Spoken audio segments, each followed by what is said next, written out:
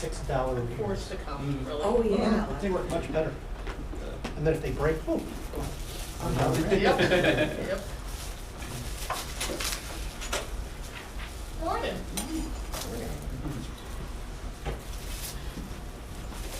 Oh, hello. What do you see?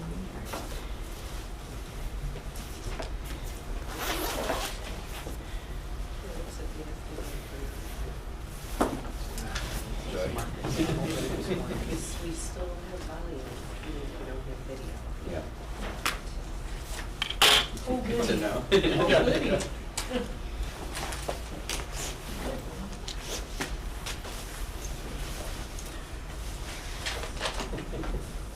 Sometimes I sent that to you. It's like, oh, I didn't get that. Oh, I didn't throw that in the first time.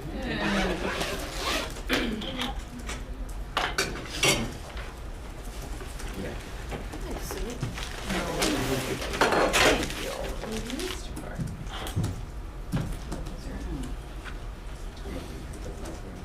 Yeah, Yeah. okay, okay. It barely picks up this area. With strategic planning in the other room and people that were virtual that were have time to bring at the table. So if you're out in the booties for sure, yeah. No way. Oh, where's the, high school daycare. Oh gosh. That never really gave me like good power to be like, I need to get to the top of that. Yeah, see, I'll take you out there. You'll be like, yes, that's why I laughed. Come here, Michelle. Didn't get out here. That's why I laughed. For the most part. Oh, hi, good morning. How are you? Long time no see. Hi. Are you presenting? No. Somebody else will be presenting, but I'll just. Hi, Barb. I'm here with the city of Woodstock. Okay, are you work for the city? Yes. Okay. I'm with more than Oh, I'll use these. Sure. Wow. She said cousins and pictures. Oh, really? Did you get Maureen? Holiday Hills.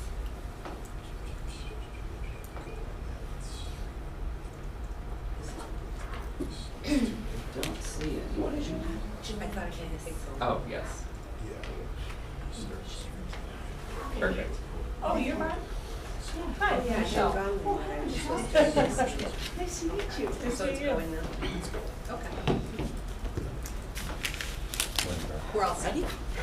Okay, I'd like to call to order the Community Development and Housing Grant Commission meeting March 14th, 2023 at 8:30. I please get a roll call. Van Bergen. Here. Adamson. Here. Rathcorn. Here. Grammer. Here. Hauser. Here. Lamorte. Here. Levin. Moore. Smith. Here. Van Maren. Here. Littleform. Great. Okay, item 2, minutes approval, we have none. Item 3, public comment. Do we have any public comment? No. Okay, no public comments. Item number 4 on the agenda, old business, which seeing none, we'll move on to new business. For 5.1, community development block grant applicant hearings.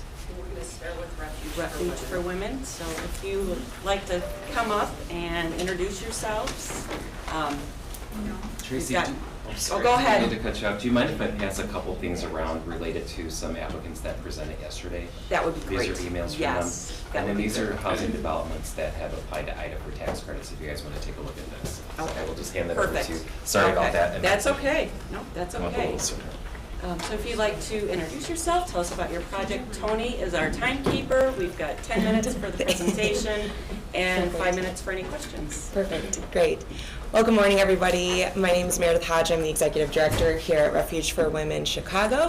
Thank you guys so much for squeezing me in today. The nature of our work, sometimes I get pulled away for trauma emergencies, so I appreciate your time today. So we are talking about our Program Director staffing support request. for survivors of sex trafficking. So our mission at Refuge for Women is to empower sexually exploited women to live a life of freedom through faith-based residential healing programs. Our vision is that every sexually exploited woman will have the hope, support, tools, support and tools necessary to pursue her dreams and live a life of freedom. So we operate out of safety, healing, faith, and growth. A little background about us. We are a national network of homes across the country, and we were founded in Kentucky. In the country's eyes, we are considered Chicago, though we are placed here in McHenry County, so we are the Chicago location. We were opened here in 2016. A little bit about our project. So just to set a tone, every year in the Chicagoland area, including McHenry County, it's an estimated 16,000 to 25,000 women and children are being exploited out here, and the state of Illinois has less than 50 aftercare beds long-term for survivors. And so Refuge for Women, this is where we fill in the gap. We provide services that are cost-free, they are long-term, and they are holistic and trauma-informed in nature for women who have survived sex trafficking and sexual exploitation. So we are residential. We're in a home here in the county. We have 6 residents at any given time, and they can stay with us from 12 months to 24 months. So the grant that we're requesting for our program director is for $20,000 of that $58,000 salary. And this position, it really is. It's the most important position at Refuge for Women, so we're seeking support there. Our PD oversees and directs all the staffing, all the administration, execution of all of our house programs because we are 24/7 staffed. Our safe house operates around the clock. We have no days off, no minutes off, and so she oversees all of that. She reviews all the applications, conducts the interviews, and directs the intake process with our residents, oversees the orientation, and makes sure they're really working through program effectively. So it includes the scheduling, it's facilitating their classes, it's teaching, it's coaching, it's counseling. It's a lot for this position to do. And so this position is supported by me. Together we work to ensure that the program and the women in it are well cared for, and that our staff underneath my program director is also compassionate, they're professional, and they're trustworthy as they aid in the healing process for our survivors. So the salary, again, is $58,000. I do have a compensation analysis currently in the works to see if this is an appropriate amount, but this is where we're at today. So we're requesting the $20,000 through the CDBG grant, and we plan to leverage the remaining elements of the salary through our individual donors as well as other grants and foundations. The rationale behind this request is really we know that healthy cultures do not happen by accident. We have to be really intentional in our hiring and who we bring into our homes, and what we value determines what we do. So our leaders, like our program director, they really guard and protect these important program areas. So again, just to sum up what we do, this is safe housing, it's residential, it's a family-like environment. All of our clinical stuff we send our ladies out to in the county for their clinical care, but here they're getting life coaching and employment training, they're getting jobs, going back to school, internships, volunteering. They're healing from their trauma through counseling, therapy, recovery from substance abuse, and again, a lot of physical healing. They have medical and dental care that we need to provide for them, psychiatric evaluation, exercise, wellness programs. Again, we're 24/7 staffed, and we want to be evidence-based in our curriculum and our approach. So we want to guide our women towards a life outside of the sex trade and give them opportunities wherever possible. So that includes life skills development, maturity and growth, emotional regulating, learning boundaries, and much more. This is a quote from our 2021 graduate, who we call V. She says, "The love that the staff pours into us residents is food for the soul, especially when you've been starving for love for years." So you guys had a couple questions for us that I thought I'd answer here. Thank you. So with our success rates, the national average is we know that 20% of rescued trafficking victims stay out of the sex trade when there's no long-term care. So basic needs like food, clothing, and shelter, they're great, but they do not keep women, it doesn't heal them from their trauma. So 20% will stay out when they're rescued. So our national statistic is 70% of women who complete our 12-month residential program will stay out of the sex industry, and 90% who add on transitional living, which is 24 months total then, 90% will not return to the sex industry. So it's a pretty powerful statistic. Safe House Project is the national resource there if you ever want to look into the data. Another question you all had for us was where is our additional grant funding? We have a private family foundation that will receive funding for, and these, the Dominata, Hand Up, and First Church Faith Promise Grant will support the program director salary along with individual donors. Our breakdown of funding, about 50% of our income comes from individual donors, and the rest, about 20 to 30%, is grants, foundations, and the remaining chunk come from events, business sponsorships, etc. So thank you all for your support. Again, thank you for squeezing me in this morning. I really appreciate it, and I appreciate what you've done for us already and what you'll continue to do. I'd be happy to answer any questions or clarify any info that you have. Any questions? Go ahead, Robert. Is this for a new position or an existing position? Existing position. Okay. Yes, so the intent was to have this for our current program director. She is, however, moving to Georgia at the end of the month. So technically it will be a new person, but same position. Yeah, how long has the home in McHenry County been open? So we have two. We just opened our transitional living home in June in McHenry County, so that's very new, but we have been here since 2016, October. Any other questions? Okay, well, thank you so much, Meredith, for coming in. We appreciate it. Thank you. And so we'll have pretty much a full day of deliberations, and then after lunch, or presentations, and after lunch we'll start deliberations. Great. Thank you all so Thank you. much. Thank you. Thanks.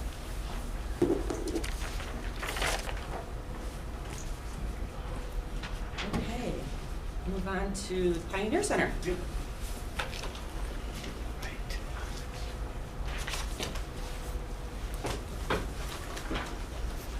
Morning.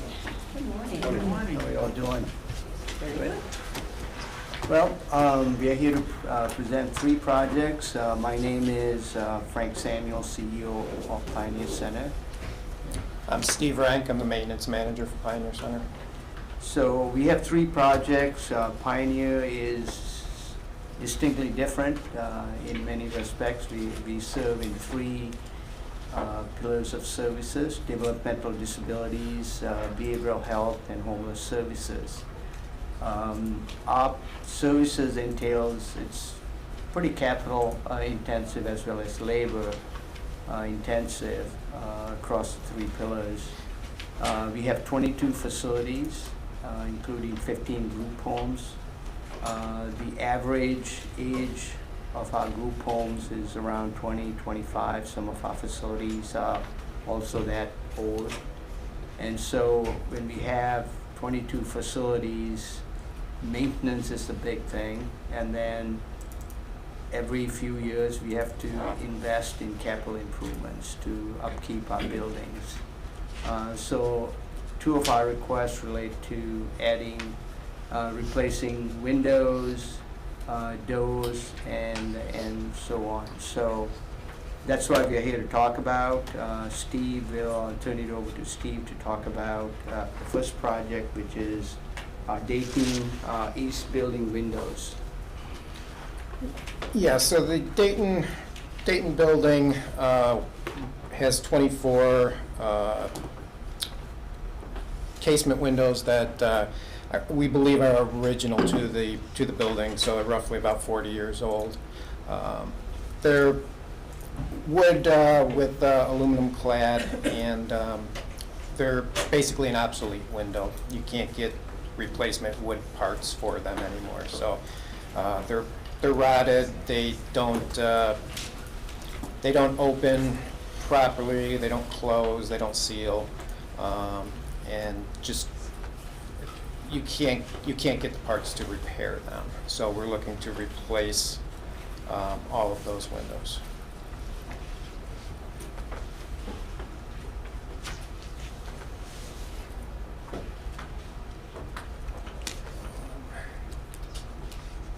Sorry, do we have any questions about the first ads for the window? I have a question for staff.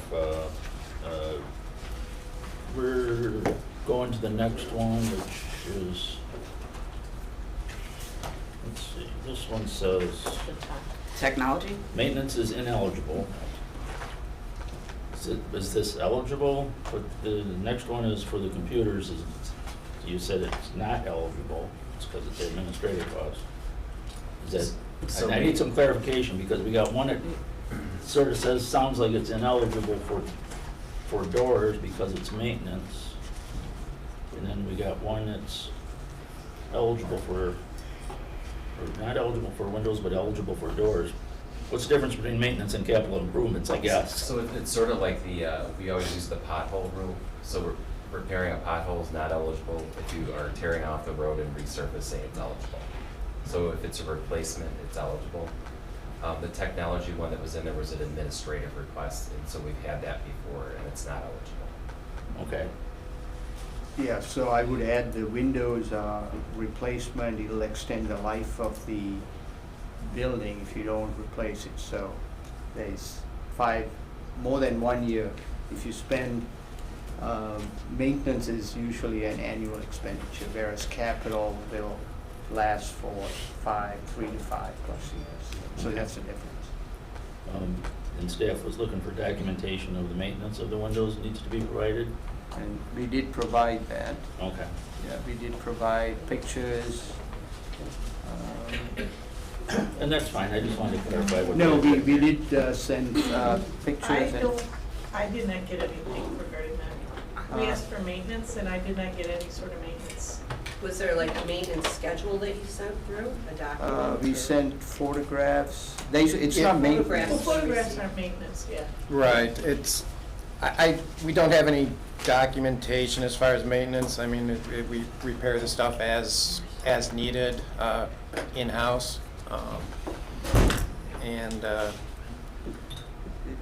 it's to the point where you can't get parts to maintain them anymore. Well, I believe the reason why we asked for maintenance, because I worked with Faith on that, is because the longevity of windows and doors, depending on how if they're cleaned regularly, if they're taken care of, they're gonna last longer than if they're not, and that's what we were looking for. Yeah, we were just looking for the maintenance records that showed you maintained at that point. If you can't get parts now, that's a different Right. sort of situation. Like, if you had maintained up until the point where no longer can you get parts, there's one scenario, or if you no maintenance and the parts are still available, there's another situation. I'm just trying to ascertain which situation we're talking about there. Yeah. So at this point, whether you had the records or not, there's no more parts to be found. Yeah, there's no is what I'm parts, saying, so. and the average age of windows usually is 20, 25 years. I mean, it's not gonna last for 40 years, so we've extended the life of these original windows for 40 years. So that should tell you we have maintained it. I mean, we have no choice. Yeah, so. I have a question. What's the total cost of the windows? How much are you guys? It's about 30, I think we're asking for 36,000. 36,000. Okay. So that's the total cost of the windows? Total, all the windows. All the windows? Yeah. Okay, and that's what your ask is? Yes. For 100%? But that's the cost per window. How many? We're budgeting like about 1,500 per window. Okay. And what type of replacement windows are going in? Vinyl clad? It'll be about the same as what's there, an aluminum clad casement window. An aluminum clad? Yeah. Okay. But I think they're a lot sturdier than the plastic vinyl. Hopefully we'll get another 40 years out of it.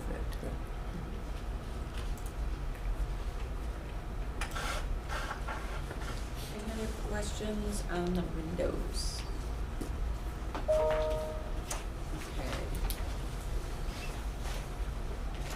I guess if you wanted to. Yeah, the other one is, so the technology, I think Hans, we've talked to Hans, and it's an admin cost, so it's not eligible.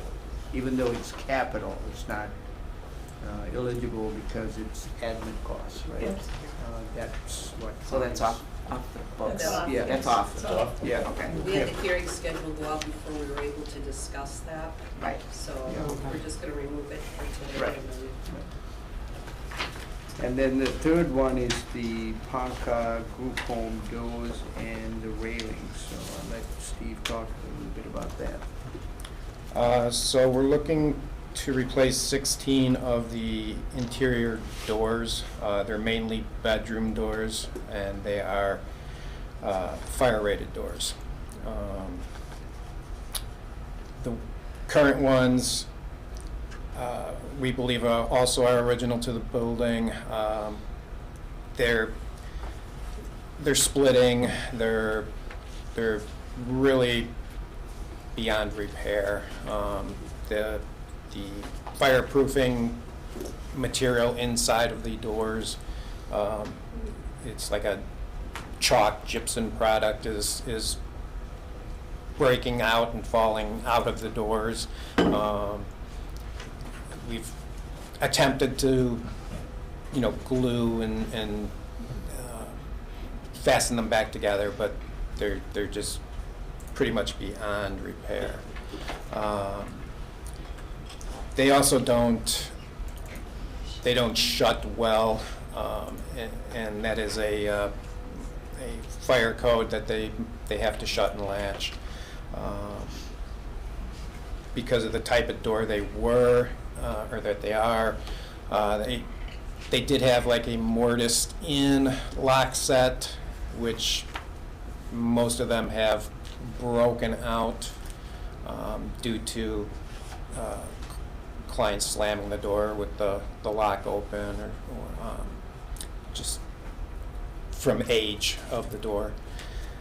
So we've had to put on reinforcement plates and normal residential lock sets onto those to get the doors so that they will latch. So we're looking to replace 16 of those doors with basically the same type of fire-rated door. And then we also have a 26-foot wooden handrail that enters the front of the building. And that's just a wood handrail, and it's kind of difficult for the clients. It's like a 2x8 board, and they can't grip their hand around it. So we're looking to replace that with a steel tubular railing. Total cost for all that was 21,000. 21,000, yes.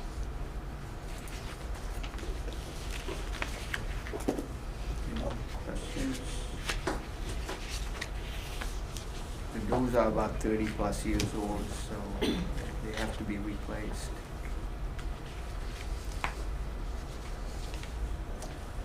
So this, what I'm looking at for the bid here includes installation for all of it?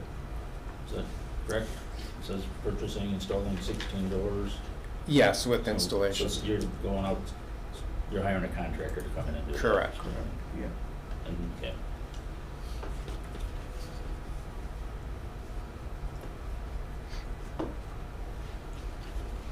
Robert, did you have a question?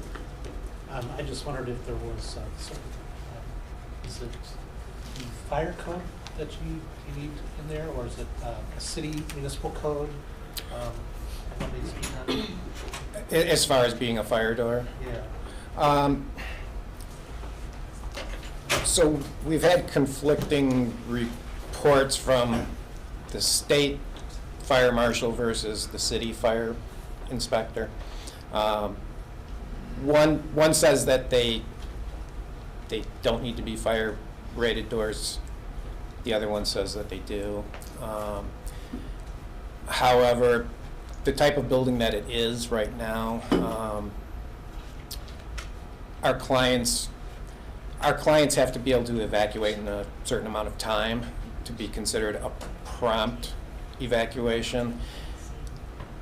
And they are able to exit promptly right now, but in the future, if that was to change where they're exiting is slower, then those doors would need to be definitely fire-rated doors. So it's just kind of, we'd rather do it now than have to address it in the future. And how many clients are in that building? I think we got eight in there there. now, yes. Capacity of 6 to 8. Individual apartments, basically? Just 8 rooms? 8 rooms, bedrooms. It's like a home. Correct. Yeah, it's Correct. like a single-family home, so it looked like when I looked at the picture. Yes. And is that a ramp along that railing? It looks like the Yes. sidewalk is ramped up a little Yeah, bit. it's a gradual incline. Gradual? Yes. Mhm.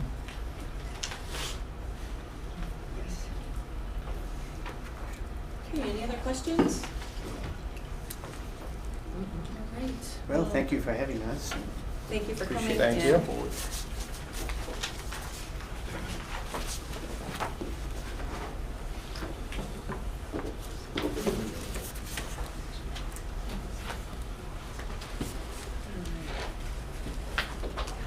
We have the Village of Wonder Lake here. I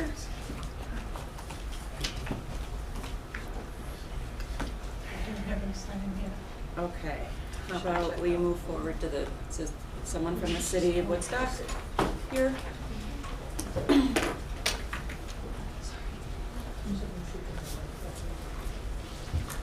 Thank you for coming in. We'd like to have a seat and tell us introduce yourselves. Tell us a little bit about your project. Tony is our timekeeper. Thank you. We've got 10 minutes for the presentation and about 5 minutes dedicated for questions. Okay. So whenever you're ready, just Okay, great. Thank you for excuse me, thank you for having us all here. I want to introduce myself. I am Christina Betts, the Executive Director of Operations for the City of Woodstock. We are here today to seek CDBG funding for an ADA restroom component on a proposed intergenerational inclusive playground. We've named this playground Nature's Way, a playground of possibilities. I'll be responsible for overseeing the installation of the playground and the restroom. I also have some colleagues here. We have Terry, our grants manager, who was responsible for coming up with this innovative idea, and through community input and the development of the Woodstock's award-winning, age-friendly, livable community action plan. We have Carlos Rodriguez here. He is one of our engineers who will be responsible for making sure this whole entire project makes it through construction into the finish line. And then Barb Zoll here, she's our grant writer who also helped with putting together the grant application and helping me get up here and present today. So our presentation will hopefully bring in a clear focus of our plans for the playground, and it will also discuss our need for a very important ADA compliant restroom for this entire playground. And then we have a few final slides that will answer the questions that we received from the CDBG team. So I'd like to share some news. Second slide here. We received the OSLAD grant. We were just recently received the news that we were awarded we were the recipient of the Illinois Department of Natural Resources Open Space Land Acquisition and Development Grant for the playground. We're going to be constructing this in Emerson Park, which is one of our premier parks within the city of Woodstock, and it is accessible for all residents as well as residents throughout the McHenry County. We are waiting for the Illinois Department of Natural Resources to initiate an agreement for that, so we can start the project, and we do expect the paperwork in the next coming weeks. So this slide here just gives us a bit of you all a background of where we are as far as the dollars to date for this project. We've received funding for the playground itself, and for $600,000. We do have a commitment in total from our City Council and also through our budget process of $500,000. We have received some donations of approximately $75,000 from the Community Foundation of McHenry County, and also through their the portal that they set up for us in order to receive community donations. So that leaves us at about a little bit over $94,000 to raise from a fundraising standpoint, and we'll be doing that pretty actively coming up here shortly. As we've seen with all construction projects, material and labor costs continue to escalate, and so we're going to be looking for any fundraising dollars to help supplement this entire project. So as mentioned in our application, Terry will be in charge of the fundraising efforts in this whole entire journey to create this amazing playground. So this slide dives into a little of what the conceptual design of what the playground is going to look like. It's inclusive because it will allow children of all abilities to play, learn, and grow together, thus eliminating stigmas and breaking down social barriers. It will have a poured rubber surface to eliminate mobility issues, especially for children and others in wheelchairs or on crutches. It will have various high-quality Little Tikes commercial play equipment designed to safely accommodate users of all ability levels. This will include climbing, spinning, swinging, gliding, and sensory-oriented items. There will be accessible picnic tables and benches and areas with shade. There's going to be components for ages 2 to 12 and older that will include a zip line with sitting and standing options to provide carefree movement that some users may have never experienced before. It will have regular swings, accessible swings, swings for tots, and generational swings in which a parent and child can face each other and swing together. There's also a sensory element called the Quiet Grove, and this allows children with sensory issues or sensory needs to get away from the crowds and just sit and enjoy the playground and a portion of the playground on their own, as well as a buddy bench for children who need assistance with social connections. We'll include it later on, some photo examples of some of the specific playground, pieces of playground equipment, but that's the conceptual design that we have right now for the playground. This concept of intergenerational, this is important to us, and so what makes this playground intergenerational? There's a component of the playground area that will include an adult exercise area, which is on approximately 1/4 acre of the complex. If I forgot to mention it, the playground itself is about 3/4 of an acre. So in total, we're looking at about an acre site, including the bathrooms somewhere in there as well. So one principle of an intergenerational playground is that parents, grandparents, aunts, and uncles shouldn't bring their children, grandchildren, nieces, and nephews and just sit on a bench. But instead, they can have fun too. And part of that is to be able to access some exercise equipment. Most of the equipment that we have chosen for this playground will be wheelchair accessible, but the benefits of intergenerational go beyond fitness. Cross-generational play carries psychological benefits for the young and old, and children often seek activities with their elders. It helps break down some negative stigmas and stereotypes about the aging process.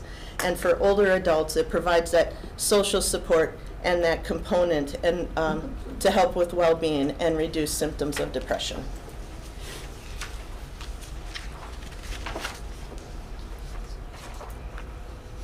So now we talk about why we're here today and what we're seeking from you all, and that is the need for an ADA compliant restroom. The goal of the playground is to be a center for accessibility and inclusion because it will bring together older adults, people with mobility impairments, and also young children. And as we age, medical science supports the need to have bathroom facilities more accessible, as well as for Getting to and from anyone with mobility issues, being able to get to and from the restroom definitely takes time and effort. And young children, of course, they just don't know when to stop playing and they forget that they have to go.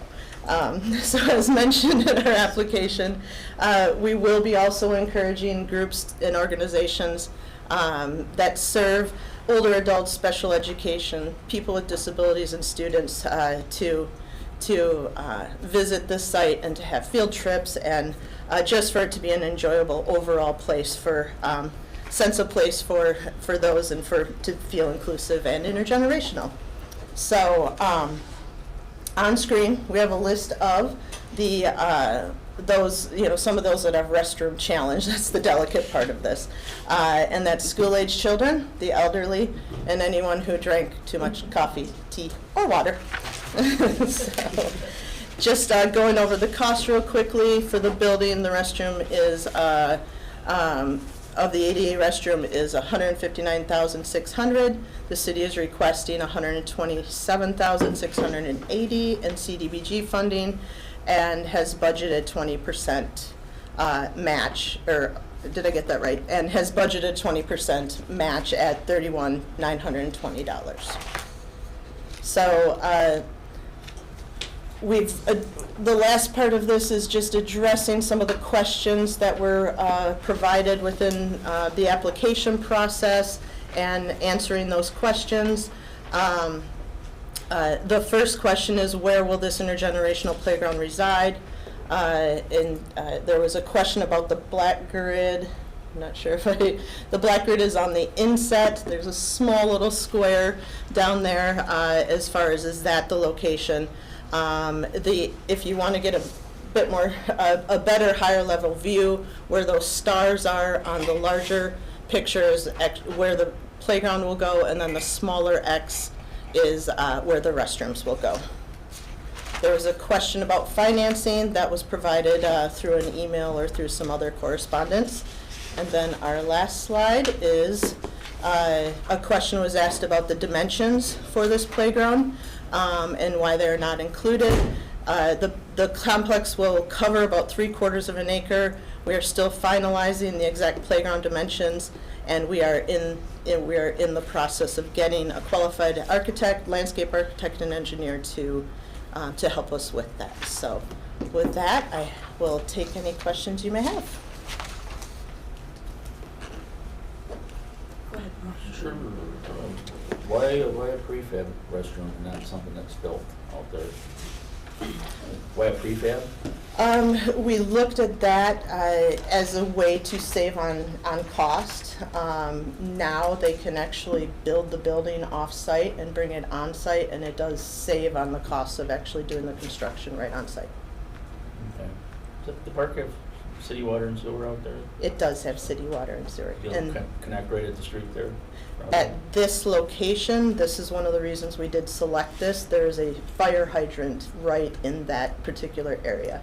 If we were to select other locations, we would have had to increase our costs for extending water and sewer in the park. There is washrooms down by the skating pond, right? There is, but they are closed and they have not been operable. There's 2 restroom facilities that have not been operable for several years, so Really? we are currently It's been that long relying. since I've been to the park. I guess so, huh? Okay. We're currently relying on porta potty service. So, Okay, thank you. and have been for several years. Any other questions?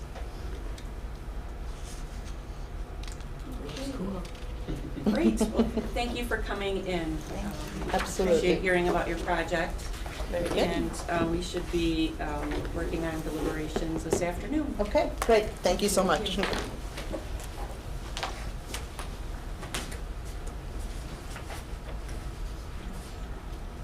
Do we have the Village of Wonder Lake yet? I don't think so, but Okay. HTC is here. I'll just Okay. double check to see if somebody's in the hall. Well, maybe if HODC is here, we can have them come up and.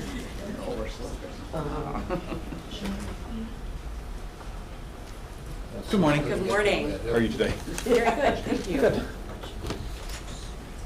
If you'd like to introduce yourself, tell us about your project. Tony is our timekeeper. We have 10 minutes for the presentation and about 5 minutes dedicated for questions and answers. Terrific. So I am Richard Koenig. I'm the Executive Director of Housing Opportunity Development Corporation. We're a nonprofit organization that develops and manages affordable housing throughout the suburbs. The organization, we've completed over 500 units throughout the suburbs. So all the work that we do is providing housing, doing the development piece, as well as the upkeep and management of the buildings. We've been involved with the Tower View Apartments in McHenry for about the past 5 years or so. We worked with Pioneer Center, who previously owned the building and actually had developed it about 20 years ago. And we were able to take over ownership and property management of that building and have spent the past few years sort of stabilizing the building, getting it under control. The building is very successful. It's occupied by a mix of families, lower income individuals. It's a mix of 1 and 2 bedroom apartments, 44 total units. So what we've been really trying to do is stabilize the building and make sure that everything is continuing to operate for the future. In the past, there were some issues with flooding because there's like a river underneath it. So we've been slowly but surely trying to just improve overall management and operations and stabilize everything. So the property is just about fully occupied. There's just a couple of units that are vacant because of turnover right now. But overall, I say it's a very successful project and just provides a really important source of affordable housing for low-income families in near downtown McHenry. So what we are requesting through this proposal today is to do some larger improvements to the overall outside the property. On the exterior, there's some deterioration of the sidewalks, the parking areas.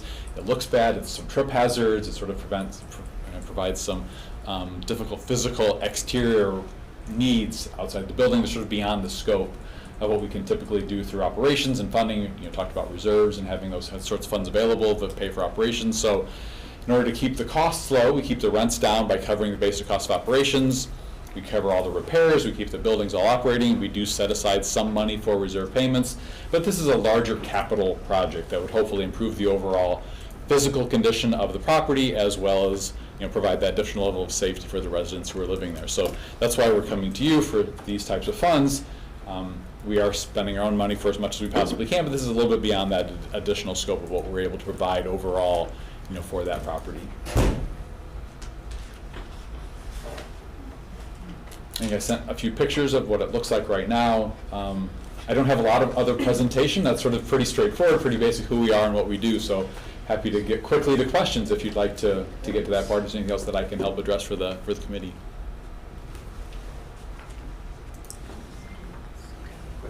Sure. So what's the nature of the repairs you're going to be doing in the parking lot and on the sidewalks? So what we'd really like to do is tear out the existing parking lot. It's asphalt. Concrete right now, it's asphalt. Yeah, it all needs to be taken down. Okay. And you can do the easy, quick, where you sort of take out a thin layer, where you take the deep layer out, put down new gravel, and really make sure that it lasts for a long time. Is that what's going to be done? That's what I'd like to do, but that's what costs more. Right. Yeah, we'd like to do it the right way and spend that money to really do a good job with it. And the sidewalks? And then the sidewalks, the internal, external sidewalks sort of in the property are really, they're starting to heave. I mean, they're just, with the winters here, they're getting to that point where they need to be replaced. So they pulled out and repoured? Yes, exactly. You're talking about replacing the asphalt. Is that along the side by the library also, or in the back? So it would be both sides. We'd like to do as much as possible. We'd like to do the strip to the north between our building and the library. Okay. And then there's the sort of the bigger lot to the west of the property. We're leaving up to those garages. We'd like to strip all that out too, do both of those areas. Is this the total cost of the project? No, it's not. It's about half the cost of the project. Thanks. Yeah. Yeah, to do it the right way and to really strip it all down and tear it all out. That's what I thought. Yeah. That's all that. Yeah. So when you say, what's half of the project? I'm looking at. I think we asked for $50,000. $52,000. Yeah. Okay, and that's about half? Yeah, the recent bidding that bids that we received are about $100,000 to really tear it all out. So. Oh, okay. These are like your staff. So it's more like 100 for total. Yeah. The original bid I got was about 60, but it was just to sort of do the basic layer. We'd really like to do it the right way. So yeah, the picture that's up on the screen right now shows the my fancy drawing of the areas highlighted in red are where the asphalt and concrete are right now that would be replaced. So, and that we have about 3 times the ask that we have money for. Which one would you prioritize if you did only half of, you did the sidewalks or the driveways? So the sidewalks are more of a safety issue. The driveway is more of just, there's potholes and it looks bad and it's. Sidewalks would be the priority? I think so. I see, because I see you have it about half and half for cost on there. Yeah. Is what I'm looking at, but. Yeah, I mean, we tried to get some rough bids before we submitted this, but as we get more costs, the more we talk, because we're continuing to pursue that and talking with contractors about it. Obviously, it depends on time of year and how busy they are and when the asphalt plant's open and all that stuff, so. Okay. That's all I got. That sounds a little bit light on the cost. Lou, do you have any opinion on that? Yeah, it sounds a little bit cheap for what is gonna get done, but I don't know the total nature of the work, that's what I was asking, you know. Depends on how much work is gonna be done underground. Take out all the asphalt and put, Yeah. I mean, are they gonna put a layer that big on it? You know, I don't. Right, you can do the cheap way of just putting a Right. layer and sort of filling in where you go, or doing the real tear out and grind up and get all that out of there, but if it comes in too high, we just wouldn't be able to. But we've been working on trying to get better bids for that, but don't have final bids on that. Depends on how busy everybody is and whether they want to get the work done, right? Things are pretty expensive nowadays. They are expensive, yeah, the cost is so high. You might have to just choose some squares of sidewalk instead of taking all out. Yeah, Yeah, that's that would awesome, be because you can drop out squares into a sidewalk. Yeah. That'd be maybe more cost effective to do it that way. and It's if something to they're look at. much better. Yeah, if some of the sections are decent, you can kind of replace just the bad ones. It's a thought too. Right, right. Just have to find the right contractors willing to do a smaller job like that, rather than, they like the bigger jobs. Yeah. Sure. Yeah.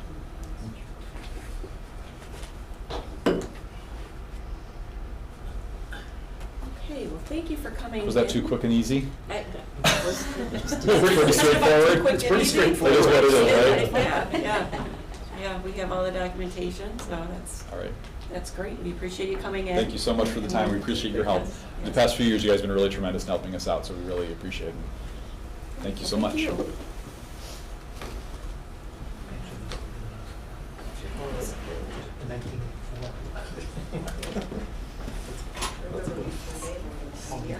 Okay, I'm gonna go back and ask again about the Village of Wonder Lake. Holiday Hills is here. Holiday Hills is here. Okay, I see that now. Okay, so come to the table and introduce yourselves and tell us a little bit about your project. Tony, down at the end of the table there, is our timekeeper. We've got 10 minutes for the presentation and, or, we get 10 minutes still? And 5 minutes for questions. Okay, great. Thank you. Thank you, Commission. My name is Mohammed Huck. I'm the District Manager for Northern Moraine Wastewater Reclamation District. The district itself was formed in the late 70s to serve the villages of Island Lake, Lakemore, Port Barrington, and Holiday Hills.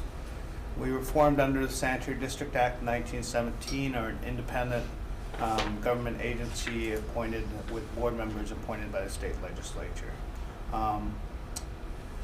We have many projects going on, but one of the really important projects that's been on our wish list for the last 35 years has been to serve the community of Holiday Hills.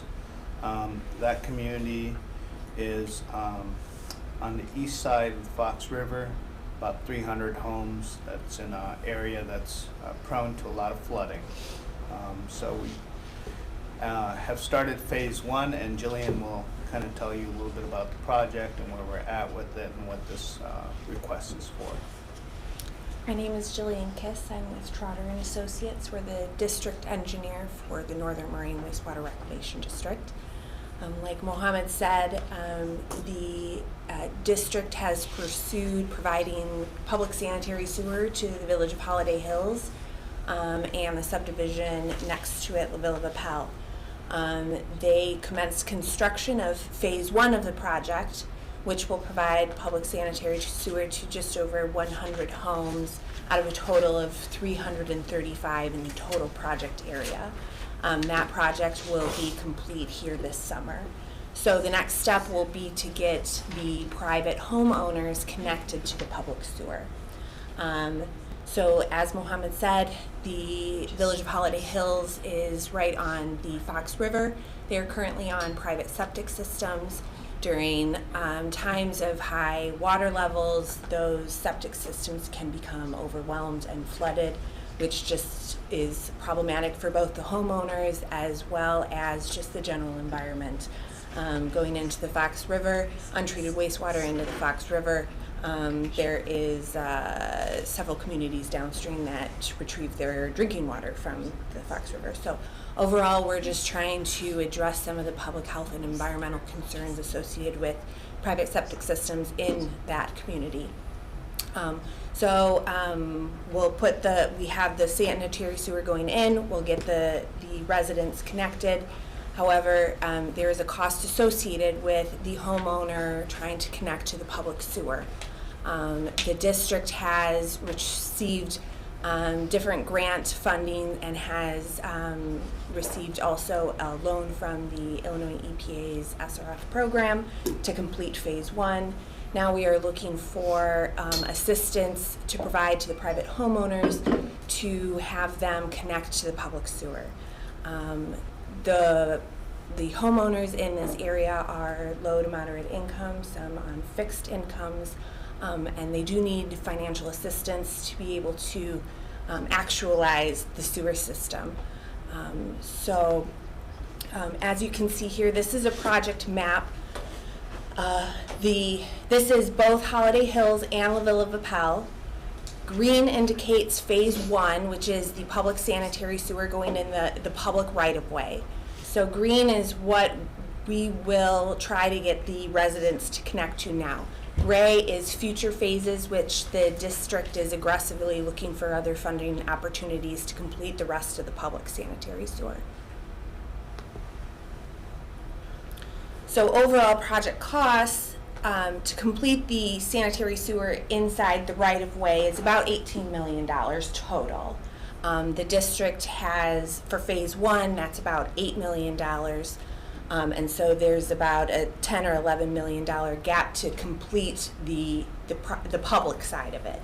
However, our ask today is to assist the private residents to connect to the public sewer.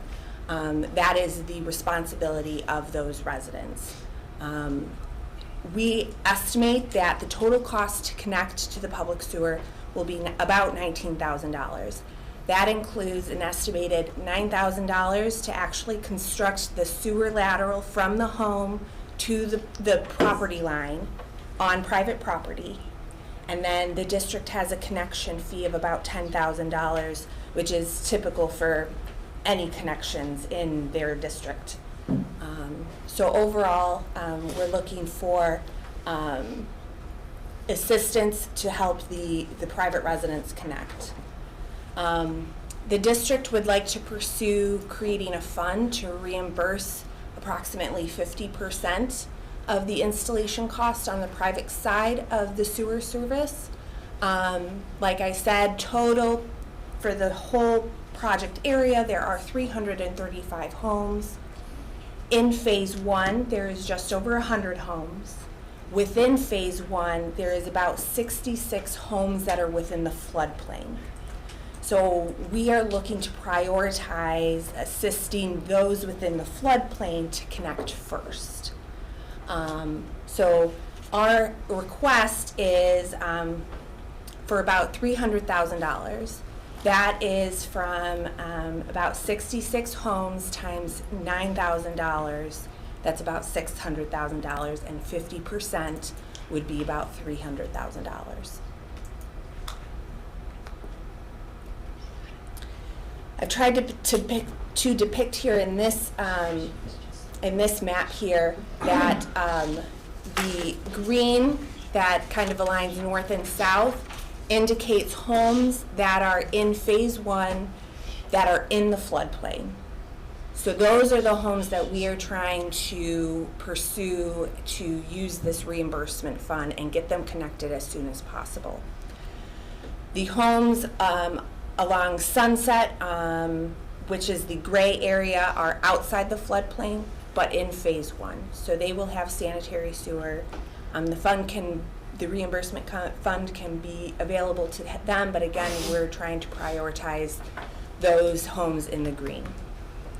The blue indicates homes that are in future phases in the floodplain, and pink indicates any homes outside of the floodplain that are in future phases of the public sanitary sewer. So again, green are the homes that we're trying to prioritize connection to utilize this reimbursement fund. Are there any questions? I have a question. Yes. Just so I can better understand it, the cost of the hookup.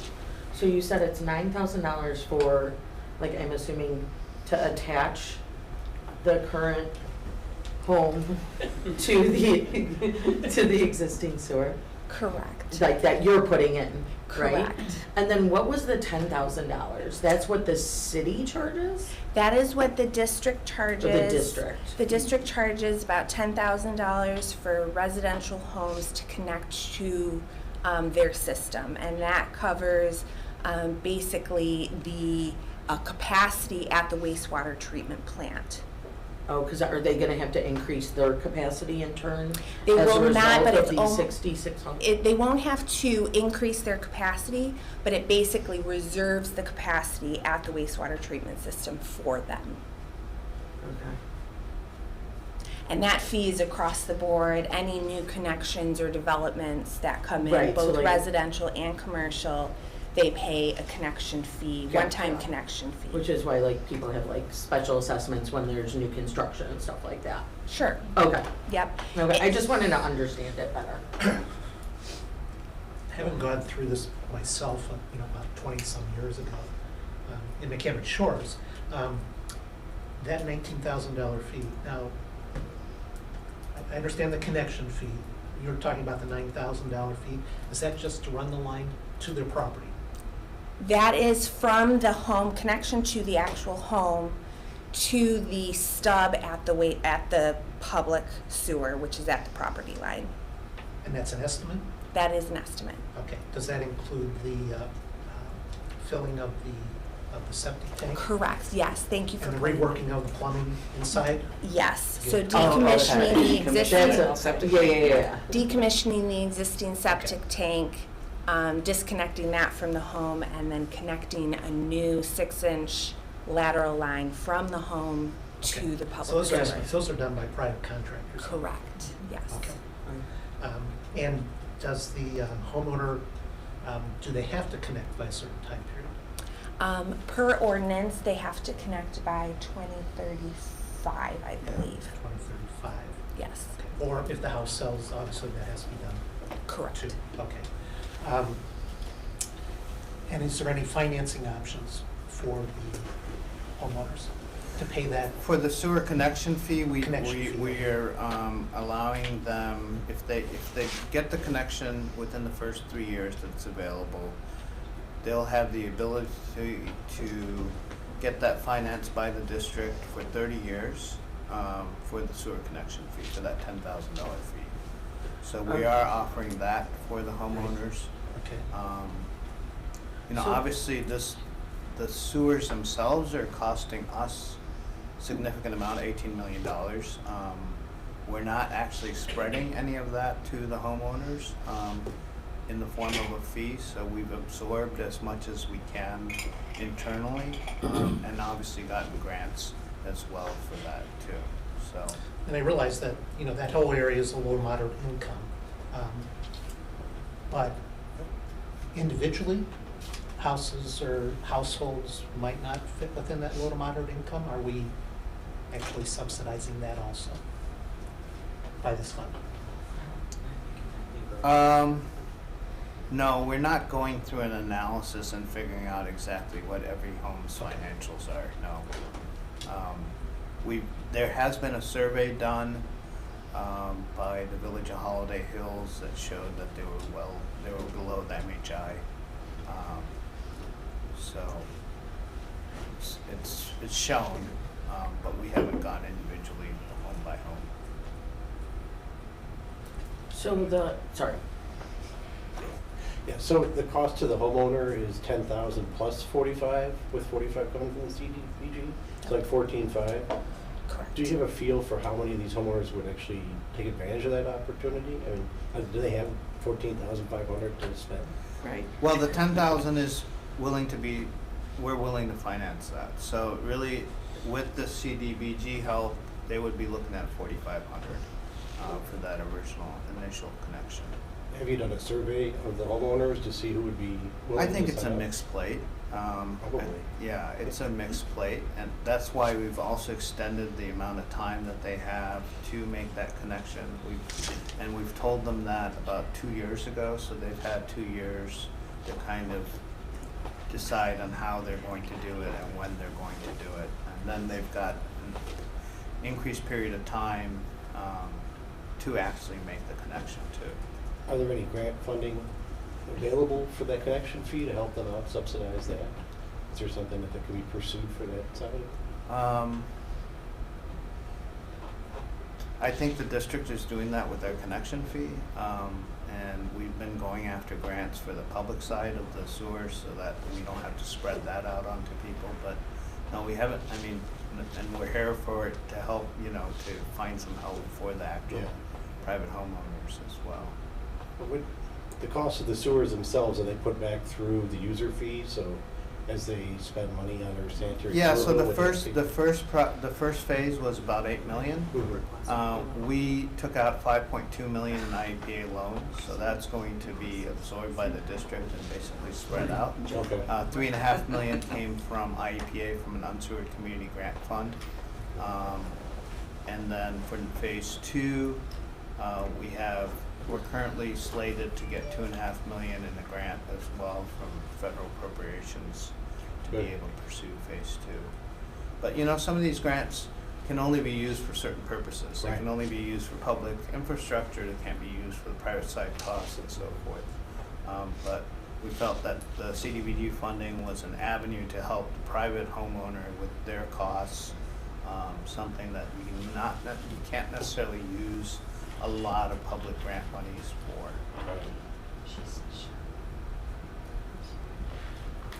I have one other question for you guys, and maybe you can answer this too.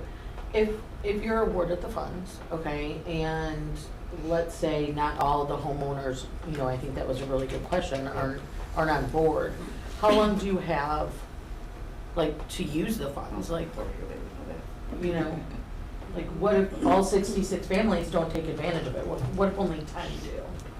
We're going to have a contract. Right, so for a then certain time. it would be like unused funds, Yes. like Yes, the other. yes, we could Okay, do that's what I thought. We could do Okay. that. They could request an extension for it. Okay. The grant funding itself can be used for several years. So it's Okay. just a matter of the term of the contract that we Okay. set. Okay, all right. Yes, is each homeowner gonna be responsible to get their own contractor, or would somebody come in and bid a number of them? Yeah, normally each homeowner is responsible for getting a contractor. We normally require that the contractor have a license and permit bond on file with the district to make sure that they're properly licensed and bonded. Okay. So is the reimbursement at 50%? So say you're estimating $9,000 for that work, and some contractor tells them it's gonna be $12,000. They get reimbursed $6,000 then?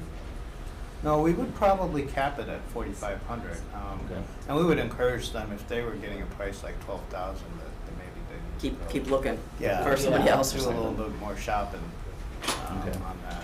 Unless they have excruciating circumstances, say they're 300 feet behind the property line, that's different than if you're normally just 50 feet behind the property line. Well, this said 50%. I was just sort of curious on that, but you could cap it, I suppose, Okay.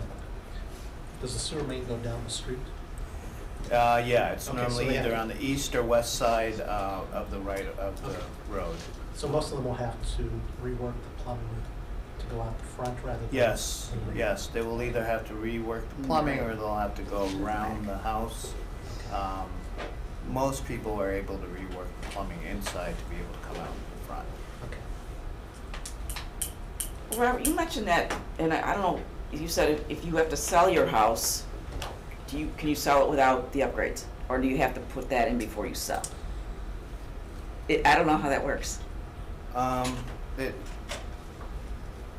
You could sell your home without the upgrades, but unless you have a loan with the district, then we would probably want that due on sale. So if you're if you're in the already midst of connected, repaying that but already- loan? Yeah, then we would want that due on You would sale. want it paid off. Yeah, yeah. But if they haven't done anything, they don't have to do it.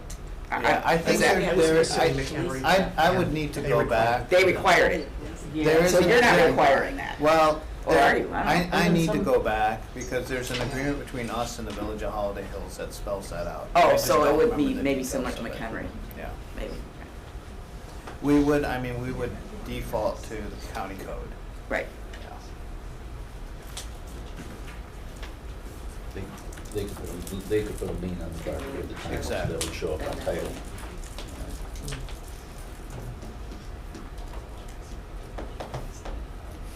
Would have been nice to have some assistance when I had to. Oh, you didn't get any? Yeah. Most of these homes have basements? I would say it's a mixed bag, but I would say most of them are probably crawl That's spaces. FEMA. They're smaller homes. Yeah, well, you said floodplain, that's what I was saying. Yeah, they're smaller homes and it would be, you'd be brave to finish your basement there. Oh, yeah. Yeah. They probably have sandbags in their crawl space. Maybe some of the houses on the north end on Sunset may have full basements, but I would imagine most of them are on crawls or slabs. I just think for access to the sewer, to, in the house, if we could add it. Okay. Okay, any other questions? Oh. It's Great, well, thank you for coming in. We appreciate hearing about your project. Thank you for the consideration. We'll be working on deliberations after lunch. You're more than welcome to come back, or it is available online for live stream, so you can watch. Okay. Thank you. Thank you for your time. Thank you, everyone. Thank you. We're in line today? Are we supposed to be? I think. If it was working, we would be, but. Well, Adam said we have voices, Oh. just no video. It has a Okay. So it's.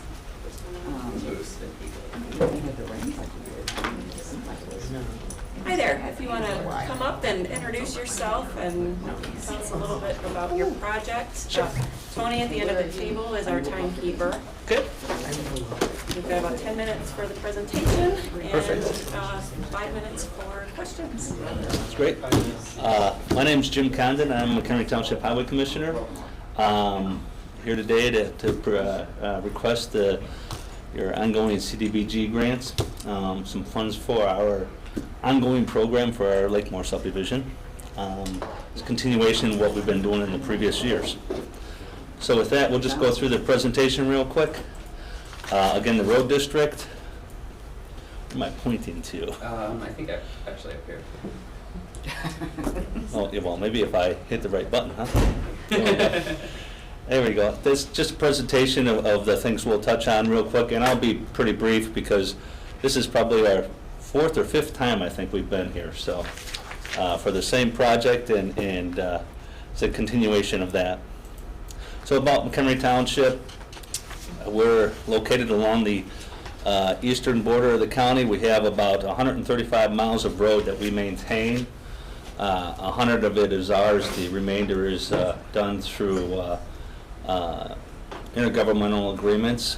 We do have the most miles of roadway in McHenry Township, and that just lists all the things that we do, maintenance, and all the services that we provide in the township through the road district. So the CDBG activity that we plan is a continuation of the program that we've done. I think we've had 1, 2, 3 different years now we've had the program growing, And this is just a continuation of that. Here's the map of the roads that remain in this area that we've requested funding for. There is one minor error. This portion of the road from there to that little stretch there was actually completed as part of last year's program. So we actually did accomplish that. But these are the roads, again, that are non-dedicated roads within McHenry Township. We like to upgrade them and take care of their drainage problems, and then provide them a safe, stable road that we can take over and maintain in perpetuity.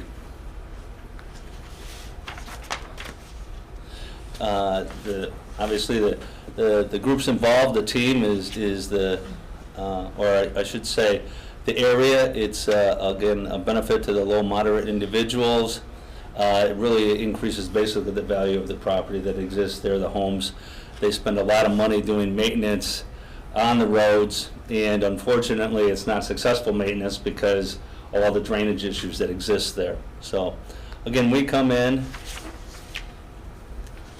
with our team, which obviously is the funding supplied by the county, along with funding that McHenry Township does, and then with the contractor, when we upgrade those roads, we improve the drainage and then provide them the roadway that we can eventually take over and maintain. Over the years, I'll just touch base real quick, we've managed to start doing a great deal of the drainage work ourselves, drainage and restoration work. So we've actually, last year you provided us funding to take care of Crest Hill subdivision, Crestwood Road. We actually stretched that funding and we're able to get one additional road. I'll just show you real quick. I'm going to back up here real quick just to show that we're using the funds efficiently. As soon as I can get back to here. Come on. There we go. So last year you gave us funds to do Crestwood, which is right through there. Not only did we do Crestwood, we did a small portion here, and we did Valley, which is a street right down through here. Wait, I'm sorry, down here. We did a little stretch of Valley there also. So we actually stretched the money further than we had originally intended to. So, and that's through our staff actually have become very efficient in upgrading the drainage improvements ourselves and finding ways to accomplish things a little cheaper.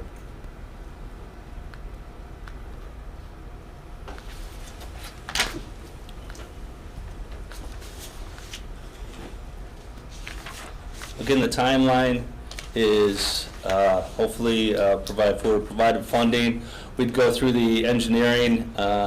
We'd start to complete the survey work that we need to do the design work in April, complete the engineering through July, up to and through July, and then go out to bid and complete the construction in the fall.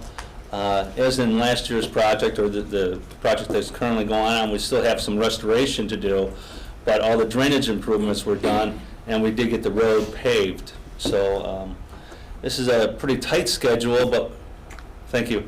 But we've been able to accomplish that so far. These are just some letters just of residents that are in the area and the issues that they've tackled and how it's been extremely helpful to them. That was included in your package to be able to be involved in this. Exhibits. Again, this is just the map that shows, and we are in the circular area there. That's the area that we're talking about. It shows the low to moderate income area. Just it's a blow up of the area and the streets that we have remaining to tackle there. This is a map of the area that we have requested funding for. Again, with a little stretch, the east end of the Blue Street there actually was done previously last year. This is just some pictures of the road itself, and you can see what they've been doing is there's drainage issues.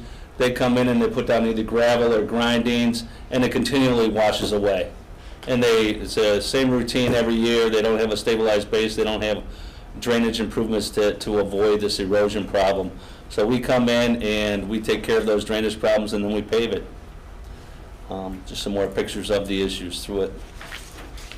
So the budget This is a budget that was prepared by, we retained HR Green to assist us with the initial planning and grants work. This is the initial budget of the project, and you can see that we've actually saved the toughest road for last. I'm not going to lie to you. This is the toughest one. That's why it is a substantial amount of money, but that gives you an idea of the type of funds that will be spent through that. One of the things that came up is what do we do if we don't get funding or if we only get partial funding? Well, we do as much as we can. For instance, if we don't get the full funding, we'll go from 120 to North Avenue and tackle that stretch. We'll do a portion. So whatever we are able to, whatever we'll be fortunate enough to receive, we'll stretch that money as far as we can and then continue on with the program in the future, hopefully. So that's our presentation. Again, it's a continuation of what we've had in the past, and I'd be glad to answer any questions you have. Seems like I always have a question. You put up there letters from homeowners complaining about did you get any letters thanking you for the work that you did? Did you ever notice? I happened to be out there a few weeks ago on Crestwood, and I'm driving down. It's like, wow, this is really nice. Yes, yeah. One of the things, so I'm also a professional engineer, and I've spent a lot of time designing. And one of the things when you tell somebody that you're going to make the improvements and you're going to solve the problems, they're very skeptical. And I've noticed when you're done, they don't ever come back and tell you, oh no, you're right, it worked, you solved the problem. So I will tell you that. But I think if you go knock on any one of those doors of those residents, they're very happy with the work that we've done. Yeah, it's very nice. So did you do all the roads in the subdivision? And this is just the last part? Probably about half of that area was already owned by the township. Oh, okay. These are the sections that were never upgraded to the township. I think previously the associations would upgrade the roads and take them over. These are the sections that couldn't afford to do it. They just could not afford to upgrade their roads to a level that the township could take it in at that point. So you take care of those other roads? Yes. The ones that have been done prior? Okay. Yeah. So the timeline that you had up there on the screen seems to be a little different than what I'm looking at on paper here. Okay. This talks about construction starting May 2024. The initial package that was submitted was completed by the engineer, and when I reviewed it, I did not catch that they pushed it off to 2024. We actually, we have been on a cycle where we complete the construction the year of the grant, the year of the application. And so that's why I had Jeff upgrade, HR Green, upgrade the time schedule to the schedule that we've been able to meet. Okay. So I apologize for that. Again, I didn't catch it. I want to make a point though that grant funding that you're applying for today will come out in October, so maybe he was thinking it'll come, he'll be using it by the time you procure in 2024. Yeah. Whatever the schedule is, whatever the funding is, I was mistaken because actually, now that I think about it, I think we got funding earlier last year because there was some, and that's why we pushed it up. And so whatever the funding schedule is, that's the time frame that we're going to work within. So raise funding in October, engineering starts, and construction the following spring. Yeah. Probably. Yes. Which would be 24. Probably, yes. Yes, that's actually correct. So Jeff was right and Jim was wrong. Imagine that. We gotta write that down. My wife's got a whole list of it. We'll talk to Jerry about that. So when you talk about doing a portion, would you do like one road as a portion, or it all depends on what the funding. But can be broken into a half a road? You could do half of Crest Hill or something? Yeah, we would go from, I would suspect, one way or another, we will do half of Crestwood if we didn't get, whatever the funding is, there's three pieces. We would do it as half of Crestwood, all of Crestwood, and then all of Crestwood and the other street, which... Ridgewood? Yeah. Ridgeway? Yeah. Both. So... And I'm not... They're actually, one is Ridgeway and one's Ridgeway. Yep, exactly. But Crest Hill is the priority on. Yes. Suzanne. Yeah.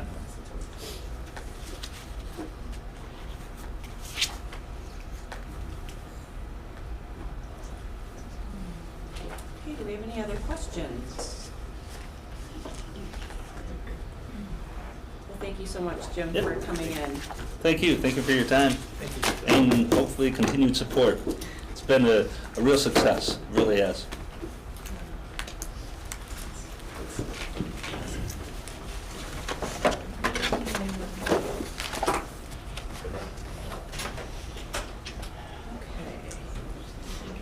So our schedule, we're a little bit ahead of schedule. Do we want to take a break now, or do we have?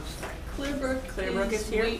One person is, but we're waiting on the other folks that won't be here till around 10. Okay. So it might be a good idea to do the break. All right, so we'll do a Right. break. It says 5 minutes, but if the next person's not gonna be here till, maybe we'll do 10 minutes? Yeah, let's do 10. Yeah. And hope they. I got us on mute.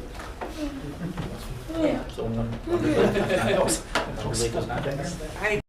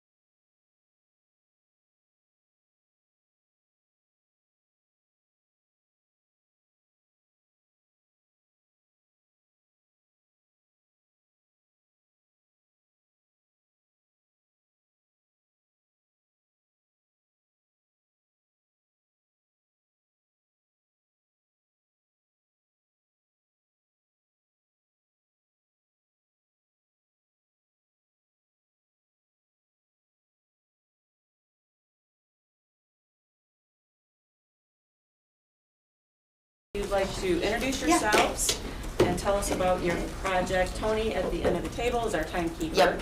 Okay, sounds good. I 10 remember. minutes, yeah, and 5 minutes for questions. Okay, sounds good. All right, well, good morning, everyone. Thank you for having us. My name is Emily Fensel. I'm the Vice President for Clearbrook West, a region of our larger organization, Clearbrook.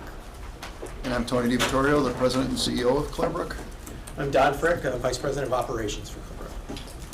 So what we are discussing today, there we go, is we put in a request for $200,000 for a home that we are looking to open in Woodstock. We currently have one home there right now. We are in the process of purchasing a second home, and then we would like to open a third home. 3 homes in an area is kind of works magic all but on its own. To have 3 together, they can support each other, the staff can support each other, and so that's what we're looking for right now. McHenry County numbers, I just want to give you a little overview. This is just specific to McHenry County. Our home-based program, which serves individuals, children, and adults in their home environment, we're currently at about 173 individuals, and we're increasing every month. We have new intakes occurring every single month, sometimes every week. Currently, we serve 25 individuals in a residential setting in our Scylla homes. Our active wait list right now is 25 individuals. While I understand that number may seem small, some of those individuals have been on that wait list for probably 2 or 3 years. So these are individuals that are ready to go, really looking for that next step in their life to be able to move. Scylla, for those of you that may not be as familiar, it's a community integrated living arrangement. We have 3 different types of homes. We have homes where we have staff that are awake 24 hours. If the individuals are home, they are awake. We then have staff who are able to sleep. Once the individuals are done for the evening, then they are able to sleep during the evening, and they help them during their waking hours in the mornings, getting ready, taking their medications, heading to work, or going to their different programs. And then we also have what we call intermittent support, which is where staff are really only in the home about 15 hours a week. These are individuals who are very independent. They may drive, they may have full-time jobs, things along those lines. The home that we're really looking for would probably be a 24-hour where staff are asleep at night, or an intermittent support. We have a number of individuals who are also really interested in that direction. We do have over 50 locations throughout North and Northwest Chicagoland, so we have a number of homes, and I think we've done a very nice job of running them. Some of what we offer to these individuals, we have nursing, a lot of different supports where they can receive those in the home or in the community setting as well. So those up there are all of the different options available. And then really what I think we do really well is it is a home. That is something that we find really important. This is a place for them. This is where they're going to live really for the rest of their lives. And so, you know, we make it what they want it to be. They have a say in what their house looks like, how they want to decorate it, what they want to do with it. We have vehicles where they can access all sorts of different parts of the community, different activities. I know on Saturday we had a young man who went and did goat yoga on Saturday morning, and I got wonderful pictures of him doing goat yoga. So, you know, so they really can do a lot of different types of opportunities in their community, as well as we also really try to help them look at what's out there. So we have some who go to Graceland. They travel all around. They can, you know, but we have support that's available for them to be able to do that. These are just some pictures of individuals, and the picture with the Christmas tree and the candles from Hanukkah. Our home in Woodstock, Fairview, we opened last April. So this was their first kind of really big holiday together. So they went to the store, they got all of their new decorations, they got to decorate the house, celebrate their own activity and their own you know, holiday the way they wanted to celebrate it. So this was their, this is part of their living room where they had set all of their holiday stuff up. Next to that home, we also have a family that we're familiar with who also has 2 sons with disabilities. And she was thrilled when we moved into the community to be able to really say, this is what everybody should have, this is what's available. This is the next step for these young individuals.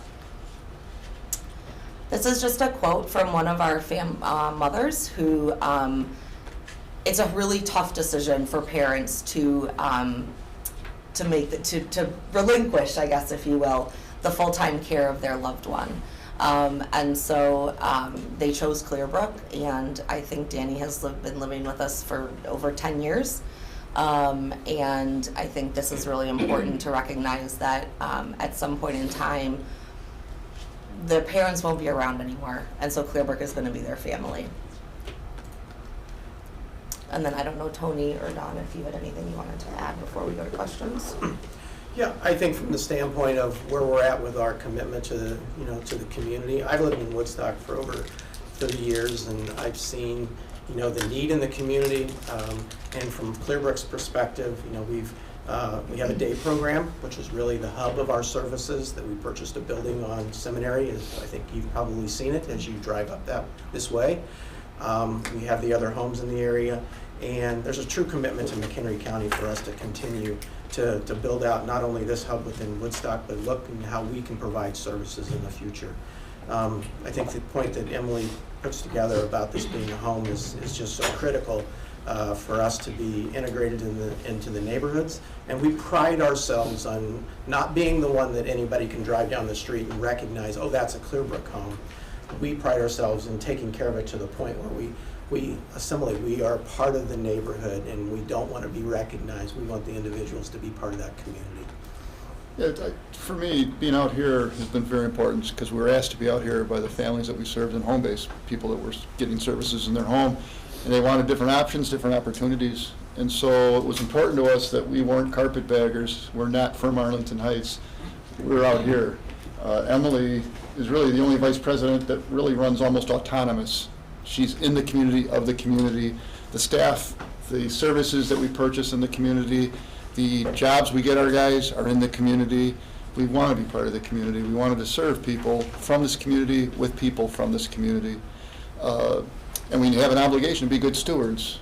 And so we take that mission very seriously, and we are very good stewards, and our reputation has followed out into this community, but has built itself in this community. And so we're grateful for the support from the past, but we're hopeful for some additional support so we can continue to work together on providing for the community. Questions? Well, thank you. Thank you. What other funding do you have? Majority of our funding is from the state of Illinois Medicaid. We had some federal grants. We have a department. So the state historically is a very poor funder, and that's just what has been. They used to be 49 out of 50. I think they've moved up to about 40th now. They also have a reputation of when times get tough, they delay payments to us. So sometimes we go as long as 6 months without being paid. And our payroll is right now about $1.25 million every 2 weeks. Mm-hmm. So that hurts. So we've become very good at raising money too, because if we only operated on what money we receive from the state, we wouldn't be doing very good. Right. We would be doing the basic, and the basic isn't good enough for the people we serve. So is this money going toward purchasing a new home? Am I right about that? Correct. Okay. Yes. Emily mentioned, so to operate in the community, to have one house doesn't work. You know, if someone calls off, if you want to be doing things together, 2 homes, it's a little bit better. You have some support, you have enough gravity to start forming a function. 3 homes is best. That's just from our experience in the last 40 years, that when you have 3 homes, now you have a manager across the 3 homes. The team sees itself as part of 3 homes. And then you have the opportunity and some variety for the people who want to live there. Maybe this home isn't the right fit, but that one is. Thank you. So when you say new home, you don't mean brand new home, you're just. No. Okay. Buying an existing. No, this New to isn't, you. yeah, no, yeah, Okay. existing Just home. wanted to clarify that. Yep, no, not from the ground Has up. the property been identified?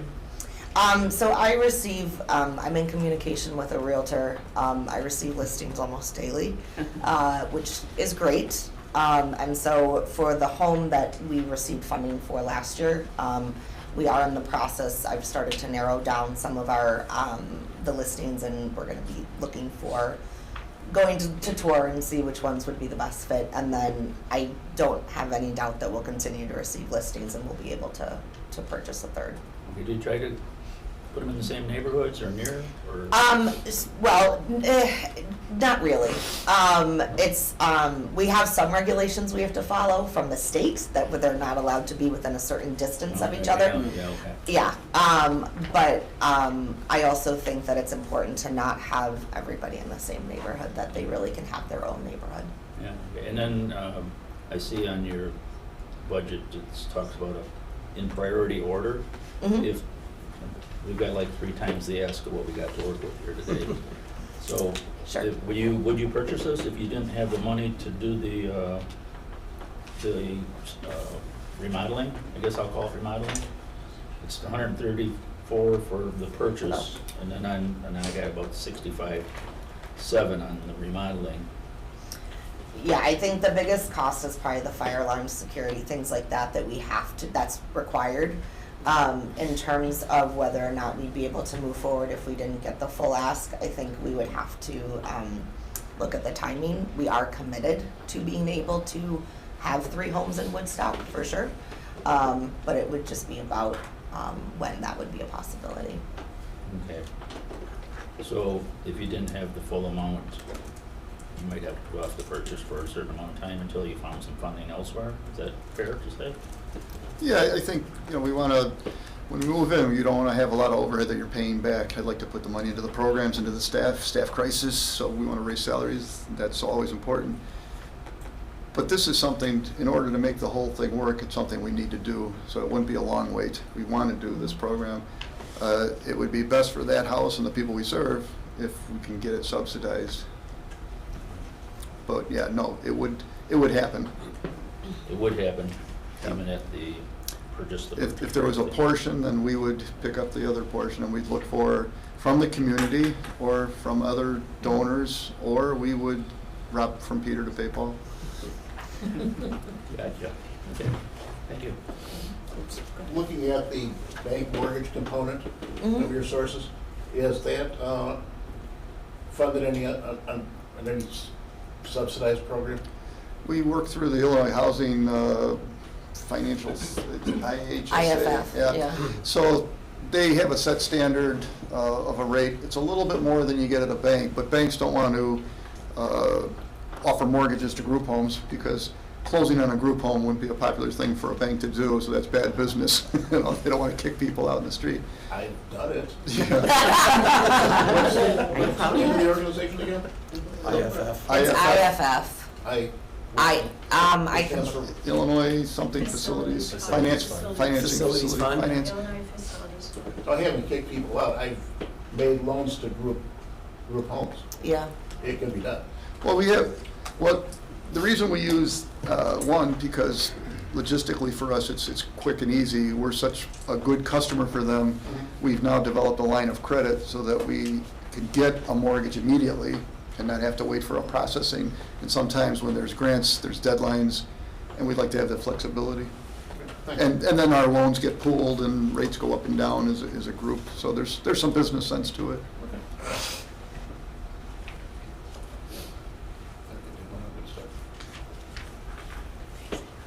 Any other questions? Okay, how many? Oh, Can I, yes. one more question? Yeah, that's How fine. many people, how many would be able to occupy the property?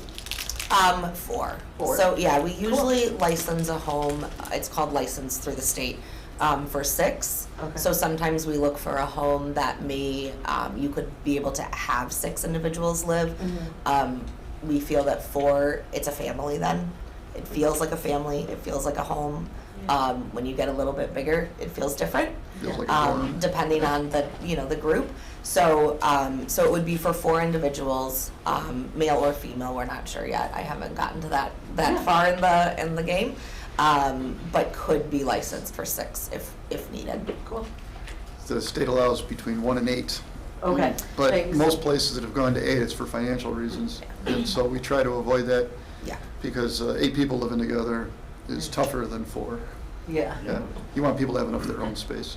For sure. I think we pride ourselves on the fact that each individual has their own room. As an adult, Yeah. we would Yes. expect that.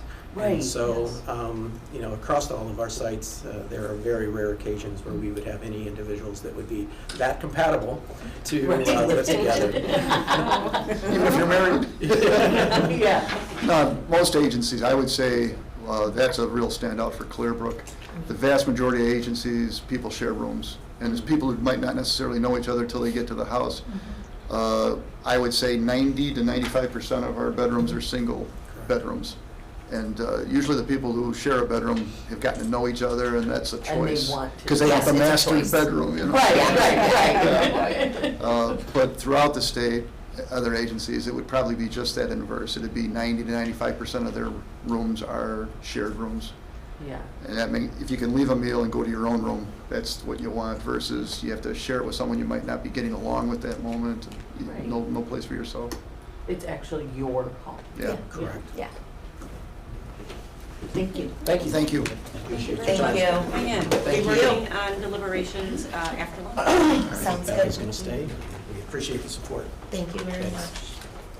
All much. right, so we have the Crystal Lake Library here.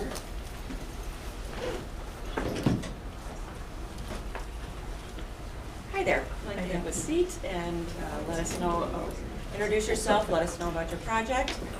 Tony at the end of the table is our timekeeper. Okay. So we've got about 10 minutes for the presentation and 5 minutes for questions. And is this the remote Yes. to Yes. forward, and where am I? Is it- Right there, okay. Yeah.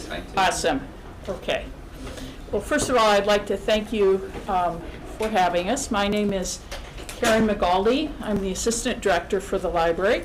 I apologize that I am your sole representative. Our director had planned to be here. She unfortunately is under the weather, so apologies for that. So the library, you see a picture of our premier feature, if you will. This is one of the newer portions of the building. We're actually 3 buildings that are put together. So 3 additions that range in age from 1965 to 95.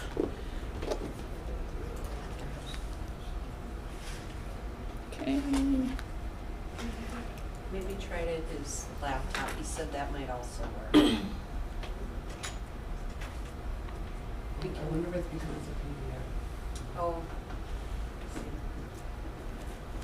Sure. Sorry, I do have a PowerPoint on there as well. Something like that. It's a different, But that's what Larry said. Yeah. And then upgrades. That's up there now. Yeah. So that's good to know too. Let me see if it was in an email? that's the PDF version. Our PowerPoint was too large to send that Oh. way. Do you have Yeah. a flash drive? Yes, I had Here, handed it gotcha. The blue? to, yes, that's it.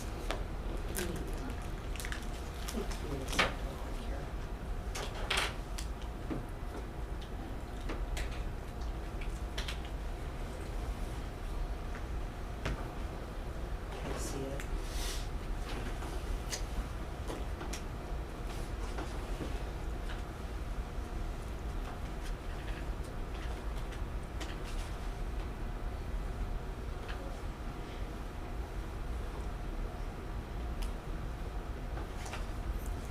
Okay, I think you should be Okay. good.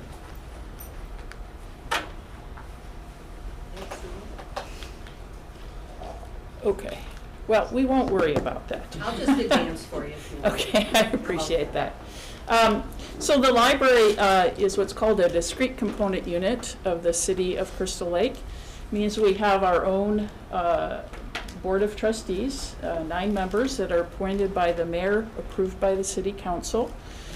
The trustees are responsible for setting the levy, overseeing the budget, and the policies for the library, as well as hiring our executive director, who then oversees the day-to-day operations of the library. If you could advance, please. We serve people birth through adults, regardless of their background. There are an estimated population of 12,280 through the HUD census data of people who are low to moderate income. Various level of abilities of people, people with vision as well as physical problems, veterans, and older adults. We also provide extensive support to our schools, as well as outreach to preschools, including Head Start programs.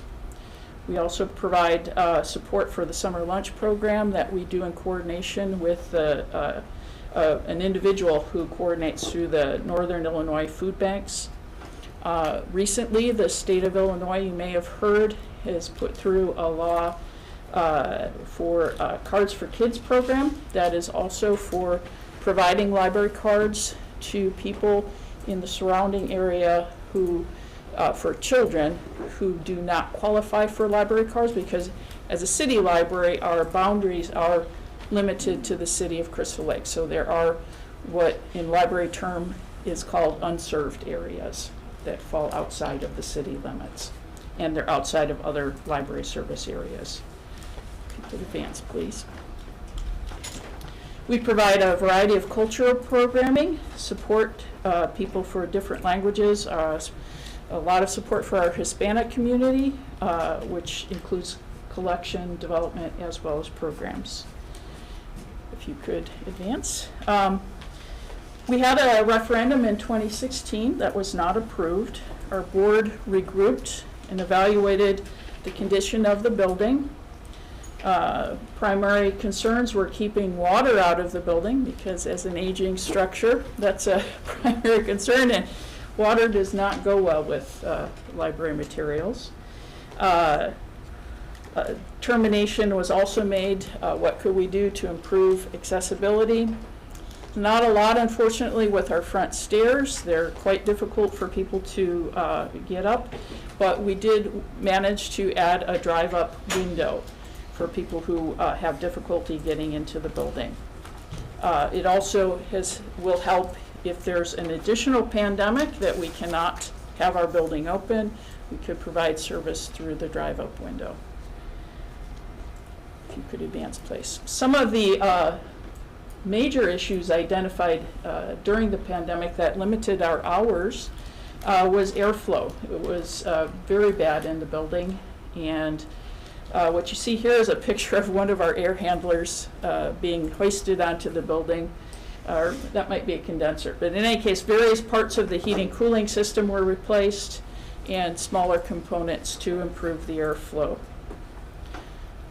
If you could advance, please. We finished that building or that project, and our water main broke. We own 350 feet approximately of the water main because of the needs of our building. We finished that, and a condenser broke, so we had to replace that. All this is coming down to, if you could advance, the need before you is our drain that is near one of our air handlers in one of our rooms. As a discrete component unit, the library relies on property taxes for our funding. 84% of our funding comes from property taxes. This issue was put in line behind those other issues that I had mentioned earlier, and so this issue was not, we were not able to address this issue before funding ran out. Finally, so some of the issues that will be created if there's a problem in this room is, this is kind of the flip side of it. I apologize. That's okay. If you could advance to the next slide. So this is a recent, if you could advance to the next slide, please. So, and you can flip through these. These are an example of how the library supported our community in recent, with the recent electrical outages. People came to our building for electricity, for heating, for warmth while the library was open. Similarly, while the condenser, that issue arises during the summer months where there's extreme heat, extreme humidity, people may not have air conditioning of their own, or they may have a power outage. So if the library were closed, we would not be able to support the community. Again, I appreciate your time and your consideration. I'd be happy to answer any questions. Go ahead, Robert. I have a question. So looking at those pictures, am I to understand that the water that's coming out of that disgusting pipe is condensation from the air conditioning units? Is that what you're saying? It is, yes. Okay. And it's supposed to drain into the Yes. drain? Yes. And in the process of opening it, we identified the issue and called in a plumber to route out the drain. And in that process, their tool was stuck in the drain. So there are major concerns about what that could mean for the pipe itself. No, they did not. No, the tool is still stuck in there? Yes, yes, and so that's, so it was already limiting there. So okay. the water does drain, it's just at a slower rate than we need it to be. And so under regular circumstances, it handles the condensate coming off of the condenser. However, in those extreme conditions that I mentioned, extreme heat, the very point at which people are most likely to come in for just for cooling, or if their power is out, that's when we're having the most trouble with And that. this is in a basement? Yes, it is. Obviously, Yes. not a public area. Correct. Yes, it's a mechanical room. Yes. Is there paper stored anywhere near that? No, no. We try to keep everything out of our mechanical rooms, actually, as much as Is that on the possible. same level or anything? No, this particular mechanical room is lower than the level of our collections. So I didn't see any contractor's name in your bid work up here. Did you have a formal bid for this project, or? We have not gone out to bid yet. What we have done to prepare the budget, we had contractor Sherman Mechanical come out to evaluate the issue. And there are a range of estimates, if you will. They have indicated that the repair would be about $6,800. Our experience with Sherman Mechanical in particular is they don't necessarily take everything into account. They're focused on what their part of the project would be, but not necessarily the cost to repair the floor, the cost to bring in additional equipment to identify where exactly the problem may lay. And so we also have done a capital maintenance plan, and as part of that plan, our architect estimated $35,500, and so that's the amount shown in the bid. Obviously, if once we get into the project, we found out that it was not as extreme as that, we would not be paying that amount. So it is anticipated that you'd have to cut the floor, saw the concrete up? Yes, that is a definite. The floor has to be cut up.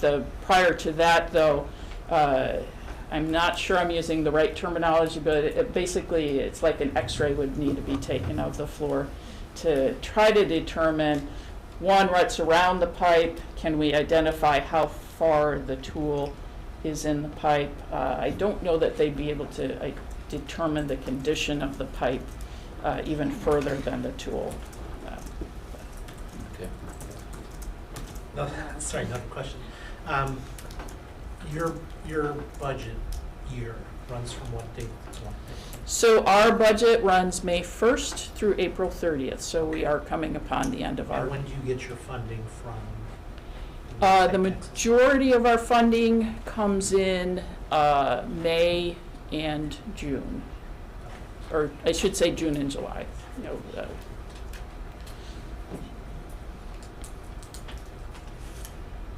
Any other questions? Okay, well, thank you, Karen, for coming in. Thank you so much for your Working time. on deliberations after lunch. Okay, thank you so much for your time. Okay, Independence Health and Therapy. Hey, how are you? All right, hi. Thank you for joining us. Nice Tony, seat. at the end of Yes. the table, is our timekeeper. Got it. All right. Good morning. I'm Amy Hernan. I'm Director of Development at Independence Health and Therapy. I am here today. Our Executive Director, John Buckley, is out of town today, actually this week, and so I am here in his stead. So thank you all for having me here and for looking at our request. So just do a little bit of an overview. I don't know if I hope by now you all are a little bit familiar with Independence Health and Therapy. It is the former, and yes, here. Okay, I was like, wait. The next slide is Family Alliance and, here we go. So Family Alliance and Adult and Child Therapy Services merged in 2018. So two Woodstock agencies. Family Alliance is probably more familiar with, but we have an adult day and memory care program. We have behavioral health and psychiatry, and then with the adult and child therapy services was the physical, occupational, and speech therapy. So we serve everyone from little babies, 6 weeks, to the end of life. Let's see. So we have a number, and I'm just gonna go back really quickly. So we have a number of capital improvement projects. So we serve in the community. We're over 60% of our individuals that we serve are on some form of payment from our. We receive state funding from IDOA for a number of our adult day memory care program. A number of our behavioral health and psychiatry and our physical, occupational, and speech therapy clients are all considered low income. So we serve everyone in the community. We try not to turn anyone away for an inability to pay. Our adult day health and memory care program is the only one in the county. So that's just significant to note. So our capital, we have a capital improvement plan, and each year, kind of part of my job as I try to find funding for it. So we have our general maintenance that's rolled into our general operating budget. But in addition to that, we have some significant needs that are coming up that we just, which is why I'm here today. So a number that are more to our facility that are more safety related, and that just are in high time we take care of some of them. So I was asked to kind of prioritize them, so I put them all. I'm going to go through them. We have I think there's 6 of them, so I will just go through in a prioritized way. The first one is our main door to our facilities, actually for both of our facilities, both at our 28 Seminary, which is primarily houses our adult day memory care and our behavioral health services, and then at our 708 Washington building, which is our therapy clinic, our occupational speech and therapy clinic. So we have compliant doors. We have ADA compliant doors, but they are both very, very, very old. And original, I believe, and we have believed that the one at 2028 Seminary is the original with the building. And so we've replaced and we repair the motors on these doors kind of continually, and they work for a few months, and then the motor blows again, and then we have to bring somebody out, and then the parts are hard to replace. And so it is definitely something that we need to just replace the entire system of the motor of the doors.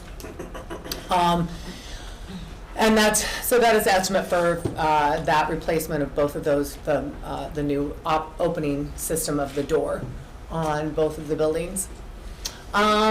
Secondly, we are requesting funding for updated wiring. So we would like to be able to move our updated phone system to a VoIP system. This is also going to be helpful. We offer a lot of telehealth. So still, especially coming out of COVID and still today, it is still We have a telepsychiatry in particular model. So we have 2 psychiatrists that offer telepsych. And it's a little bit of a unique model that our psychiatrists are not in the office. They are, our clients come to the office and meet with the psychiatrist on online. So, and that is how we have are operating that. Our psychiatrists that we work with like to have the clients in the building, and so they're in a little bit of a supervised setting and supported setting. So it's not something they can do from their home. So anyhow, there's a great need for updating some of our phone lines and our wiring so that we can have. We have had a number of dropped kind of calls and internet connections as appointments are going on. And so we've gotten a couple of estimates, and then it would just update all of our phone system too. So that we could have voice over and connect the 2 buildings. So right now our 2 buildings are not connected by, we don't have the same, like I can't transfer to one building to the other. The third request is for some hallway doors that we are wanting to build into our seminary location. So the building right across, or right down the street here is separated into our, really it's on one half of the building is our adult day room and our memory care, and the other half is our behavioral health. And we'd like to install doors to kind of separate out the two areas a little bit for the safety of our clients, for the privacy, and for better treatment space. We serve, from our behavioral health perspective, we serve children as young as 6, and so it creates a little bit of a safer environment for them. So we are requesting funds for that. Fourth would be replacing our gutters. So we have had significant struggles with our gutters. And we've had a couple of people come out and take a look. The struggle is that they're very, very narrow gutters, and what has ended up happening is that we have a lot of rain into the basement, which flows right into our mechanical system and our electrical things. And so when trying to address that problem, really the main source of the problem was the fact that we have just very small gutters, and that they cannot handle the amount of rain, and then it falls right into our basement area and our stairwell. So in here you can kind of see it just is, anytime there's even a moderate storm, we get a lot of this in our electrical box. The fifth would be repairing our driveway and resurfacing both of our driveways. That is something that has not been done in a very long time. We've patched it ourselves. We've done a lot of home maintenance for those sorts of things, but a lot of bumps. It's a definite safety for individuals, because those we serve, a lot of them are frail and elderly or have disabilities, and so it becomes an issue. And then the last would be replacement of our flooring in the seminary building. So I do believe that the last time we replaced that carpet was probably something that this group funded years and years and years ago. And so it's as you can see, it's buckled. The carpet's buckled in a lot of places, and again poses a real tripping and safety hazard for all of our clients. So we are hoping to replace that as well. So our total request, the different projects listed there, and I forgot to replace the flooring. It's not 16, it's 116. So if you're doing your math really fast here, you're like, that doesn't add up. So it doesn't, right? So I missed a 1 in there. But again, that is the prioritized request of our request. So, questions? Just thinking about like the amount of funds that we have, does all of the flooring need to be replaced? Is there some, like, could you do half of the project now and then maybe half later, like, what if we don't have, this is Larry's question. Right. That's your question now. Yeah, it is a really good question. We are trying to get, and it's a possibility, there's 2 offices that are off to the side that we could replace. Then the rest is kind of a continuous area that would probably be best replaced all at the same time. But we could even just do some of the rooms as well. So right now there's not a universal really flooring in all of them either. So, but we could do some of the rooms, some of our treatment rooms first before we do the floor or the hallways, or just do the hallways first. Okay. So there's a like potential. if you weren't awarded all of the funds, you would still be able to move forward with Yeah, part yes. of the project? Yes, we would. Okay. Yep. Have you considered anything besides carpet that might Yes, last longer? we're wanting to not do carpet, so yeah, so it would Oh, be okay, some so sort the of flooring isn't either. necessarily carpet. Like Right. a hard surface? Yeah, like hard hard surface, yep, absolutely. Yeah. Cool. Yes.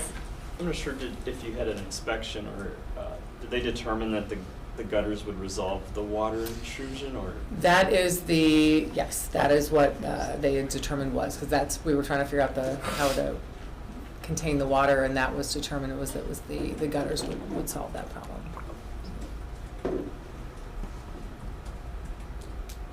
Anybody have any other questions? Okay, well, thank you, Okay, Amy, for thanks. coming in. Yeah, of course. We'll Thank be you, everybody. Working on deliberations after lunch. Okay, great. You guys are moving along fast. Yes. Yes. All right, thanks. Okay, McHenry County Housing Authority. Here. Nice, all right.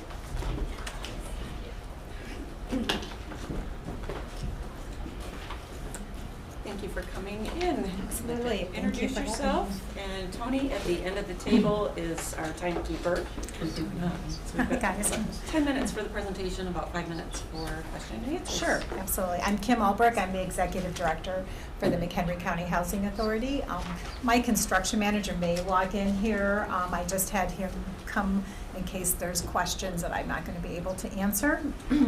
So first I want to thank the county and the commissioners and the Community Development Department for the many, many years of partnerships and funding for lots and lots of different things. Partnerships with our owner-occupied rehab program, McEurope, among other things. So for those of you who are new and aren't familiar with the Housing Authority, we have been assisting low-income residents for 76 years. We not only help them find affordable housing, but we have programs that help them maintain that housing or avoid a crisis situation. I guess I should turn this. Here's a list of the programs that we currently have right now, and this changes from year to year depending on the grants and the needs. So we're also a community action agency as well as a housing authority, so at any given time we have anywhere from 15 to 18 programs going on. We help homeowners and renters as well. We help people build, have better opportunities for a better life, a better community. Our community action agency part, welcome Mike. This is Mike Izzatoro. This is our construction manager. He's worked for many years on the owner-occupied rehab program that we do with the county. I lost my train of thought here. So our community action agency, part of our organization can shift. So when there's a need, we can change a program, like when the pandemic hit. There was lots of rental assistance, but nothing for homeowners. So we created our very first past due mortgage assistance program. And now really the focus is on past due property tax. We have a new program. Both of those are new. We've never done that through the agency. But we're finding right now a lot of people who maybe don't even have a mortgage payment anymore that are struggling with the rising costs of everything else to keep current on their property taxes. The reason why we're here is the Silver Trees development in Richmond. This is a development that was built, the first Silver Trees 1 was built in 1989, and Silver Trees 2, which we built partly with the county, help with the county, was through home funds, was built in 1997. And it's for seniors, 62 and older, and the disabled. There's 40 one-bedroom apartments, single stories, so you can kind of see Silver Trees 1 is on the right, Silver Trees 2 is on the left there. We have 3 fully accessible units in this development, along with several units that have been modified, but they're not necessarily wheelchair accessible.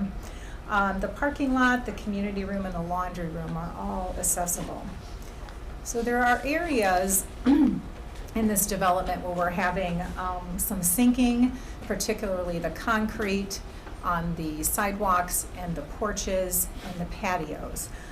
It's, for the most part, you should have all these pictures in your packet. It's happening on the Silver Trees 2 side.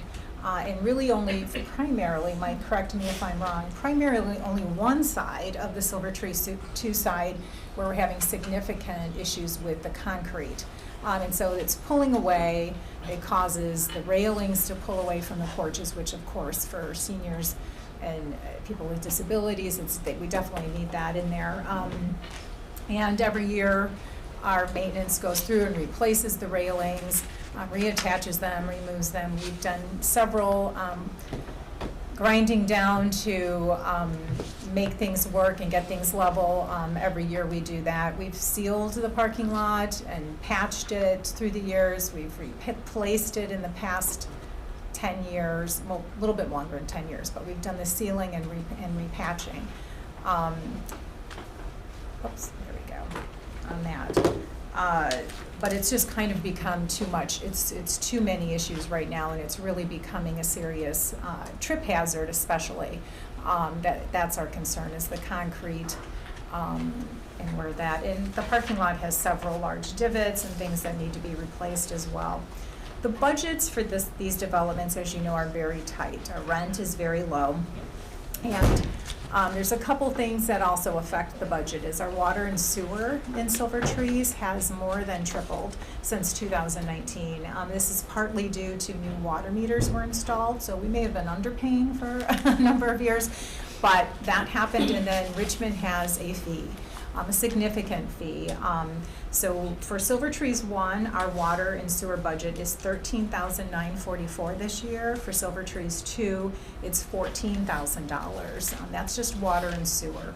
Another issue is our snow removal.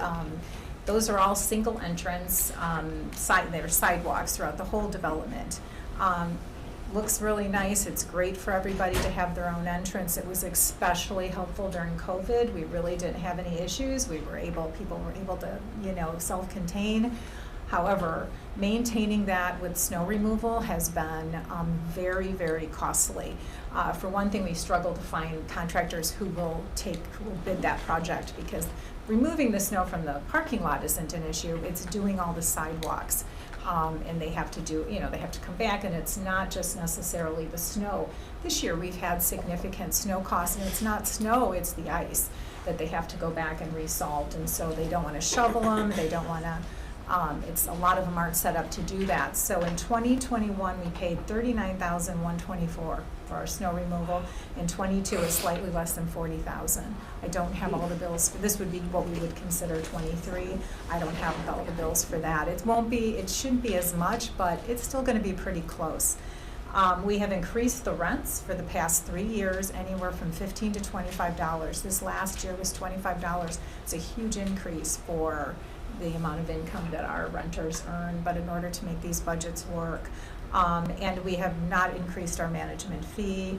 There's been no staff property management raise for the last 3 years in this property. So it's a very tight budget, and this is a significant problem.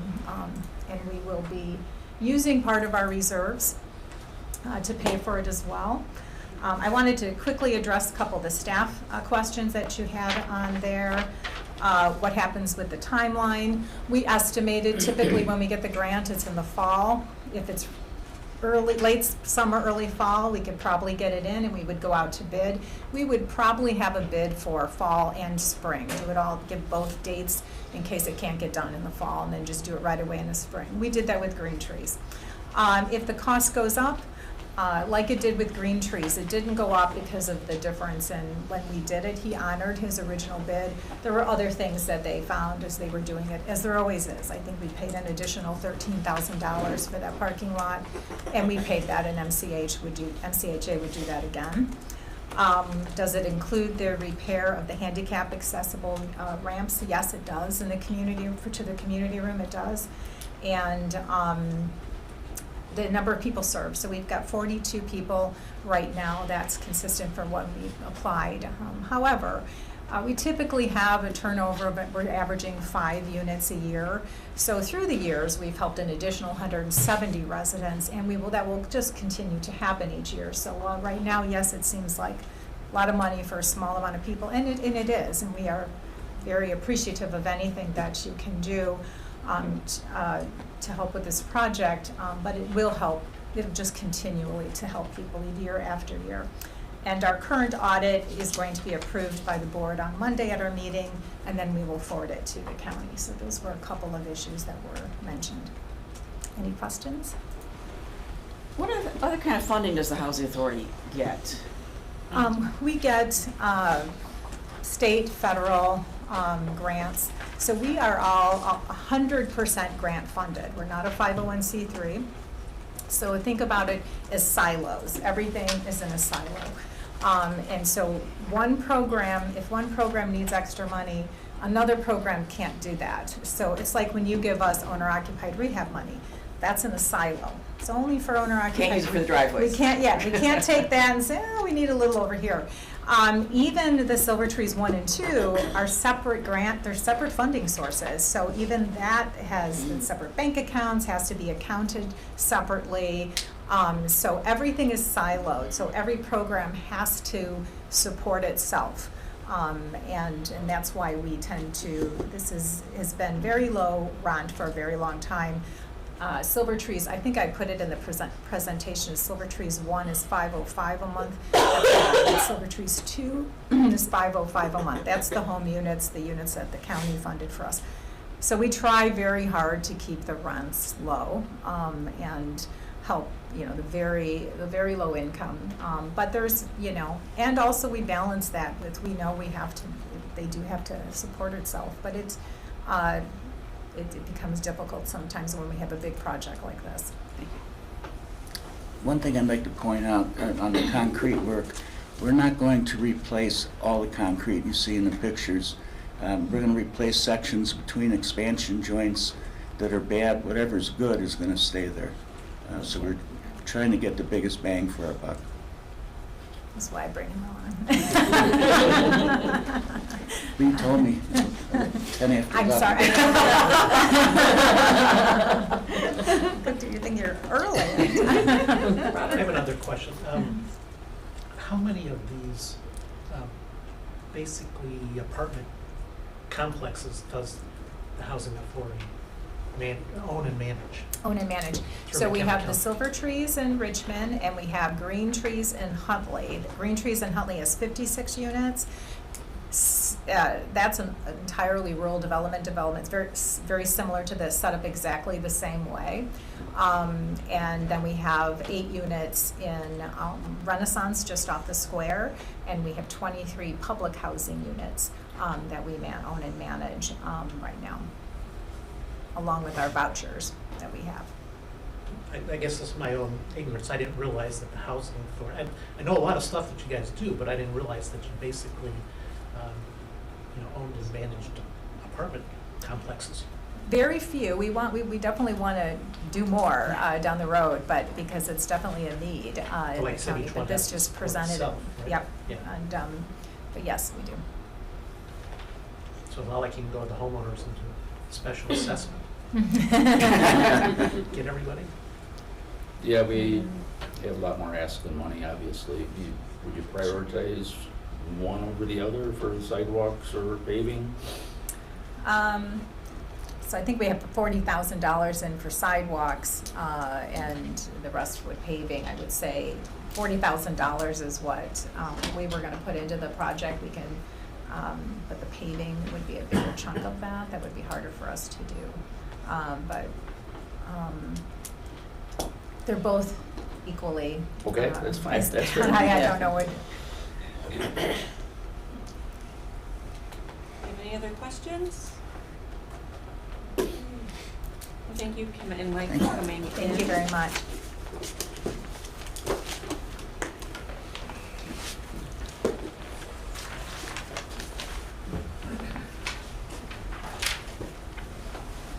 We have the Village of Fox River Grove here.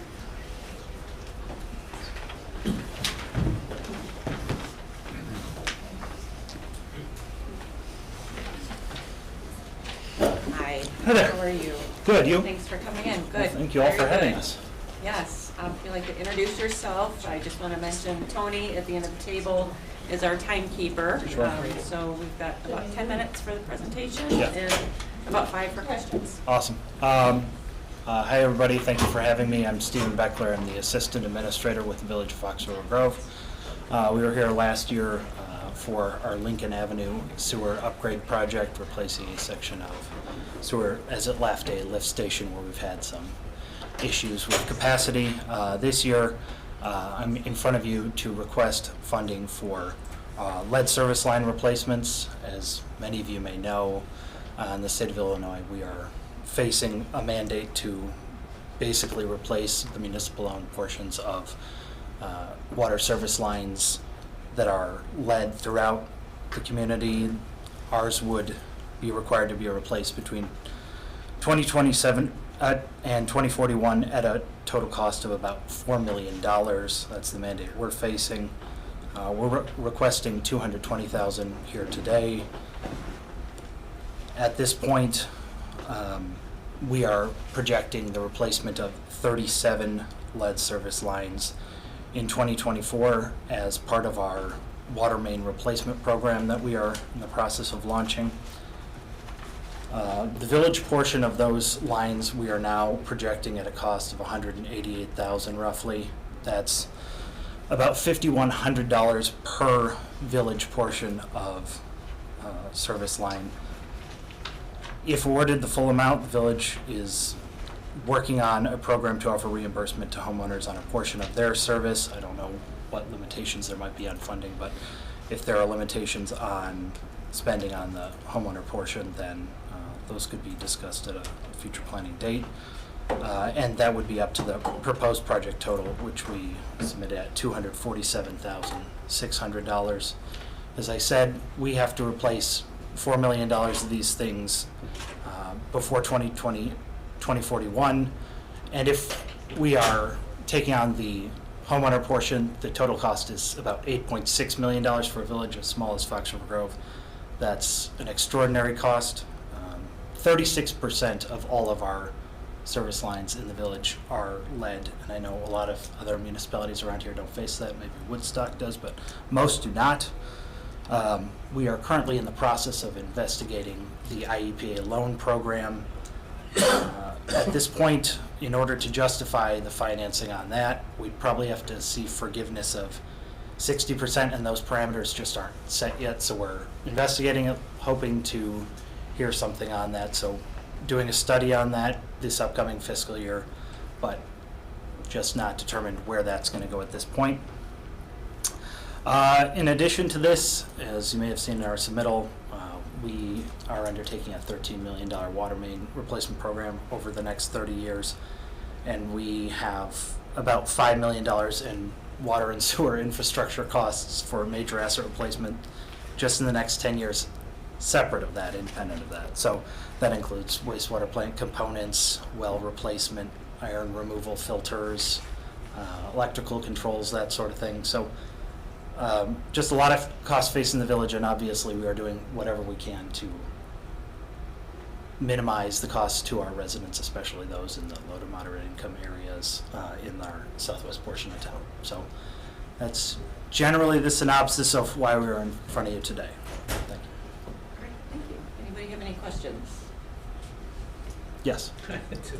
You mentioned cost to homeowners. Yeah. What costs are going to be assessed to homeowners on this? Well, so if they choose, we have to offer them the opportunity to replace it at this point. Right now, what we're projecting for a homeowner cost as part of a water main replacement program is about $11,000 per homeowner, just based on the length on the side from the Buffalo box to the home versus the space from the main to the Buffalo box. So pretty substantial, yeah. And that's why we're seeking the IEPA loan, because we just don't have the money to do this otherwise. What are your water rates for your residents? For water and sewer. So is it a monthly bill they get? It's bi-monthly. Bi-monthly. Do you know what it is? It's very hard to say an average, but if you're at maybe 9,000 gallons of usage, $140, maybe $150, but Going up every year. for Going up sure. every year. Yeah, because we adjusted rates in order to not take on debt to do this, to fund the water main replacement program. We've raised rates on just the water side of the split pretty substantially, over 30% on the water in just the last, I guess tonight is our budget meeting, but we anticipate that the third year being instituted as well. Yeah, I'm looking at your map, and it's just sort of a general map here. It doesn't really have any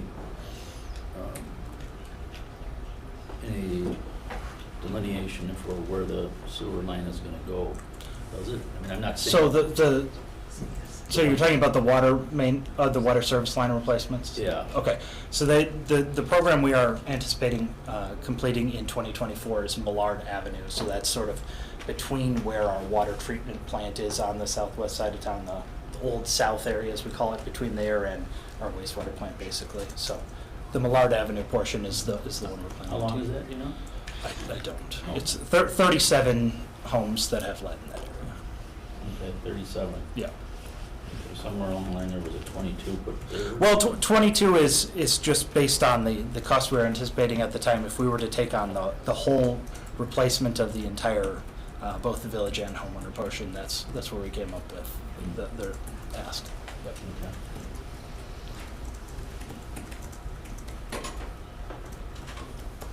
All right, do we have any other questions? Okay, I don't see any more. Thank you for coming in. Thank you very much. Stephen. Appreciate your time. Thank you.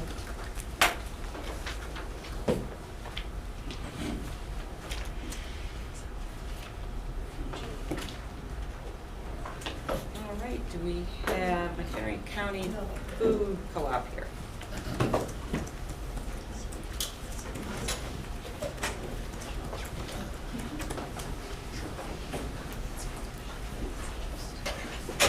Thank you for coming. Sure. Are we good? Okay. Thank you for coming in.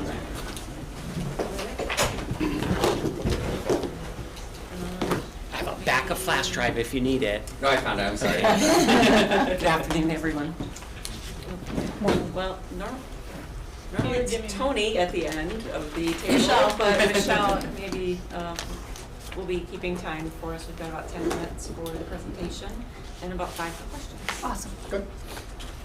I'm going to start out. My name is Rusty Foz. I am the current board chair at the McHenry County Food Cooperative, doing business as the Food Shed Co-op. I got an IT background, used to teach at MCC. After I left MCC, I went into IT and specifically for nonprofits, so I met a few people like Sue and Hans and that were working in the nonprofit area at the time.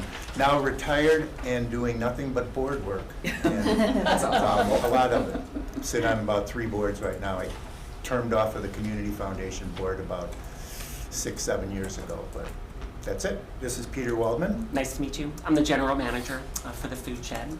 And to my right is the outreach director, Sue. Sue Jensen, nice to meet you. And I'm Garrett Anderson, just with the City of Woodstock. We're the host community for the intended building, so just here to support. Thank you, Garrett. I am going to try and use this thing. No, that didn't do it. Okay, there we go. I'm going to just give you a quick little background on what a food cooperative is.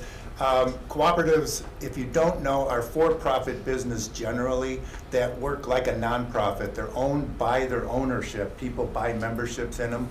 There's different kinds of cooperatives, food cooperatives, credit unions, electrical cooperatives, those kind of things.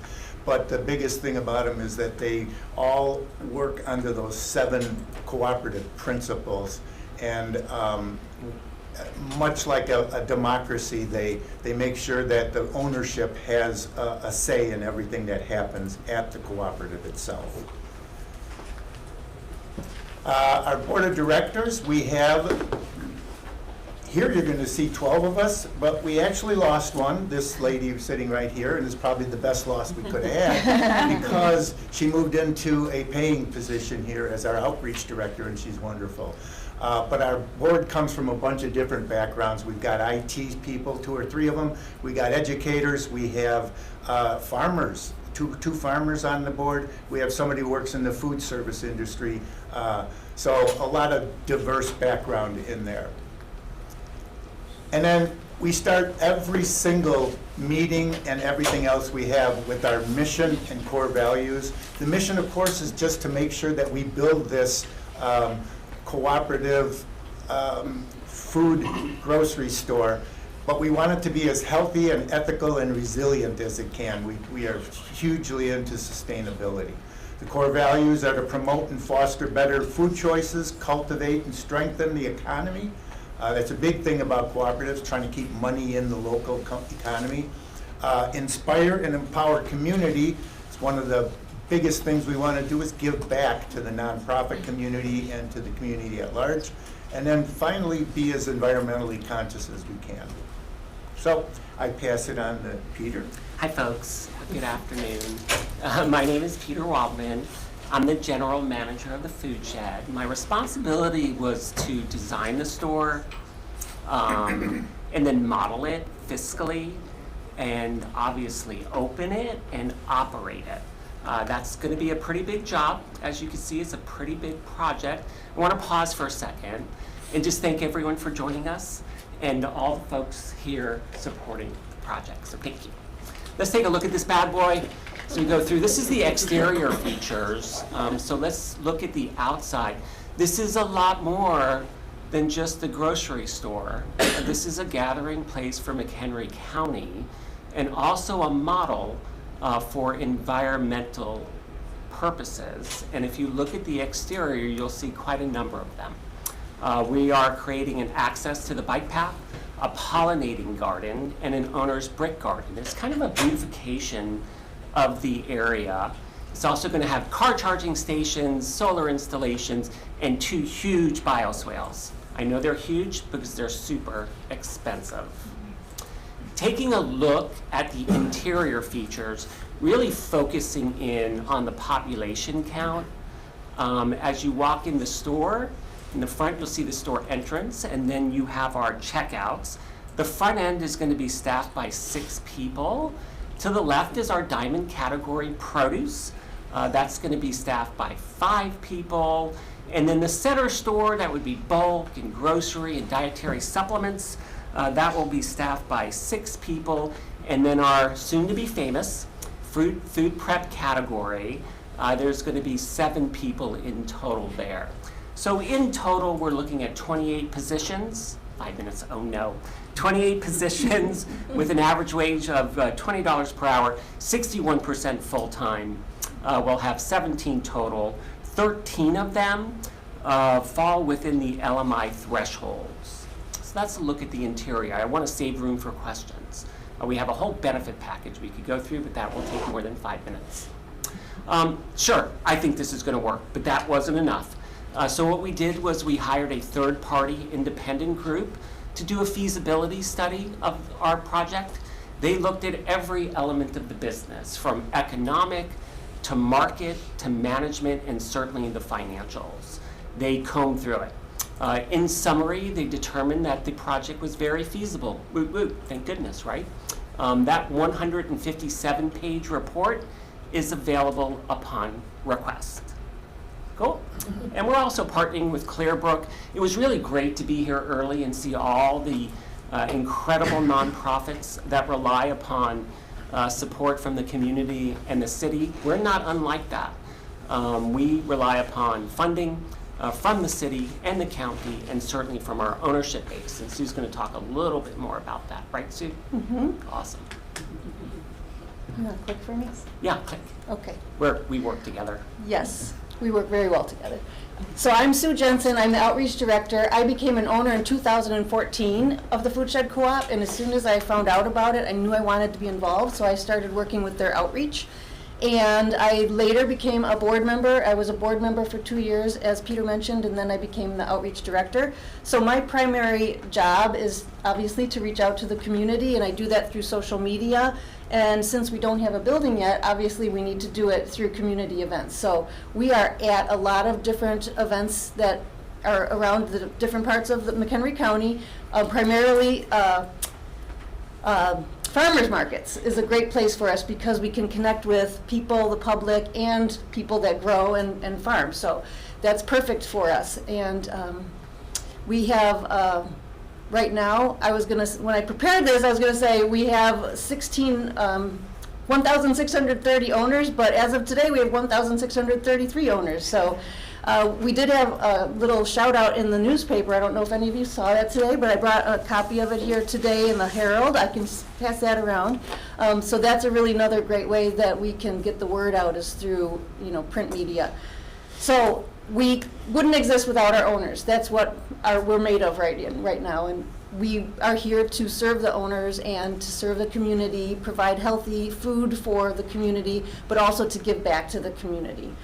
We also have some great support through the chambers and through the city of Woodstock, the city of Crystal Lake, and McHenry County College.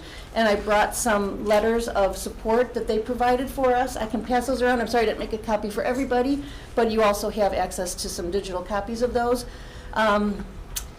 And was that probably it? Yep. Nice job. Yes, thank you. I wanted to add, I'm sorry, because I was going to mention, Sue mentioned the owner count. One of the questions on the application was, is this a female-led or a woman-led organization? We counted kind of half scientifically how many women are owners, and we're over 1,000. 1,035 is what we came up with as owners. So it's amazing support from the women. So thank you, Rusty. This project started in 2014 at a table, and two of our original owners are here, Scott and Kim, and thank you for joining. It's quite a movement, and I'm excited about answering any questions you may have. So thank you, Tom. Tony, any questions from the group? Yeah, where's this going? It's going on Lake Avenue, like where the old Guardian Electric was? Well, it's on Highway 14, Lakeshore Drive, right next to Stera Solutions. We purchased nearly 2 acres. It is a ground-up project. Okay. Across the street from Wells Fargo and what used to be the Shadow View Brewing. Okay. And is there anything started there?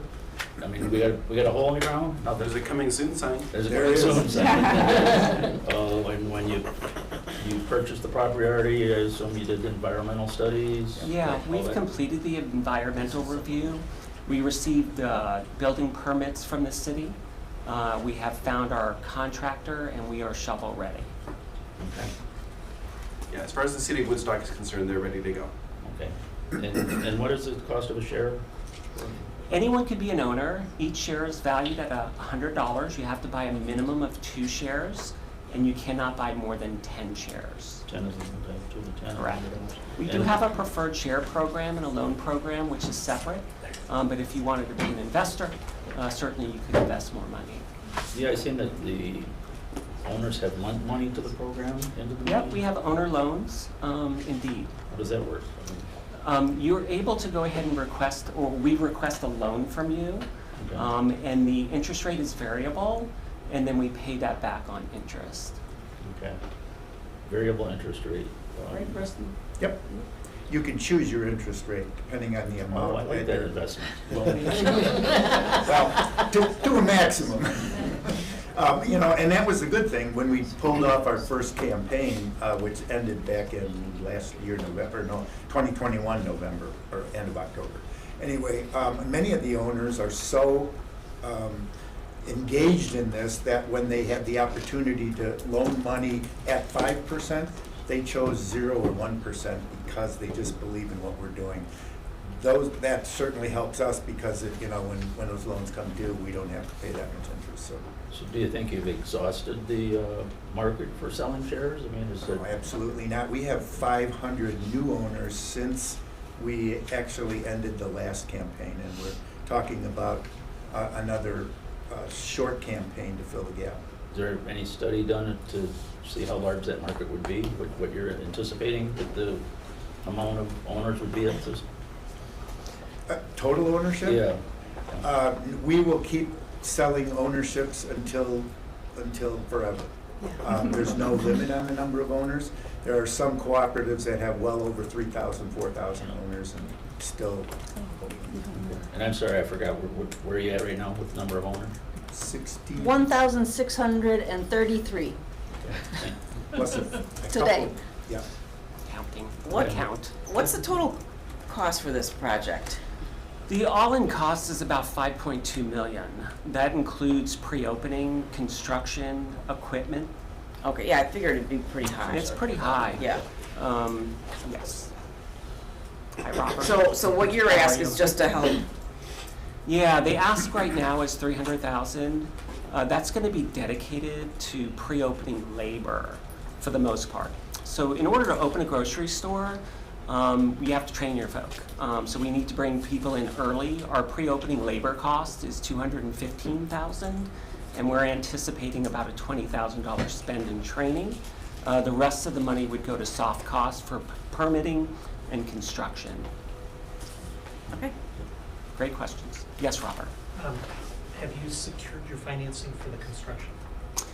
We've internally funded quite a bit of the project, over $2 million, and we're working with the bank to secure our financing. Great questions.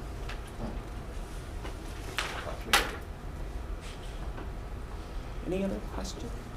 I'd like to take a moment. Rusty traveled in from St. Croix for this meeting. And I know, and just for this, for 15 minutes. And I know. You better give him lunch. I am buying him lunch. There's a pastrami place close by. You're not getting a lot. We don't have a lot of money. But the bottom line is what an incredible commitment to the people of McHenry County and to me and to our owners. This would not be possible without the 1,600 plus founding owners, starting with Sue, Kim, Scott, and then certainly with Rusty's leadership. So on a personal level, thank you, Rusty. And I'll thank the city of Woodstock that we cannot ask for a better place to place this building because you guys work with us so well. So thank you, sir. Thanks, Russ. We're super excited. Everyone eats, and we have the ability to create a community-owned grocery store, one that is owned and controlled by our community, and that's rare. I worked through the pandemic, and it is behind us, but it really was a stiff headwind for the business. It included a stall or a delay of some sort, and then it followed up with high interest rates and increased costs. So we really do rely upon county support, city support, and certainly our founding owner support. I appreciate everyone listening, and regardless of this outcome, shop at our store. Shop at our store. 25%, I could go on forever, you better stop me. 25%, Larry, of everything we carry is going to be sourced locally. One of our primary goals is to keep the economies local to McHenry County. So if you're shopping at other stores, you may find that they're owned and operated out of the country. We are owned, operated, and controlled by McHenry County, a beautiful county at that. I moved in here about a year ago, bought a house in Wonder Lake, and I love it. It's a very special place. We would be the first co-op in McHenry County. Okay, sorry, thank you. Any other questions? Awesome. Oh, yeah, Lou? Tracy, Oh, can go I ahead, Lou. can I make a comment? Sure, absolutely. I wanted to talk to Larry. I managed the community campaign when we raised the money, the 1.5, and I was shocked because between August 1st and November 30th, we raised almost $1.2 million. Like, I've raised money in this county a long time. I've never raised money so fast. Made your job easier. That's incredible. It was incredible. When they first were like, oh, we're gonna do this, and I was like, oh my God, that takes a year, to raise that kind of money. We did it in 3 months. Well, Yeah, that's crazy. as a farmer, I certainly appreciate you, going to. We're going to partner with farmers. We have a preferred vendor program to work with farmers differently, give them more preferred shelf space, and pay them quicker.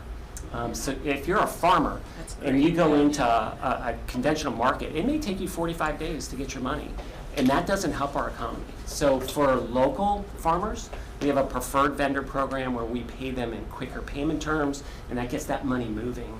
We're also going to take advantage of some cottage laws to bring in small batch farming. Produce is really our differentiation. It represents about 25% of our business, and it's where we're going to define our market. I'm really surprised when I go into local markets around here that the local presence in the food stores are really minimal. We are a grocery store like any other, so we're going to have bananas, and no one's growing bananas around here. But there's a lot of, not that I know of, you have a banana tree in your house? But there are a lot of farmers that have these small batches and don't know what to do with it. 40% of everything grown gets thrown away. When it gets, that's 60% when it gets to the retail market, 8% goes in the trash. We have upscaling categories that allow us to take our waste to hopefully the zero level. So it goes into produce, then to cut fruit, then to juice bar, then to soup, and then we freeze it. That's good for everybody, including the business. Economically, it makes a lot of sense compared to throwing it away, right? Yeah. One of the biggest barriers is GAP certification for farmers to get into grocery stores. Yeah. So that's definitely helpful. It's a challenge. Thank you. We've sourced over 300 local vendors, and I know I'm taking more time. Tony, I'm sorry. Where's the sheet, dude?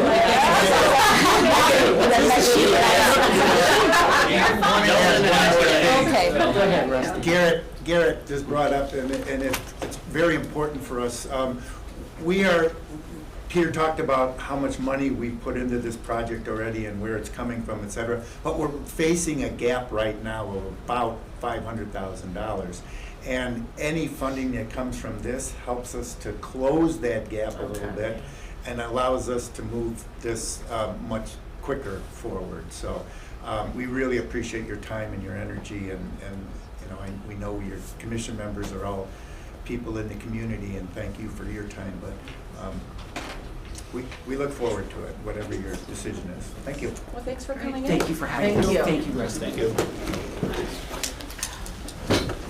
Thank you. Have fun. Do we come back? Or just, are we So we'll be doing deliberations after lunch. Okay. Are they able to listen? Did we decide that there's We have listening been, we've been capabilities? lucky to still have you're- video and volume. You're more than welcome to stay, or Come home or something. pretty sure right after lunch is when we'll start I owe discussing a everything. pastrami sandwich. So- I can drive to the airport. Thank you. Thank you so much. They all left Peter. They left me here. Tracy, I hear that Wonder Lake is trying to get in. Okay. They're not here yet? They'll be here in 5 minutes according to them. It took a long way. Well, I already warned them. I did too. Let's see, Okay. 11. Good time, I guess. Yeah. I'm hungry. Good for you. Have more pretzels. Bianca went to grab lunch. I marked that, but then I checked how much it is for. Can you imagine just? Oh, I can run it out soon. Yeah. Okay, If they want it. yeah, I think it's today's paper. Thank you. Oh, thank you. Oh, I saw this on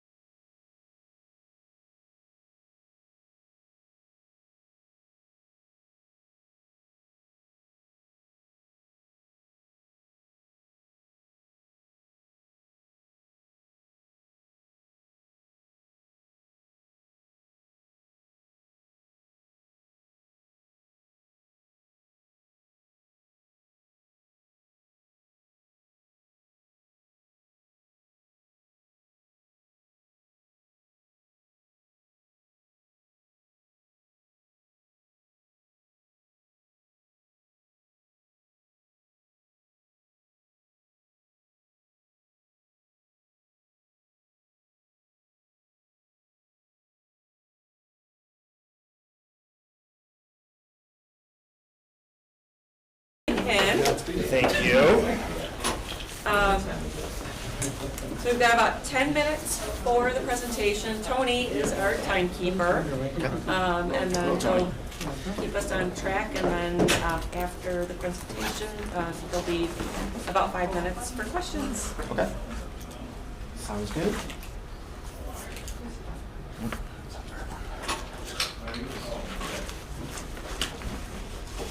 Let me get the application out here. Tony Toff, the village president of Wonder Lake, could not make it, but I did just talk to him on the phone here at about 10:30. So my name is Jeff Strzelka. I'm with HR Green. We are the village's road and bridges consultant for the village of Wonder Lake. The CDB application is for drainage and roadway improvements in Wildwood subdivision. Wildwood subdivision is a subdivision on the east side of Wonder Lake, which I have personally been involved with since 2007, looking for ways to improve the infrastructure within the subdivision. These were, back in 2007, these were private roads. Since that time, the village of Wonder Lake has annexed the subdivision and has taken over the public right-of-way. The roads, if you were to go out and drive these roads, probably some of the worst that you will find in McHenry County. The roads are very narrow. They have trees down the center of the roadway. There are no formalized drainage system, so even though Wonder Lake is adjacent to the subdivision, there is no suitable outlets for stormwater to go to. Just a real subdivision street system that is in disrepair. So the CDBG funding will be put forth to take care of the infrastructure improvements, storm sewer, and pavement improvements. Well, I just saw the map. Thank you. So there's 4 roads within the subdivision. The roads to the south were recently done, I believe, back in 2008 by McHenry Township Road District. 18? Yes, 2018. Yeah. You are on the west side of West No, Wonder I Lake live in Road. Indian Ridge. Yes, yes. I remember meeting with you at one time. So those roads were completed by the McHenry Township Road District, and those reside within the road district outside of the village of Wonder Lake. And then as well as the subdivision to the north, that's a Lookout Point subdivision, and those roads were recently redone in 2021, and the final restoration was completed this past year. So we're looking. This is one of the last subdivisions here that actually around the entire lake that has not been updated to modern standards as far as your pavement and storm sewer system. So it'd be a very nice project and a great improvement to these residents.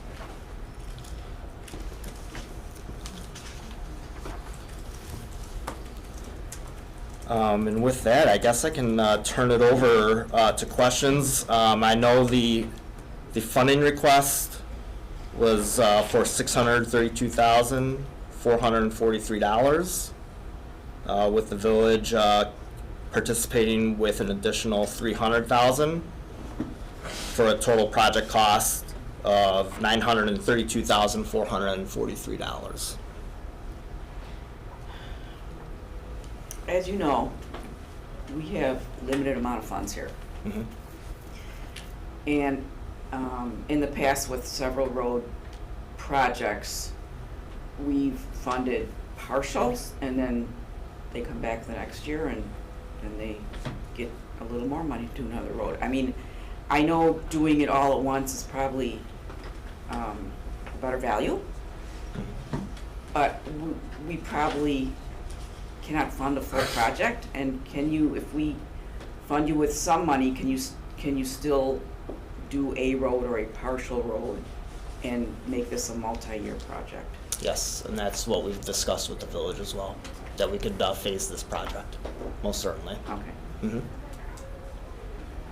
So I got a question too. When we did the roads through the county money for some of these privately owned subdivisions, which I know this is Wonder Lake now, Mm-hmm. but they had did a survey of the people, and there was several times people came back, they wanted their tree in the middle of the road. Mm-hmm. Yeah. Has any survey been done for these? Specifically with that issue at this time, no. But that is something that we would have to go out and talk to the residents about.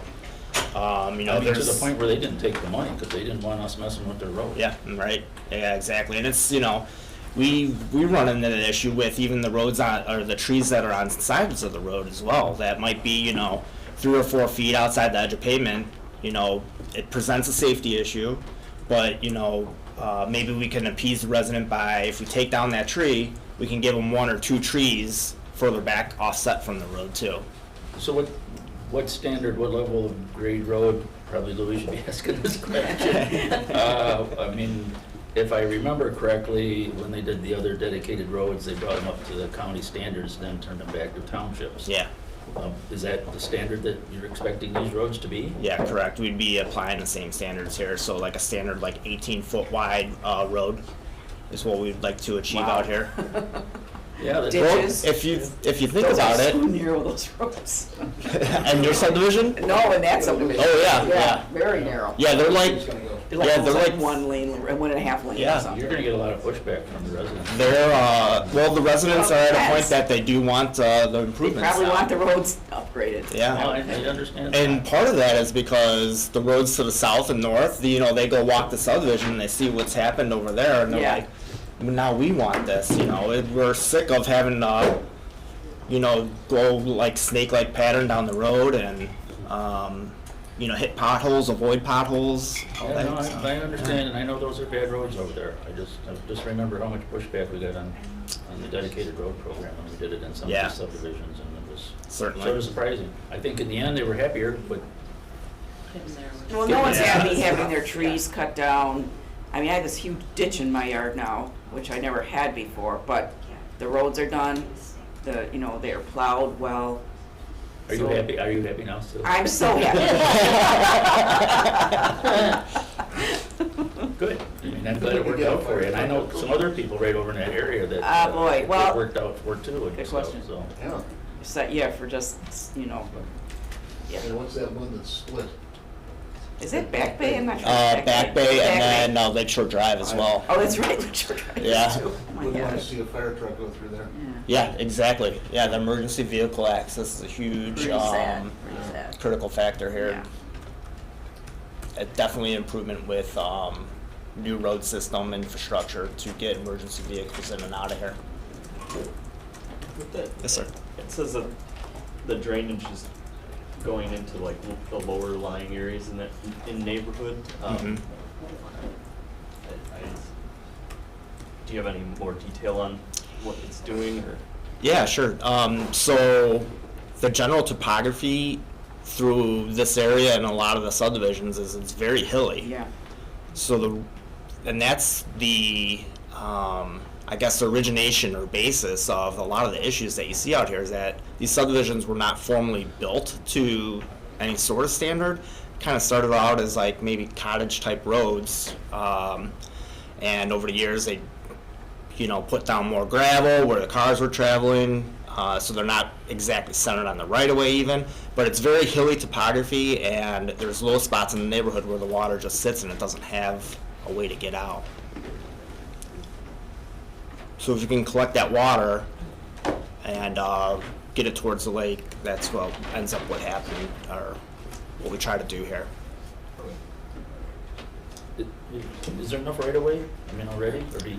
Yeah. There's a 60-foot right-of-way here on all 4 of the streets, and that's all been annexed to the village of Wonder Lake. Okay.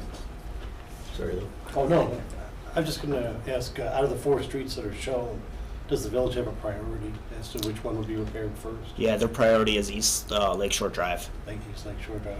Mhm. And that one, I mean, we can only fund, a block or two, that'd be all right? Yeah, like if we could do from Salem, which is that South Street, Yep, and then we would take it as far north as we could. okay. Yeah, depending on the funding level.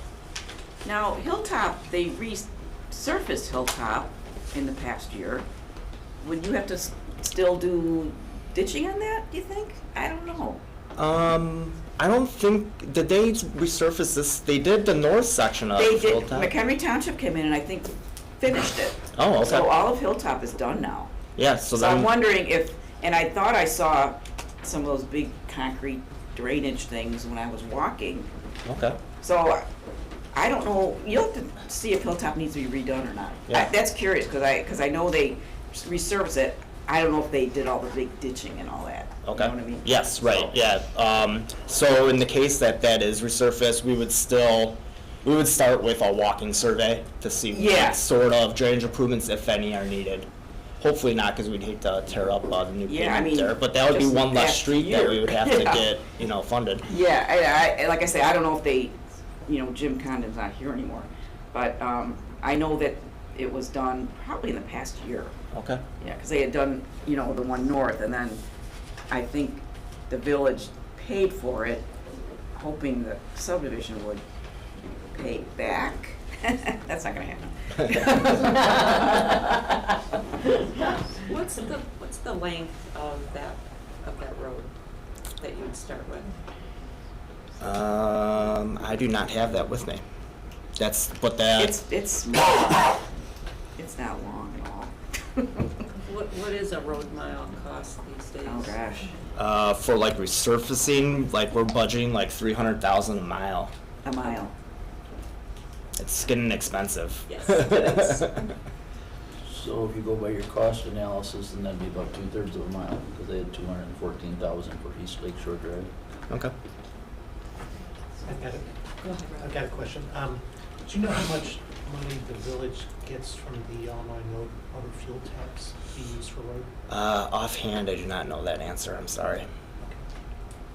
Because that money has to be used for roads. Yes, correct. Mm-hmm. It's about $23 per population number. So if you know the population, then you know population. Oh, is that how that works? It's about $23 per person. Were they 5,000 or 6,000? Does that sound familiar? That sounds about right. I don't know if they're over 5 yet. But they've got a lot of the new construction going on there, so. Mm-hmm. I would imagine that the village would look into potentially funding their share of the project with motor fuel tax if they were lucky enough to get CDBG funding.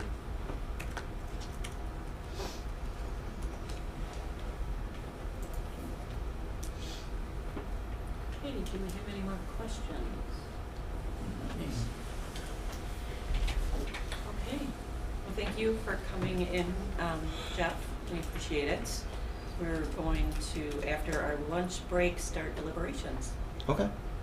Well, thank you very much for having me. Sorry for any inconveniences. Worked out fine. Our Yeah, worked out schedule okay. may have imposed some. All right. Thank you very much.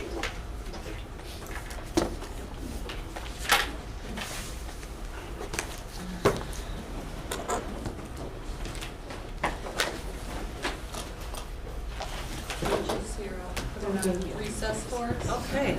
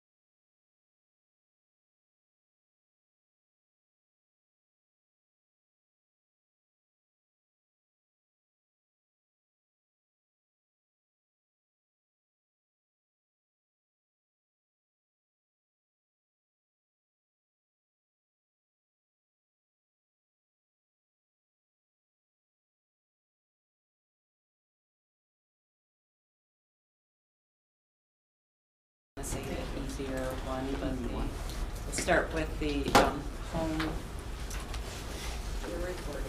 funding deliberations.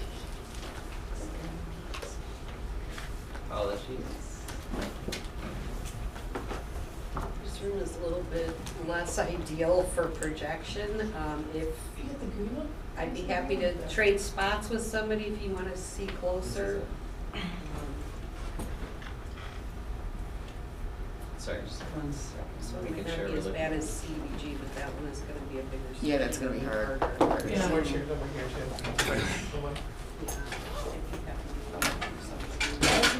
This is a different spreadsheet. Oh, okay. It's like does that annoying thing. Okay.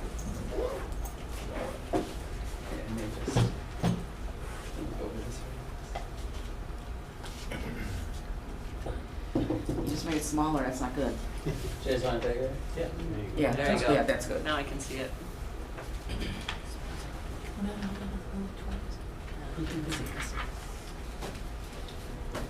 So this is an average of all our Mhm. recommendations? Okay. And what was the total of the average? Is it total 706? Yeah, so the our availability is the 706 amount. And the total that the average is 519, so we have. Yeah, So you so still it- have more, it says at the bottom here, 187. Oh, okay. Okay.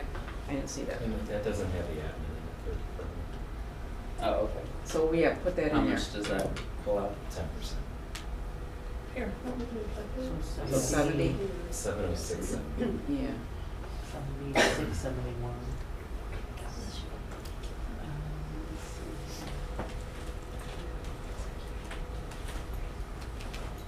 It's 10%. Just take out the zero. Yeah, the zero. It's an easy one. 70,671. No, 70. Oh, whoops, sorry.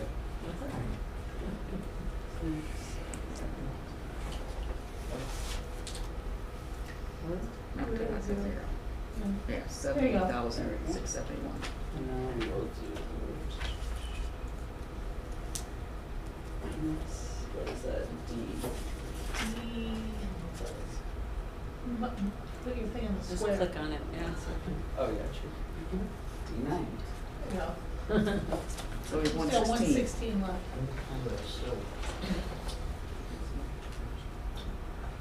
We need 1,000 more for each one.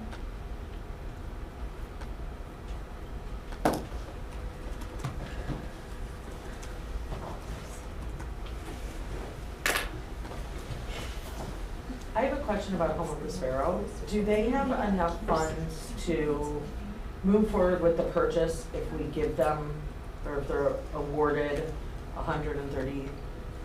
Remember, they have CDBG too. Yeah. It's the same ask amount for CCG as homes. Right. They need the total of 531, and they will not have enough to purchase it for that. Sounded like they need that amount. That's what I was Yeah. thinking. Yeah. What about the 4-unit? Yeah, that email that they sent out this morning, where they said they would be willing to move earlier on that one. Oh. So yeah, we can. Okay. This is why we came. So yes, Well, we. can I stop here? I don't know if we should let anyone talk because not everyone is here. Right. That's just my thought. I mean, we all had a chance to ask questions, they all had a chance to talk, so I think anyone Right. who's watching, we can't, that's my thought. That's. No, I agree, that's- so otherwise it Yep.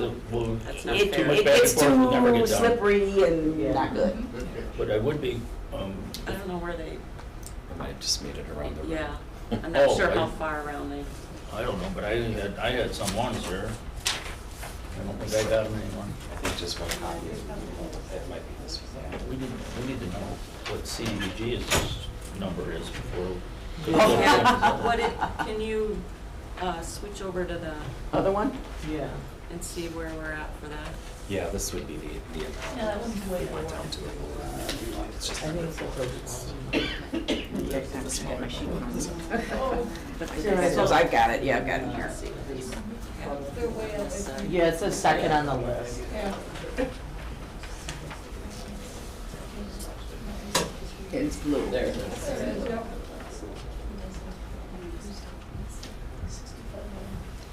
Oh, that's pretty small. Does that say 65.9? Yeah. Mhm. Yeah. 65,909. 65.9 is close enough. Okay, thank you for me. I did. Does anybody else want to stay on this page or go back to the other?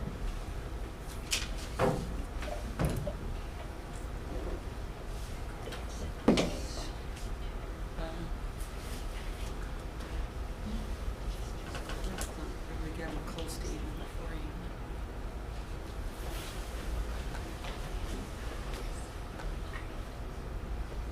7, we've got 116 left. We're never going to get to the 435. It's 393. I had 393.9 and I had 295. If I can make and 50. A comment for the email? Yes, actually, Yeah. minus the 169. So I had that in my notes. Where's that put us? We got 191 on the board. No, 196. Yeah, we got About 100 off the floor back. Is that about the 4 unit? The four unit, so we could, cost us 435 plus 30K. Minus, so 295, That's 950 what I wrote down. would be for the Okay. 4 unit.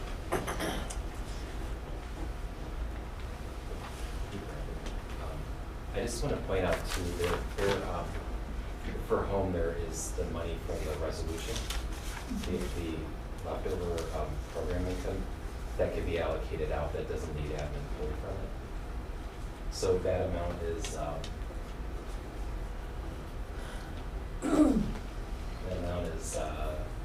$61,064. Want me to add that to the total unallocated? Is that what you're saying? Yeah. 61. Where'd that Do you come want that from? there, or do you want that? That was home Well, that's program always income. good. You guys subtract it from that then? Right, yes, right, The admin doesn't come out of that. That Right, just- yes. that's- No, that'd be separate, so that's extra. It's extra Oh, somewhere. yeah, yeah, That would not be allocated. That wouldn't be it. What you'll have to do is take the 706, 710, it's the total home funding available, plus that 61,064. Yes. And that'll be that. So that's Yep. what's available. Yep. It's a PI will be added to the overall. My recommendation, just so we start somewhere. With the first request here from General Capital Development, I mean, this project is going ahead anyway, whether no matter how much we invest in it, it's more of a show of support from us. So I would recommend we just change that to $100,000, and then you can move that 19,000 into additional money for the homeless sparrow if you want, or additional money. What does Did you hear? everybody So think about could you that? repeat that? Reverend? Sure. So the General Capital Development, the Johnsburg project, that is going to be funded, they're going to go ahead with it, you know. They've got all their money. Everything's So it already. sounded like Yeah, yesterday. Right. And so any money we allocate to it is just more of a support, showing a support for the project. And where are we at on the CDBG with them? I think they're I'm just So, curious. Yeah, so I'm just recommending that we 65. change that to $100,000 to Stephen, and we'll free up $19,000. So the 19,636, 36 would all. Would go add to the bottom line. Yeah, You okay with that? Yep, Yes. I think so. Yep. Yeah. That's fine. right there, yeah, 100,000. I guess. No, just go back.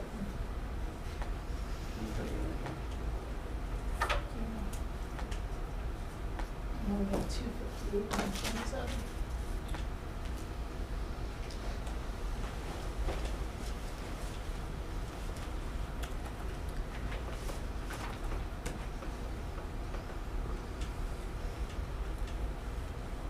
Well, if you don't mind, I'll go, I guess. Yes.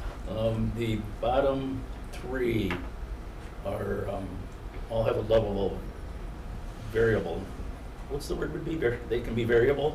I mean, Scalable. the single-family housing for the habitat, they can build less, you know, the Forest Down project can put up 2 houses instead of 3. But the Home of the Sparrow, I mean, if they're gonna buy the project, they gotta buy the project. There's no way to take half of that. Yeah.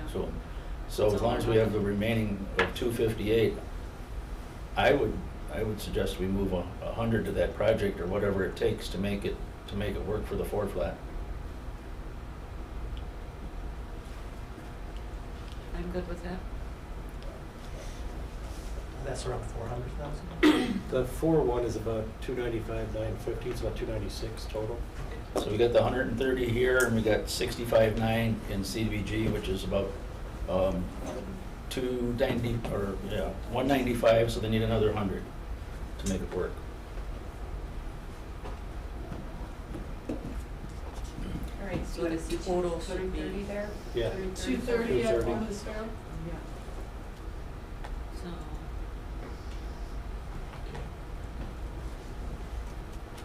You got that right, Teresa? It's Yeah. 295 is what they need from us? yes, Okay. 295, 950. Okay. No, Oh, not in here? No. No, just 230 here. Just 230. Because look at the I other. think they were thinking, talking about what they added with Gotcha. CDBG. Yes. Yeah. I think, I don't know if we could, the Veterans Path to Hope, I feel like there aren't, that is a big need in the county. And I'd like to see them be able to help as many vets as they could. Because they don't ask for help, so if they can have the availability to give more, it might be more useful to them than, so hard. Any other thoughts on the others? It looks like the last 3 categories were kind of all, they were all, looked like they're funded about 50% of what they They want asked for. 50. Yeah. Is that 150? And split up the 158 that's left Between 3? Oh, that's a good, between the Between the 3 last projects. 3, Yeah. yes. that's Yeah. a really good idea. You know, it seemed like we were all pretty much in agreement on that. Well, Yeah. it might be more than 90. About 52,000. Well, that'll put Habitat over the 90. Yeah, we don't yeah, want to no. give more than they asked for. Okay. No, it's just the last 3 items, right? Yeah, but they're that part would of put- that. That would put Habitat over. The second, Oh, so 90 I see. counts. So, start with that and Put that taking in. Habitat to 90 and then see what's left. Yeah, split the rest. Oh, Split the okay. other one. Yeah, it's 60, 122. That's 61. 61 each. It's better, it's pretty close. yeah. I would suggest making veterans Habitat Make it- 190. Make it whole? And Yeah. the remainder, yeah. 621, yeah. This one? No, Or this one? that one, yeah. Yeah, make the veterans whole. What was it again? Sorry. Hold on, They guys. want you to make veterans whole. Make veterans. And then the balance, which would be What is their pretty actual even. ask? Yeah, 142, 580. In that. What they need. Yeah, and the 195 was in Oops. there. Oops, we have 198 left. Yeah, because. Because he had 198 in there. Yeah, I zero this one. Yeah. So what was this amount that we want? 197,378. Nope. Nope. Just put a zero there for now. 196,378. 195. Oh, there you go. There we go. No lunch for you guys. So, Hans, is there any reason we need to keep a reserve there? Any kind of number? No, there, in fact, one of the things I always look for with these programs is to move money along as quickly as we can. So, unlike the Senior Service Grant Commission where it makes more sense here. Just move money along and spend it as fast as you can. You guys should have my right here. Oh, shoot, that's recorded. Better careful, Larry. So the admin is in there, for sure it's included, that total. Right there. Well, I see it, but what? But it's the for one, sure. the total home funding allocated line is less than what's available. Yeah, why is that? I think you might still have, what's the formula for that? Yeah. That one above. It's D10, which is at funding available, minus, So you have to add the admin line into that, so just do a plus and add that square in.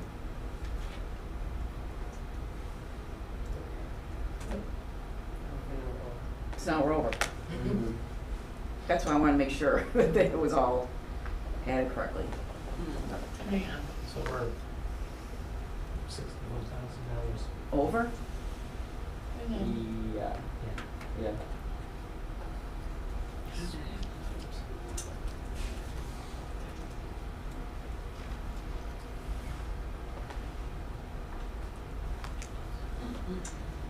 So we're 60 over now, is that what we're hearing? Yeah, it looks like Michelle's doing the math on it. Yeah, according to what we have up there, it's 758, 167. Oh, yeah, they had an admin, hang on.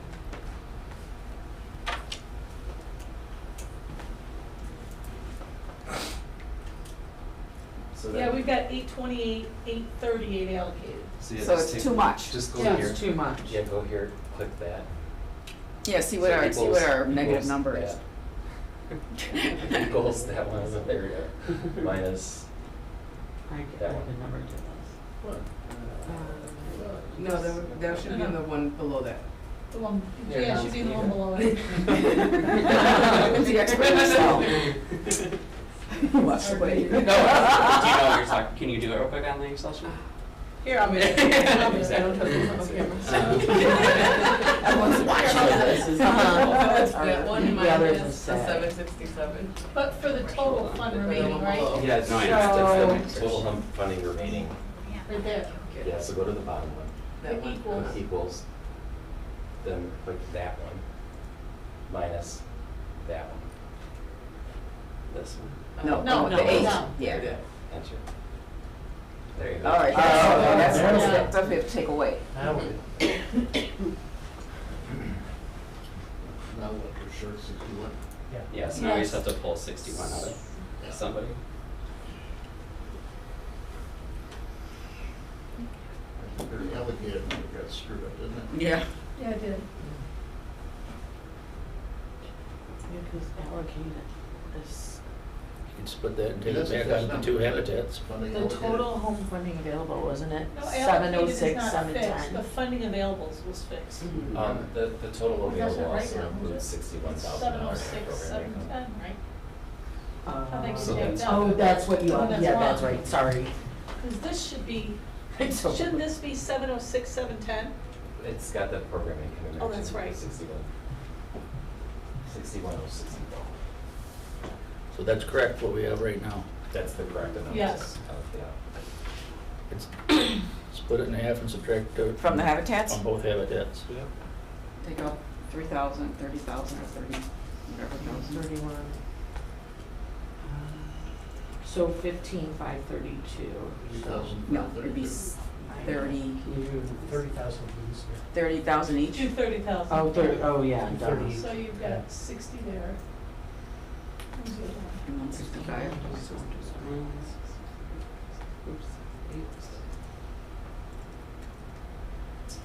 We just have 1,000. 1,000. 532.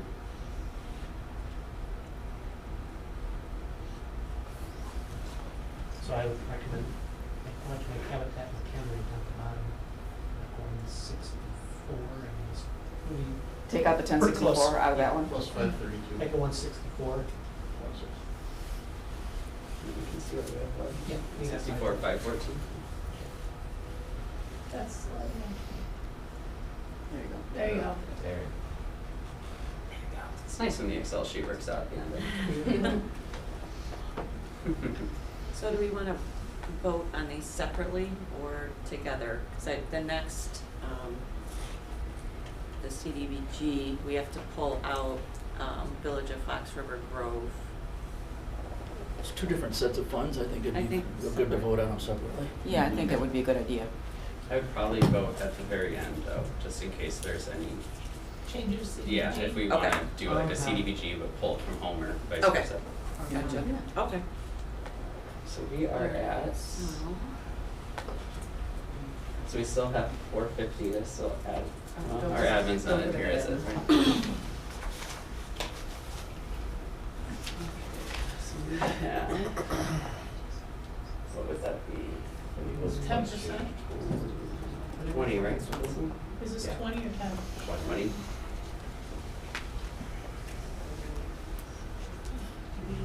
We don't have any PI for this one, right? We didn't have any program. No, we do have the extra funds for this, though, that's left over. So the other day when Prairie State presented, they had some CD funding, the COVID funding. And as Paul Zukowski had said, they had hoped to hire someone. And they made an offer to somebody and that person decided not to work with them. So they're returning some CV funding, which we can add into today's consideration for a project that would be eligible for CV funding for COVID. So we're thinking about something that prevents and arrests the spread of COVID. I'm forgetting the three buzzwords. Prevent, Yes. response, yeah. I'm like, there's another P in there. So, and some of that we did some economic development things, we did things that sanitize, we did things that distance. That's right.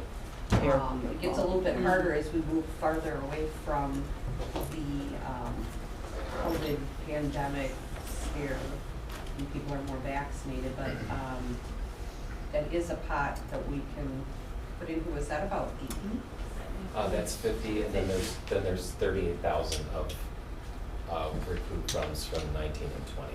So that We can throw that in that's here? the ones we talked about on the first day, the 38,000 that's remaining. So it's a total of 88,000 that you can add to what you allocate out. And we don't have to say it's for this or this, it can be for any of it. It can be, but the COVID funds would have to be, like, probably a good thought for that would be like the affordable housing, like Home of the Sparrows acquisition. Would be a good use of those Oh, funds. yeah, I did. That's for us. Gotcha.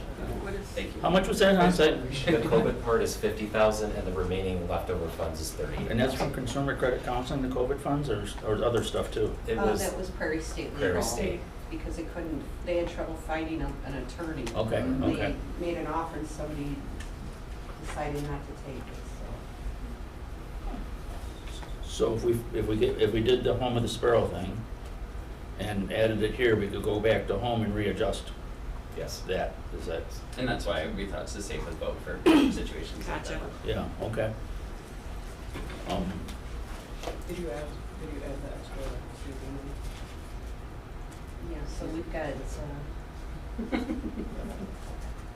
Well, I think that's a good idea to add that to Home of the Sparrow on the CDBG site right now, Yeah. and then it's in a spot where we know it's safe to be used, and there won't be any issues with it.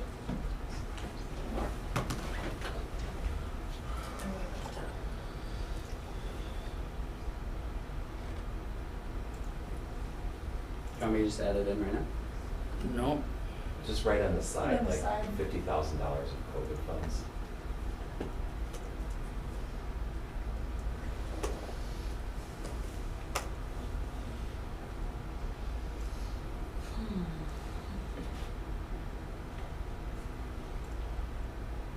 did we add that in at the bottom already? So our total will be correct when we get there, No, because it's off to the side. or does it? I mean, maybe we don't have to if it's on the site, Do it's you not. want it in the total funding?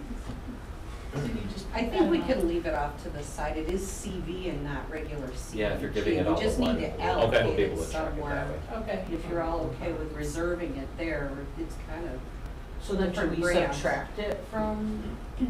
It's separate from this. Oh, money. it is, okay. But we should go back to home now and adjust it, no? Or are we adjusting it on this side? Or adjust it on here, Just it shouldn't we here. reduce it then? I know we're adjusting it here, but now they got 115 here, they don't need 195 from the home side. Gotcha, yep. They got 115 here, 116, they only need 95. Or just Nine. take off the Can't we just take 50 off from the there, give them 50? 15,909 on here. Yeah, that's what I was, Yeah, that's all right.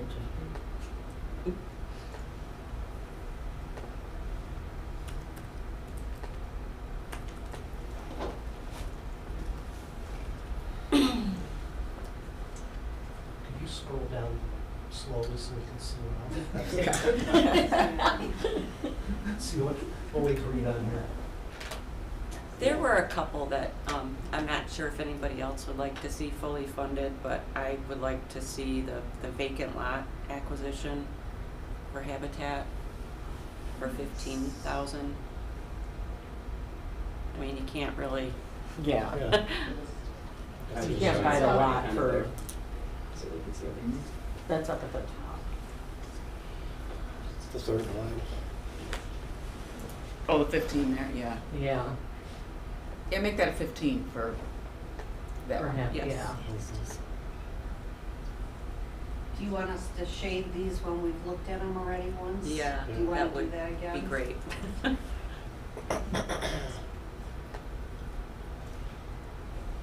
Do Poland Spring. I would be in favor of the Home to Sparrow Roof project being fully funded. Me too. Yeah. That's sort of a critical project that needs to get finished. Yeah.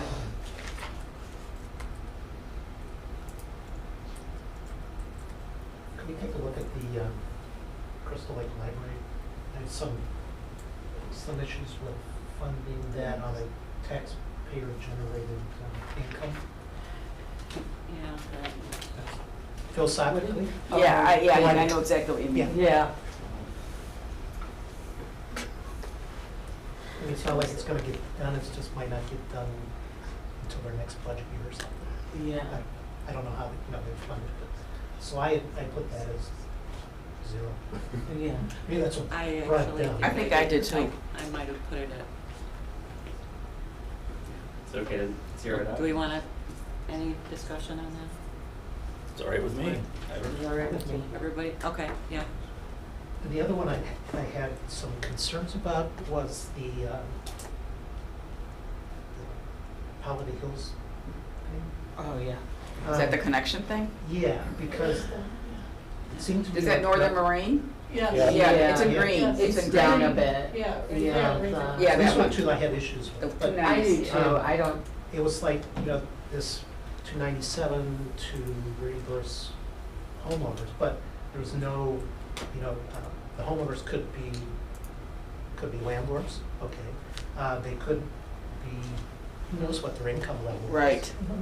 There's no criteria to that. It's just like, we'll just. So those were my issues I had with that one. I think that's kind of wise. I can imagine there being a lot of investor homes in there. Right. So basically, you're subsidizing people that own investment homes, and they're probably not Right, at a yeah. moderate income. yeah. Right. And I also don't think $40,000 is gonna impact 66 homes. Like, if they were even all, Yeah. they almost need all of the money to help all of the people. Yeah, that's not even 10 homes at 4,500. Yeah. Those are my issues with that, so I put 0 on that.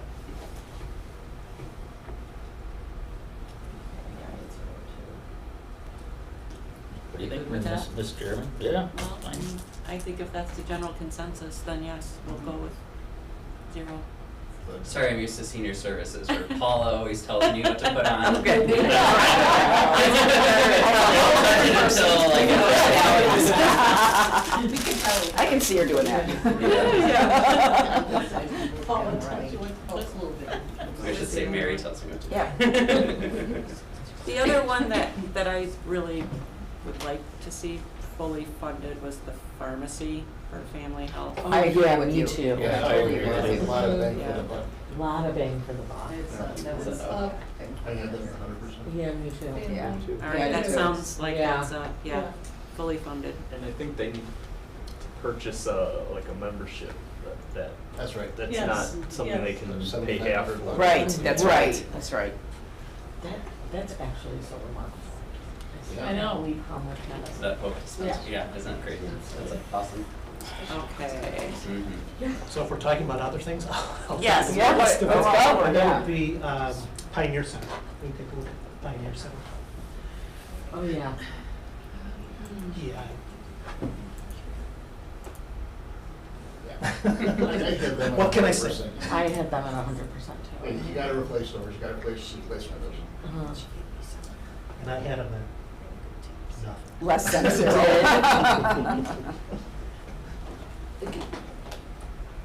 Is it, what's your reasoning behind The requests that come in from Pioneer Center, it always seems very rough. It's like You don't want backup? they haven't, what? You don't want backup? Well, I mean, we ask questions about Yeah. fire code. Do they need Uh-huh. fire? Yeah. Well, some say we do, some say we don't. You know, the windows, yeah, but they say they're 40 or 45 years old. They should have been replaced 20 years ago. Or maybe 10 a year or something. You know, you Yeah, have it in your. Those are my concerns. Have it in your plan. it? I'll change the subject then.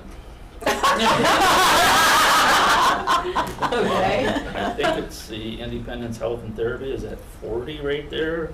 Yes. Yeah. Yeah. And if, at 40, they can do their top 4 in their priority list. Uh-huh. So I would suggest maybe even that off to 40, but you know what, my numbers aren't exactly. I had 44. 44? 44.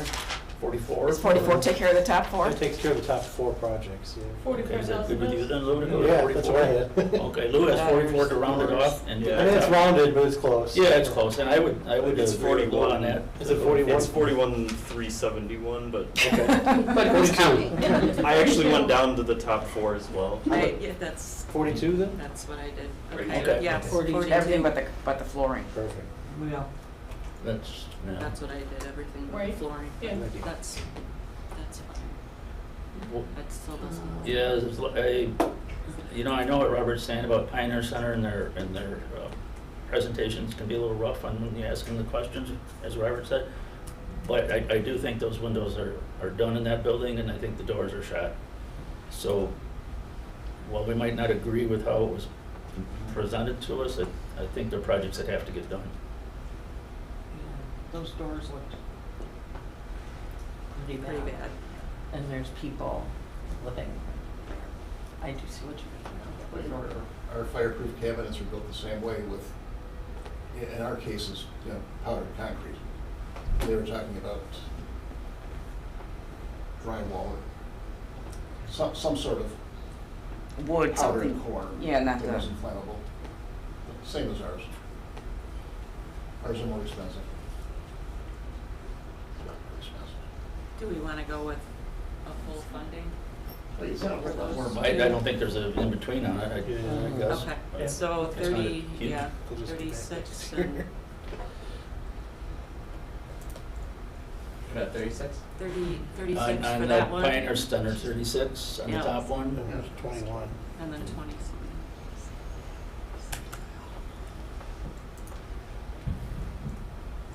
And then maybe we could see where we're at down below there, where you're still 200. You got 200 left? Okay.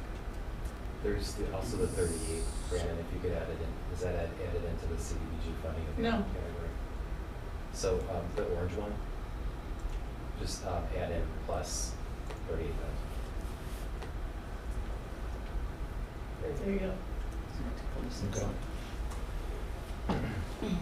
Do we Go want up, to go up on the screen to see something that we need to review?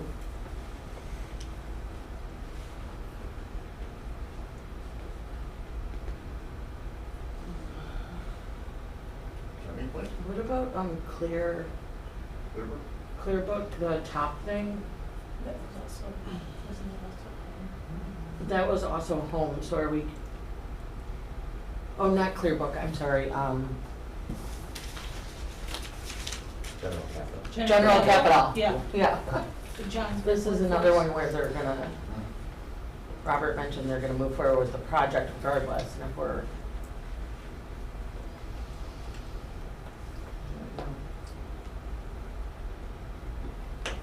If the 100 from home is show of support, how much more support do you need?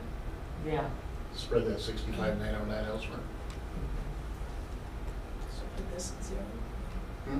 Put that at 0. Thoughts? And goes back to Yeah, the be my Larry, thought. Lou, what do you think? I think Dick's got a point there. Yeah. They got 100 in home for their show of support. It's a good project. It is good. They're all good. They're all That's the good. problem, you know. I like the logic of show of support. Not Yeah, I think that was.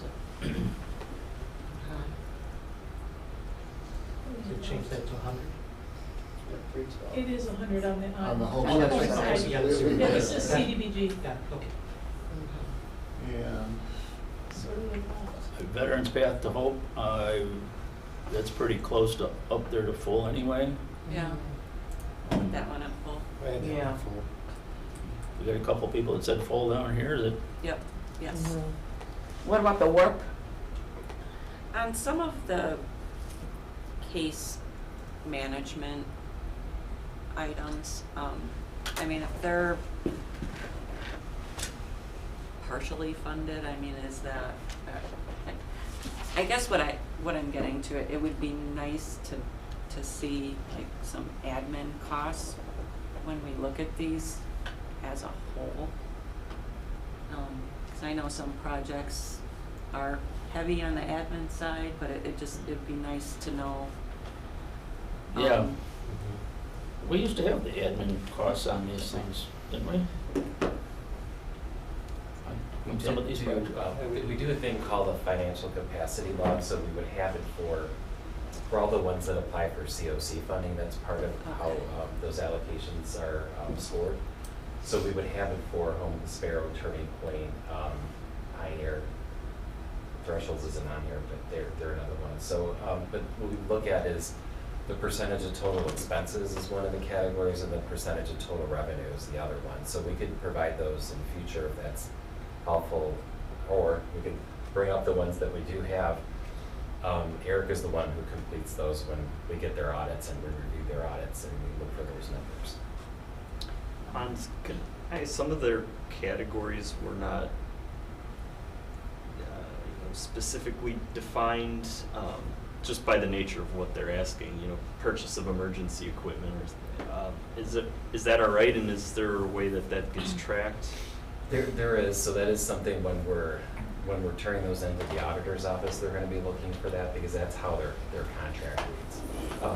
What we tend to avoid doing is being overly super exact, because sometimes you'll paint yourself into a corner with how the funds get requested at a later time. One person may perceive safety equipment differently than another person will perceive it. But we try to we have to do environmental review, so we can't be overly vague either. We have to sort of be in the middle somewhere. Any concerns with reimbursement to the vehicle it sounds like it's not owned by the actual entity? That was something we ironed out when they first received COVID funding. What we did is we determined a different rate for the times that they use the vehicle. And that was a way to get around, because they had asked to buy the vehicle, and that was something we couldn't do because it's buying equipment. Sometimes you can buy equipment, but that's not the right occasion. So we determined a blended rate for that, and then the typical rate for, say, a client shows up to their office, that's a lower rate. So it takes into consideration the expenses.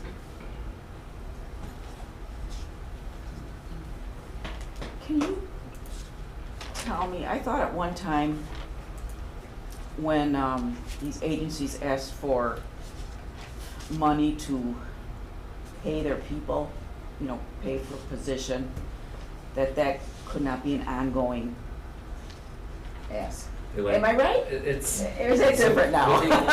What they like to see is that there's some increase in capacity from year over year. So some of our programs, when we changed our program year, we actually had a conversation with our HUD field office, and they clarified what they're really looking for is these applicants do come into every year for public services if you offer that as part of your package. but it can't be general operating money is what that means. So they don't want it to be something that's just coming in and paying for all your bills. Big or black hole. Sort of the same thing with with buying computers that people just use to, you know, for their routine job functions. What they can do is you cobble together a project that is directly serving somebody. That's where we do allow it. But what you'll tend to see out here is that our projects do change every year. We don't typically see the same thing for years and years. Right. Out here, usually it's 2 years tops, and then they do something different.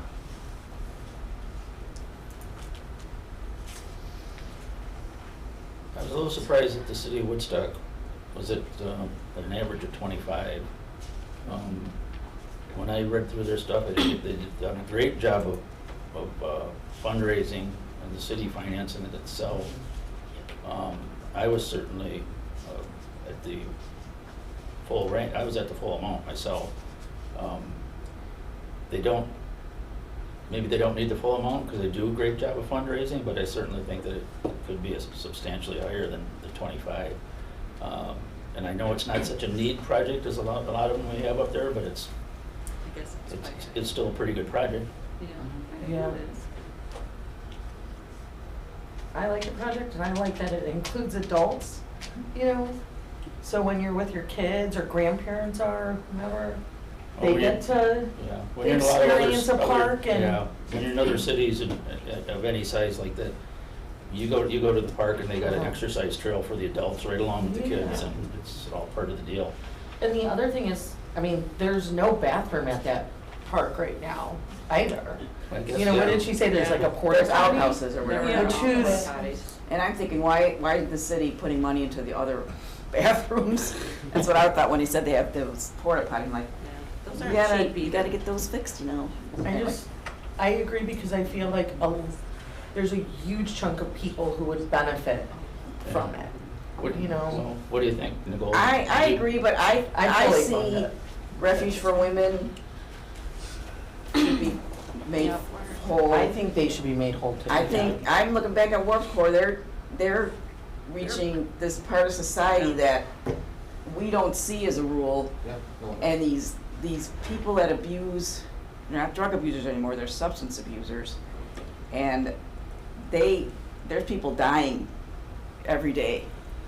What I don't understand with Warp is how they went from essentially sort of a street. A skateboard park thing. Skateboard park and volunteers and now we've created another bureaucracy.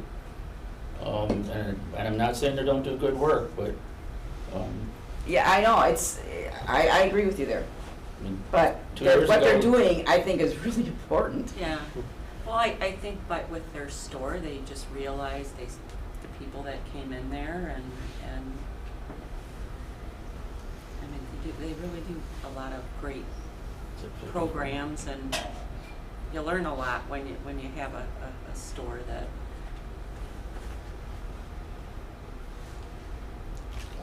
I'd go to 50% on Warp Corp. That's about where I am too. To start. So 105? 105? Yeah. Yeah. Start there. And I would ask Refuge The for Women to Yeah. fund it. Because that's only, I mean, that position was like $50,000. They Yeah. raised 30 of it, so. So where were we at? Where are we at? So, why do we have 15 at Prairie State Legal? Is it?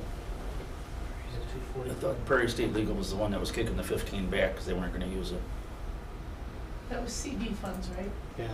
Right, Am I because the timing of their contract, they had the COVID funding, but they're over halfway through their contract and they hadn't hired an attorney. They Right. made an attempt to and the person rejected the offer.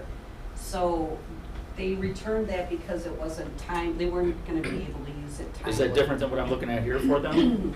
This one is for housing stability. I think that attorney would have been doing that as well. Yeah, they But they're don't have looking it, at they have this other, coming- the other attorneys kind of Yeah, trying to They're fill looking in. at this coming in October, maybe by then, they'll have that attorney and then they can, essentially they're returning something that they can't use today. So this isn't the hoping one that they're you'll give returning, them this the isn't the one they're future. returning? No. No, Okay. no.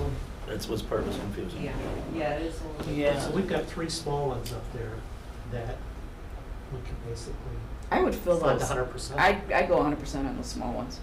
So one of the things I always have to throw out as the public services is the 15% cap on the total. Oh, we still have that Yes. Not on the COVID funds, but on the regular funds. So that amount is, if you want to scroll down, Brandon. Is there a number there for that? Is it not lower than that? So that amount needs to be, that's the total request, Oh, right? So if you- 493. If you go under, if you do another one to the side of that where you show, like, what is 15% of our grant allocations, you're not gonna use that. Let me give you a quick look at that. One second.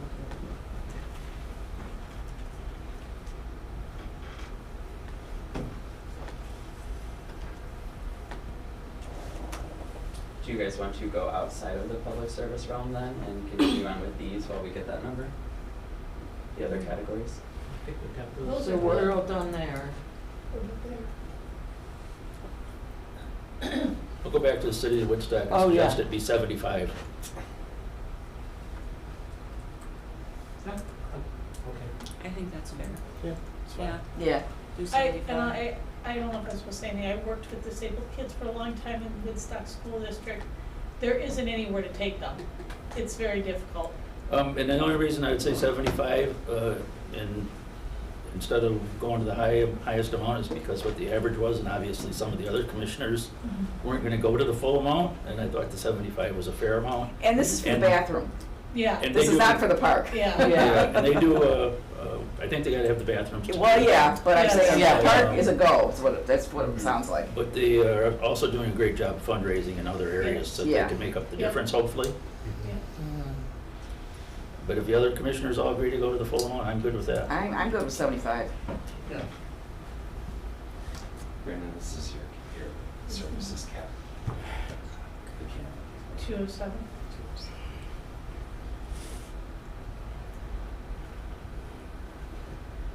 So what's our over by 208,000? That's the total request, right? Is that, The that's? 493 is a request. Okay. Yeah. So you have to finance those together. So we can't, So we have to add those brown ones together. Yeah, C 207.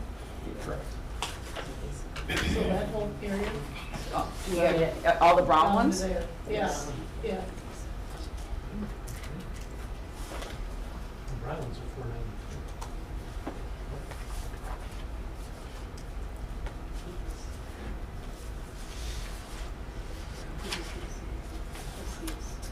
Yeah, yeah, yeah. There we go.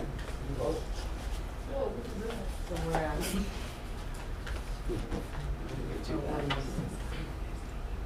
Oh, because I did 2 equals. I think it's with some. Yeah, you do. Yeah, put Oh, some. yeah. Yep, yep, yep. What, 88? You go 17. It Oh, was 17. Yeah. yeah. All right, so we are Not too over. far off. Yeah, we're over by, Is that 207? Make that other number bigger, I can't read it. Yeah. The little tiny number. 207. Oh, there you go, there you go. yes. 74. And it's in the browns. Okay. So here's the start of it. We're over by how much? Like 74 grand something. in services. 74,000. 70? 74 and some change, yeah. Mm. How many do we have? And it might be better if you guys Kind hand of your, here? yeah, if you can hand them back. Yeah. Then you guys could at least see them on the piece of paper. Might be a little easier. Yeah.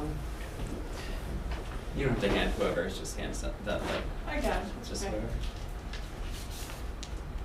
Where's yours? I only did this so I know who to go back to.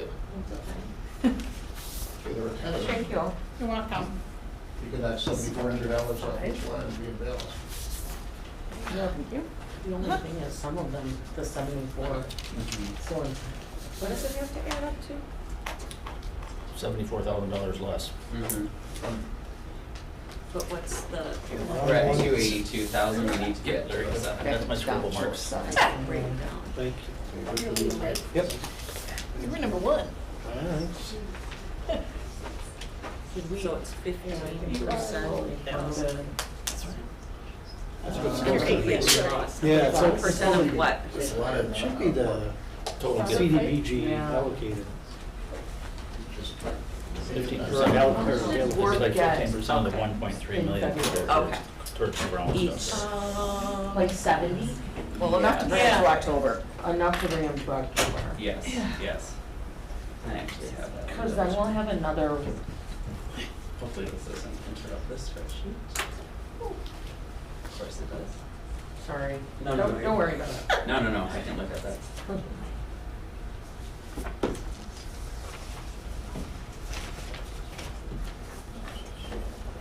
And that's the only I mean, I think that cap sector that changes has that limitation. Yeah. my That's why opinion they're on on what the we decide to work for. projects for because they're It only Oh, I goes see. so much of this stuff. Yeah. Yeah. So Warp Core was basically for, Salaries, Salaries. 3 salaries. so, you know, if we So they're we give them funded one until salary. October. So they had at 72,500 in CD. Okay.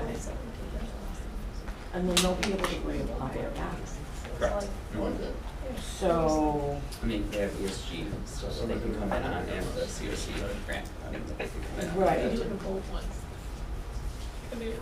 so if you're I good wonder through if it goes to October, the maybe banquet. we just get them through the.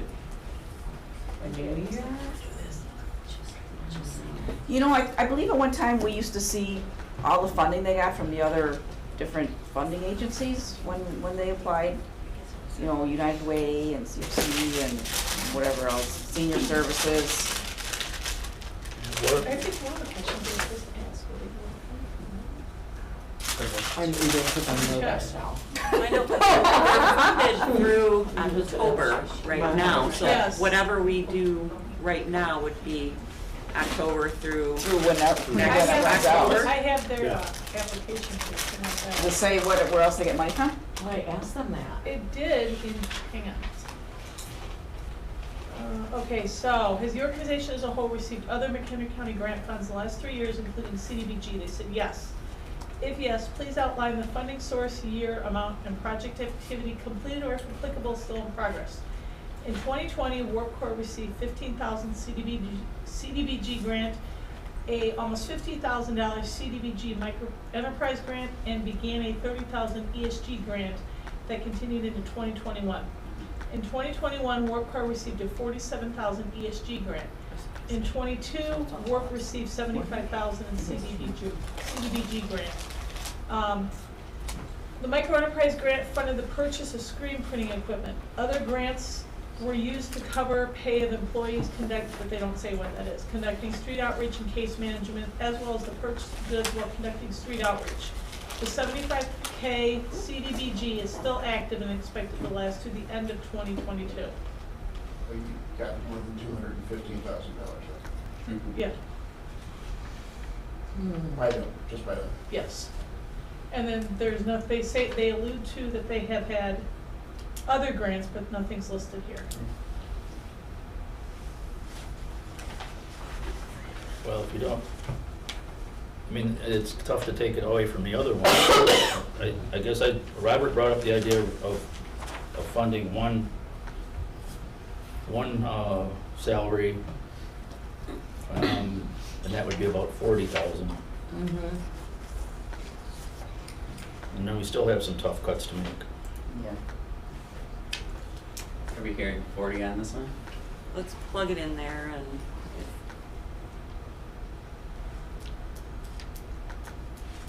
So 10,000. So we still have to get rid of 10. Only 10 now needs to. More than that. Could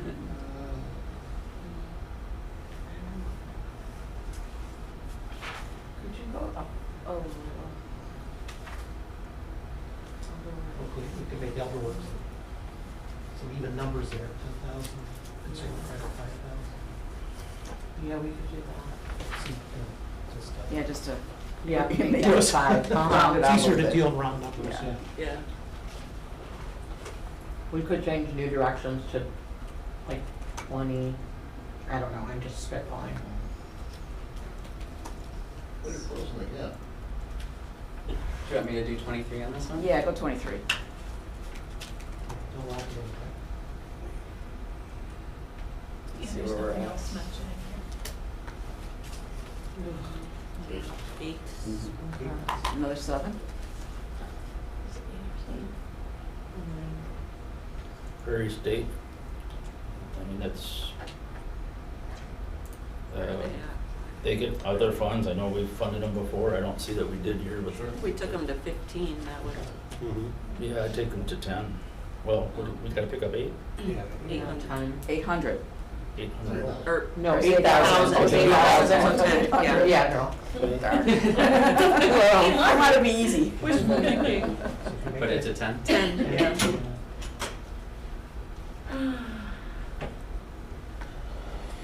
Oh, yes.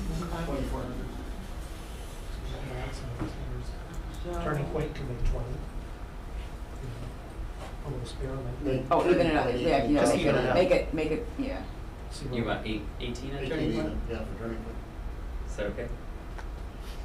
And now your gap is just like, What was that, sidewalks or something? Sidewalk and No, it was the, what was it? Turning point. We got $20 Yeah. now is our gap. it was, You could the just make the, helpline, they call it, Throwing or 20 was, bucks. but it the was. homeless. Oh, is that what it was? Can't remember anymore. I don't know. Paper trail. Then we have a little cushion. Yeah. Domestic abuse, you know. About $5, so Yeah, maybe. anybody you care to. Starbucks this morning. Yeah, you could do, We're over by 5 now? Yeah. you could do What veteran. about veteran? Veterans? Yeah. And it make off it at 5 even, yeah. Make it 3. All right, we're in it. Okay. Okay. Good. All right, so now we only care about this number now.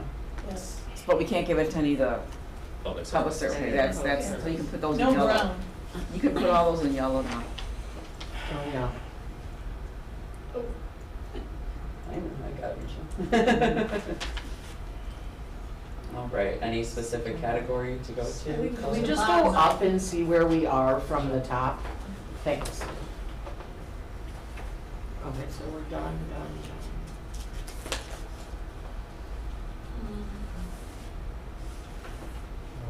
And we were green.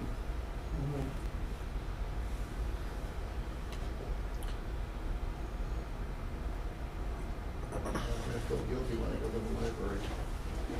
I don't go to that library. Crystal Lakes I Library. do all the time. Okay. It's a nice library. Anybody have, on the Tower View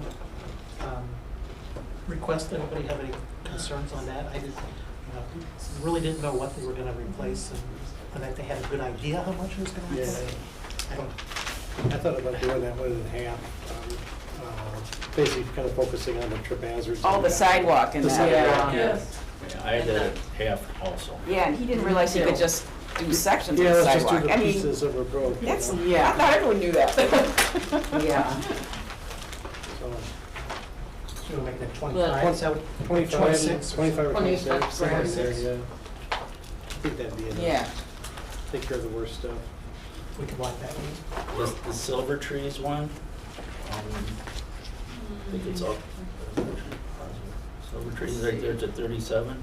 They had 44.5 to get the sidewalks done, and that was an easy way to split that one. Yeah, I thought Yeah. that was good. So Do that. yeah, I would do that. that's what I would suggest. Yeah. I agree. Larry, can you see it okay? Do you want to make it a little bigger? Oh, if you could make it a little bigger, that'd be better. There you go. Second? That's plenty. I got my good glasses with me. And you still can't see? Well, I can't look down and read that. Oh, it's already make it too big where you're only seeing like one Right. project at a time. So the Lilymore road construction, Lilymore road construction, which we've been funding for 3 or 4 years, right? I did that one at the portion. How much will $125,000 Oh, get? yeah. It might do part of a road, and that's what Jim said. He goes, whatever you give me, I'll make it go as long as I can. I think about half that one street he wanted. I like About half a Yeah. In addition to Yeah, wrenching but that's what he said he was okay with. Yeah, he's just told, we'll see him again next year. Yeah. Uh-huh. Yeah, it broke, and it broke down to 200 for that, what was it, Clearview Street or whatever it was? Yeah, the one on the far west. Yeah. Crest Hill, Crest. Crest Hill, Was it yeah. Crest something? That was So I about do have 200, extra right? money to allocate. You want to go We 200? can do half of it now and then half of it next That's what I year. was thinking, just do half of it now. Maybe about 100 or so. Yeah, I like that. 100? So how much? About Give him 100 more? no, not 100 more. Oh. Just Just 100. 100. Oh, go down to 100. Yeah. We were thinking of that, Okay. Western Street's 200,000, and do half of it, Gotcha. 100,000. Okay. And then we can come back for it again. Yeah, I don't know, that one's not been solid yet. We got 280 left. Okay. Well, on the Wonder Lake roads, I was asking about the motor fuel tax, you know what they get? And you said it was about $23. It's about $23 per person per So, year. yeah, about 600 residents or whatever? I'm thinking they're That's- right under 5,000 right now. Okay. I did I did a loan for Wonder Lake many years ago. At that time, they were getting like $230,000 a year Oh, for motor fuel tax. for all their, No, for all their the roads, which. entire- yeah. for the entire village, yeah, right. Which doesn't Which isn't, yeah, cover a lot. right. Yeah. Is the question how many people for that? Because what they have in here is that they use an average of 2.5 persons living in each household, so they arrived at 115 persons for this project. Oh, that's in that subdivision. Yeah, yeah. I don't have my notes in front of me, but I had that at 214, because that would do that one street or something, if I can find it. Well, further, I'm just reading off what they put in their application. Because both Wonder Lake and Village and Fox River Grove aren't large communities, don't have a lot of resources. Right. Yeah. So I would think the lead water service line would be more important. Well, yeah, they got a deadline of, well, I mean, it's a pretty long deadline, but they still have to do it. Yeah, Wonder Lake, according to this, it says that it would be 46 homes on East Lakeshore Drive, Marblehead Road, Back Bay Road, Hilltop Drive. So it's 40, there are 46 homes, average of 2.5 persons per home, they arrived at 115 persons. East Lake Shore was their priority. Yeah. That's the one. And like when we could And there's a do- tree there. There's a couple blocks, so you could do 2 blocks. Couple blocks, you yeah. could They probably do could 1 do block. East whatever. Lake Shore. If they Like can take Lily it. Moore?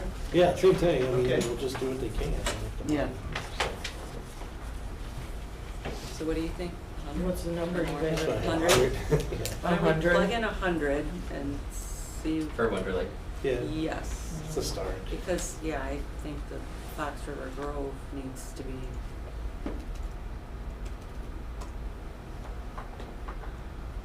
Used to do that. 284. Do the same with Fox River Grove, or were you thinking, is that like a must need?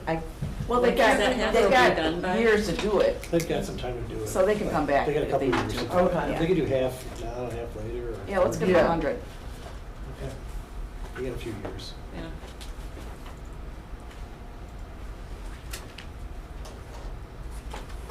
What was this? Sarah looks like it's our last infrastructure. They're buying a house. Yeah, I think No. they said, I mean, their ask was Two? for 2, they said they could take 134. 134 would buy the purchase house, right? I Yeah. think it's kinda gotta be either close to that or almost nothing. Yeah, It 'cause seems I like think they the weren't gonna go repairs were forward like if they- 70 something, Yeah, if they which would couldn't- do them Wasn't no it like good. almost a 300, wasn't it a $340,000 house? Do they need a $340,000 house? Well, if you're gonna buy a house in Woodstock. Well, houses It's in Woodstock? are getting Yeah. pretty Yeah. expensive. And they wanna buy it in Woodstock, because then they get a group in And one maybe like area. a 3-4 bedroom? Oh, Yeah, that's they- what they're I think looking it's a for. 4 That's what they're bedroom. looking for. It is 4. So were you, Do you think you need to do that to 134? I have I- 134. I'm thinking 134 But I think is if we supplementing don't something do else. close to 134, That's what it I has to be had zero too. because they won't be able to move forward. To do it, yeah. 134. I have the same. It's gotta be within about 50. Okay, what do we have, 138? 139. And we gotta talk about the McHenry County Food Cooperative. Oh, Just to allocate the remaining funds to them. I wouldn't use that way. I wouldn't like that, No? Okay. no. I think they do a great job of fundraising, and they have access to other funds through their selling of their memberships. Okay. It should continue on, and on, I guess is what they said.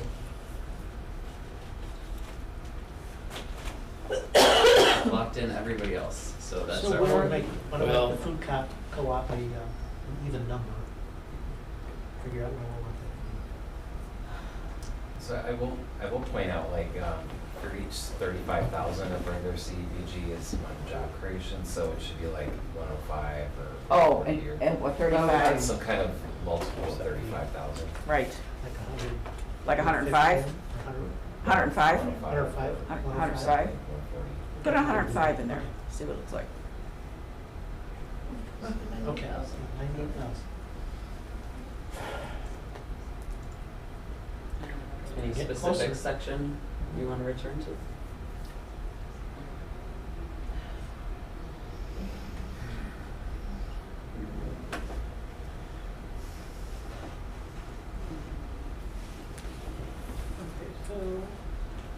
On the Wonder Lake Road project, to do the East Lake Shore Drive was 214,000 about, to do that section. So we'd be really close. And that would take care of that whole road for them that they were prioritizing. Put it at 2. So you might want Do to you make wanna, it, Make it 2? See what, I can go with whatever, yeah. whatever. We have left. yeah, you wanna make that 2 and then. You want multiples, 35, that's close. No, not that one. Now we're over, just So 1,500. 1,500. I'd take it off. I'd take it off the food co-op, yeah, Yeah. and move that to 70 for one job, or 2 jobs, I mean, if that's what we're trying to shoot for some type of average. Yeah, or it's any portion thereof, but it's easier just. It's easier that way? Yeah. so 33,000.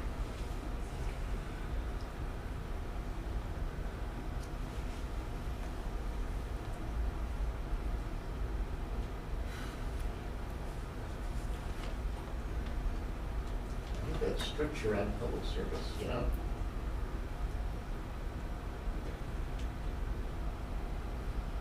Is what it is. What about the Holiday Hills, because we put that in as, what do we have left? 38,000. Oh, that's not 33, gonna, 34. well, Reserve that. we did. Well, 38's not really gonna do much of anything for anybody. Could round up the Woodstock Park to 100. Oh, yeah, Get close. yeah, That'd be okay with me? yeah. Okay. All the remaining, or, I'm sorry, round up to, The Woodstock Park to 100,000. oh, what's that? Thank you. Where is it? Where is it? Got lost. There it is. Oh, it's up at the top. Oh, that would be close. Yeah, 8,000. Hmm.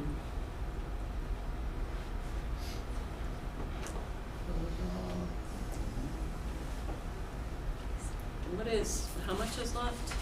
8,000. 8,000. 46. And we can't give, I mean,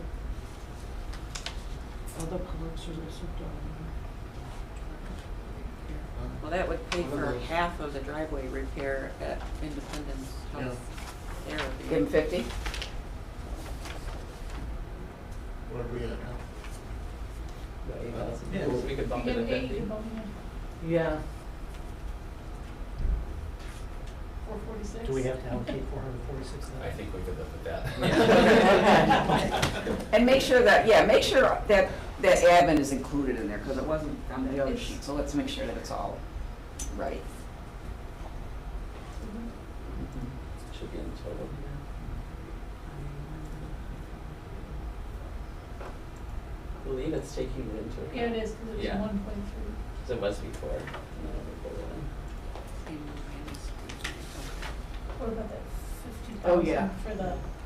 Well, that's Because outside this. it was That was other 1.38. side. It was 1.382 before, Yeah. and now we're at 1.1. Oh, okay, I just wanted to. Yeah, no, I get what you're saying. Not sending you an email, we're $50,000 off again. So our motion for this one, how are we treating that extra 50? Maybe just make a separate one for A that. separate? You want a separate motion for that? I think so. It's COVID money? a separate line item. Okay. I cannot vote for the Village of Wonder Lake, I am an employee. Okay. Okay. So we'll How about we start I with mean, the you guys want to home? cruise, could you scroll through them for me, please, Brandon, just sort of Of course. slowly, so I can try to wrap my head around what we did here? Yeah. They should email this to us. You're an employee? I'm the clerk of the commission, of the P and Z What's the commission. name of the guy in the water department? Randy? Greg? Randy? Oh, Greg? Greg, is that the guy? Yeah. You're supposed to call me. Oh. I'm a lowly employee. I want to connect the water across the street. Oh, to the bank? Yeah. Thank you.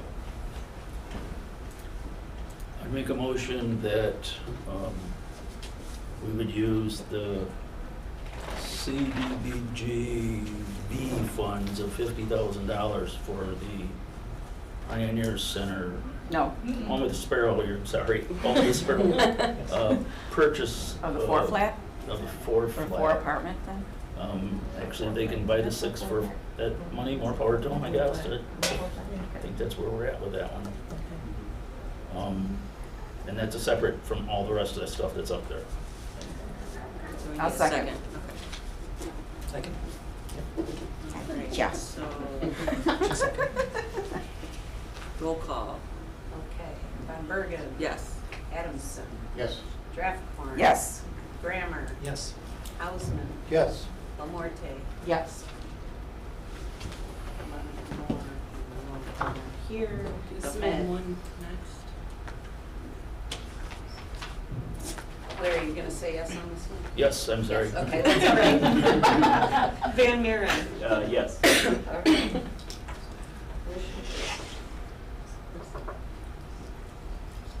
Should I start with CDBG first? How or- about the home? We'll do the home. Can we, go back to do we have the admin right now? Because I think we used a fixed number when we did the equation. Oh, you think it's still not right? It should be 10% of the number underneath, right? No. We don't take it out of the leftover funds, yeah. Because you've taken it once. Yes. Right, yeah, that's Exactly. again. Because we Exactly. take it out of the Makes program sense. and come and add it in there. So are we good with what is on the screen then, Hans? Yeah. Yes, that would be correct. Okay. I would make a motion that we accept the funds as presented on the screen for the home monies. Second. Roll call, please.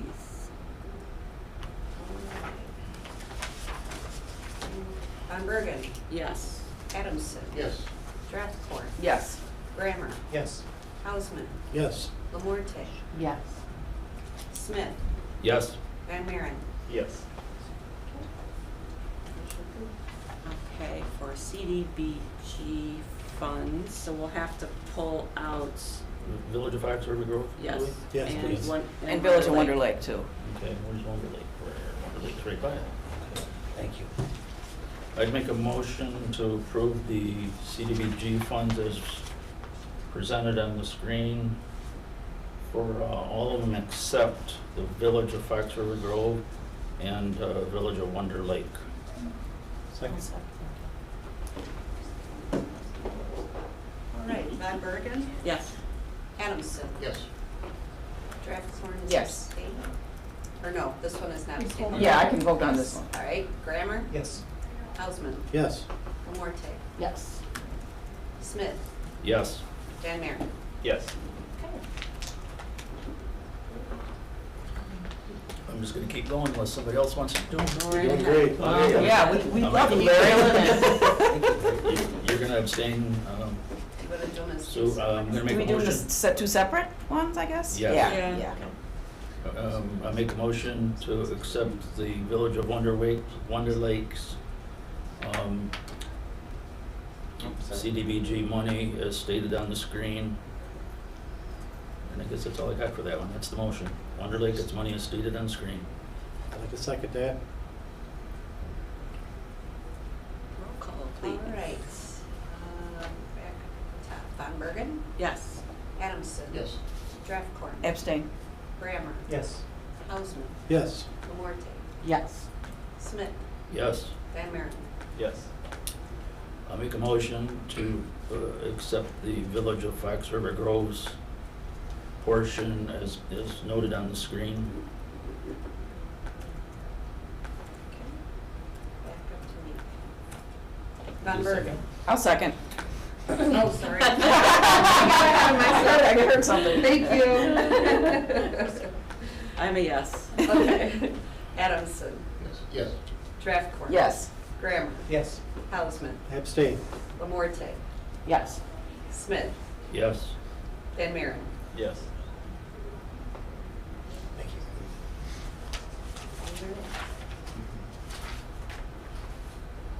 It's easier for me to write these down, but I can't keep up with you guys, so. Thank you. Okay. Yeah. Yeah. So we can move on to item number 6. That was a really long item. Members' comments, miscellaneous business, and announcements. Anybody have anything? I have a member's comments. Okay. I know staff works really hard at putting this all together, but this is almost overwhelming to try to take this much on. I don't know, I don't have I can't criticize because I don't have a better answer on how to do it. Well, I don't know if we need to take this down or what we could do, if there's a better way to get it organized. Like I said, it just, this is what I printed out so I could take notes. I know I'm an old guy and these guys are probably doing it on their computers, but, you know, I like to go back and look at it. I just get, it's a little frustrating, I guess, when you get the money for the services that can only be a certain percentage and we don't have that number ahead of time that we can work on quite. So I don't, I'm just throwing it out there that if there's a way to make it a little smoother operation, I'd sure be appreciated from my part anyway. And I'm thinking, one other way we could do it is to break it in half. The challenge that you run into, and this would be something to try to overcome, is if, for example, if you worked on public service and public facilities and you took that and put it in one category, it's sort of like, how much then do you allocate out of the total pot of funds? Because then the next group that comes in may be the victims of the first group that came in. So one way other communities handle that is they do percentages. So they say, and we might have done that probably earlier on in the program, way back, where we say, all right, 15% services, 25% is going to be infrastructure, and then you have a cap on every single category. That becomes then limiting to the commission, because then you might get a really good proposal in and you're like, well, I'm stuck because I can only give them 200 total in that category. So there's advantages and disadvantages of trying to do that. I think one of the things that we will definitely work on is not having home at the same time. I think that would definitely help not to have the two combined. We sort of ran out of options with the elections and everything going on and scheduling space and everything. But we're open to other suggestions. If you think like the pot system might work, doing it that way and separating them out a little bit. You know, or having contingency projects, ranking them in a certain order, that could be another way to handle it. So there's lots of different ways to work around it that might make it a little easier. So, Okay. I don't have a clear answer for you, but I'm concerned that, you know, the people that presented maybe didn't get their fair shake at it. from me and from whoever, I don't know, it's concerning for me, that's all. Yes, and definitely a lot to look at, for sure. Yeah, and it's been this way ever since I can remember. We've always had, the CDBG has always been a 2-day affair. Usually the first day was really super long. So actually, I think we're less hours on this one, when I think about it, hard to believe. And maybe this is what we got. And I'm not saying that there is a better way, but just a thought. We'll try to find one. Okay, any other comments, concerns? And I will entertain a motion to adjourn. So moved. Second. All those in favor? All those Aye. who want to stay here longer? Stay longer.